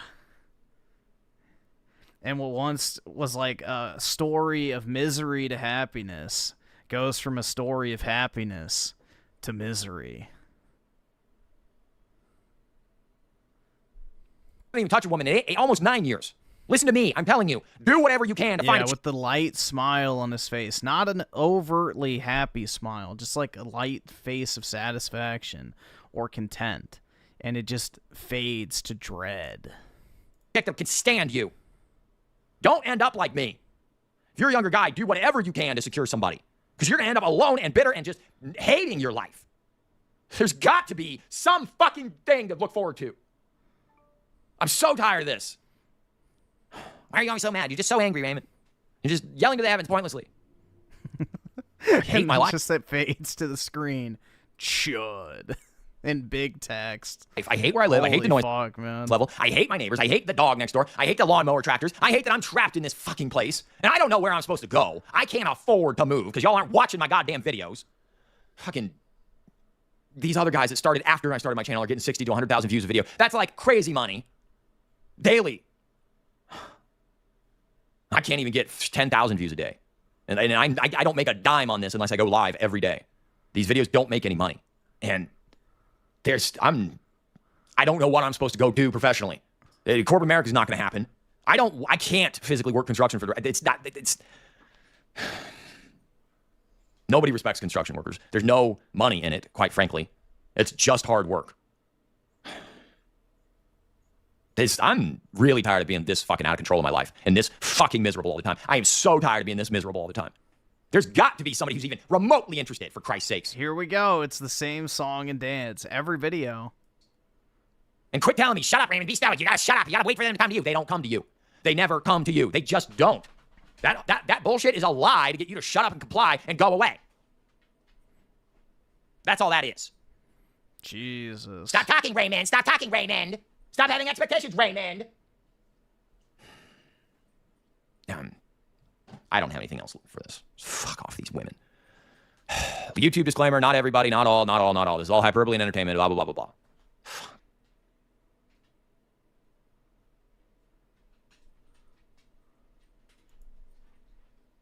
Oh my god, bro. Oh, it truly is brutal out there. Alright. I may have to go, guys. David with the 5, I would pay good money to get that film produced. I think it'd be a smash hit, honestly, because the leftists would watch it thinking that it's like me owning the libs, but it would be written in a way to where you could interpret it as, you know, women bad or men bad. It'd be one of those movies that causes hot debate. But yeah, the lightning scene. Dude, I'm telling you, this shit would go hard as fuck. I already have it in my head. Like the old brick apartment building. And, you know, in the middle of them having sex, he's like, wait, what was that? And then a few seconds later, the lightning flashes again. And in the window, there's like his illuminated face very briefly. Like, bruh, it's beautiful. I could just picture it in my fucking head perfectly.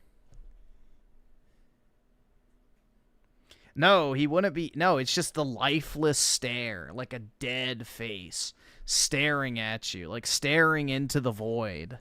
No emotion, nothing. Just a pure emotionless stare.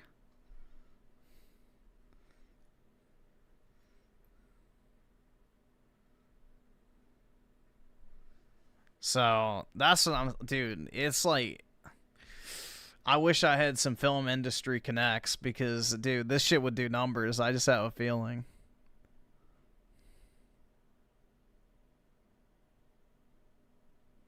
That is nightmare fuel. Yeah. But anyway, guys, I am going to hop off because my dog needs to go out. So it's probably a good time to wrap up. He's asking to go outside, so I'm guessing he's got to go take a piss or a shit. And we've been live for about 8 hours, so it's a good time to wrap up. Hope everybody has a wonderful Sunday and a great rest of your weekend. And I will talk to everybody later. Peace out, guys.